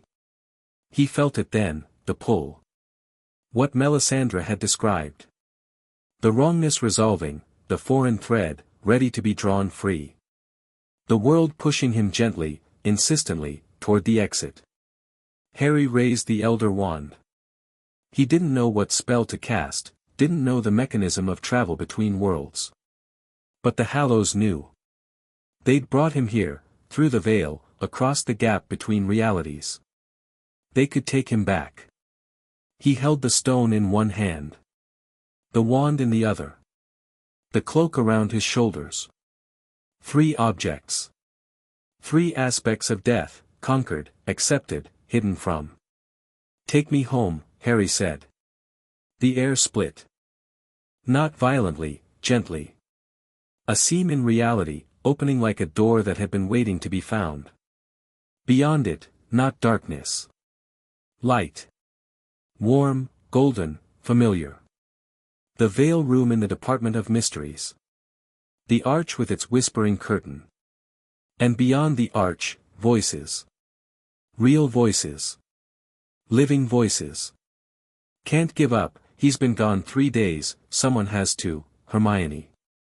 Harry's chest seized. Hermione's voice, tight with fear and determination. Tried everything, the arch isn't responding to anything Ron. Exhausted. Angry. Scared. 3 days. He'd been gone, in this world, months. But back home, 3 days. The asymmetry of time between worlds, or the kindness of whatever governed the veil. Either way, 3 days. His friends had barely had time to panic. Harry stepped toward the seam. Paused at its edge. Turned and looked back, one last time, at the world he'd changed. The wall stretched away in both directions, a ribbon of ice across the world. Beyond it, darkness and cold and an army of the dead at peace. Behind it, a continent waking up to freedom, messy, imperfect, fragile freedom, but real. He'd done it. Not perfectly, nothing was ever perfect. But he'd done it. Broken the wheel. Destroyed the throne. Given people a chance at something better. That was all anyone could do, give people a chance and trust them to take it. Goodbye, Harry said to no one. To everyone. To Westeros and its broken, beautiful, maddening people. Then he stepped through. The seam closed behind him. The wall stood empty under the stars. And somewhere, far to the north, the Night King stopped. Turned. Felt the bond stretch thin, stretch impossibly thin, and hold. Not break. Hold. Across worlds, across realities, the thread of connection remained. The Night King stood motionless in the snow. His army around him, dormant. His purpose fulfilled. His master gone, but not lost. Never lost. The bond was permanent. The master of death did not abandon his instruments. He would wait. As he always had. Patient. Silent. Ready. And in another world entirely, Harry fell through the veil. Not gracefully, he stumbled, tripped over nothing, and crashed to the stone floor of the Department of Mysteries with all the dignity of a drunk leaving a pub. The elder wand clattered from his grip. The cloak tangled around his legs. The stone swung on its chain and smacked him in the chin. Harry. Two bodies slammed into him before he could stand, Hermione's arms around his neck, Ron's hand gripping his shoulder hard enough to bruise. They were both talking at once, shouting, actually, a wall of sound that resolved into individual words only gradually. 3 days, Harry, 3 bloody days, the veil just swallowed you, we thought you were dead, Rookwood's curse hit the arch and you just fell through, Kingsley's been going spare, the entire department, Harry hugged them back. Both of them. Fiercely.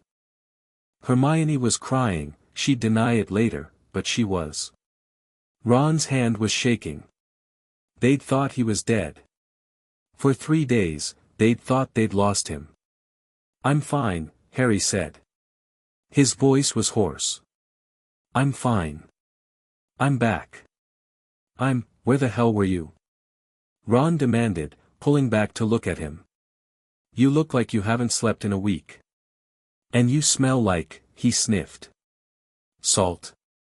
And something cold. And, is that smoke? It's a long story, Harry said. How long? Hermione asked, wiping her eyes with the back of her hand, already shifting into analytical mode. Already needing to understand.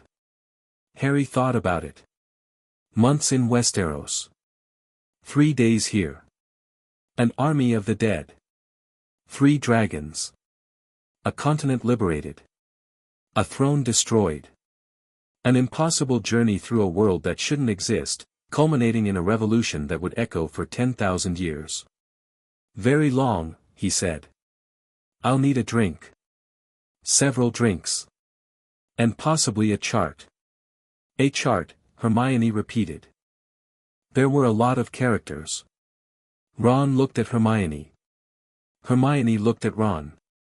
They looked at Harry, rumpled, exhausted, smelling of smoke and salt and ice, with the glow of the Elder Wand still fading in the darkened room. Leaky cauldron? Ron suggested. Leaky cauldron, Harry agreed. They helped him up.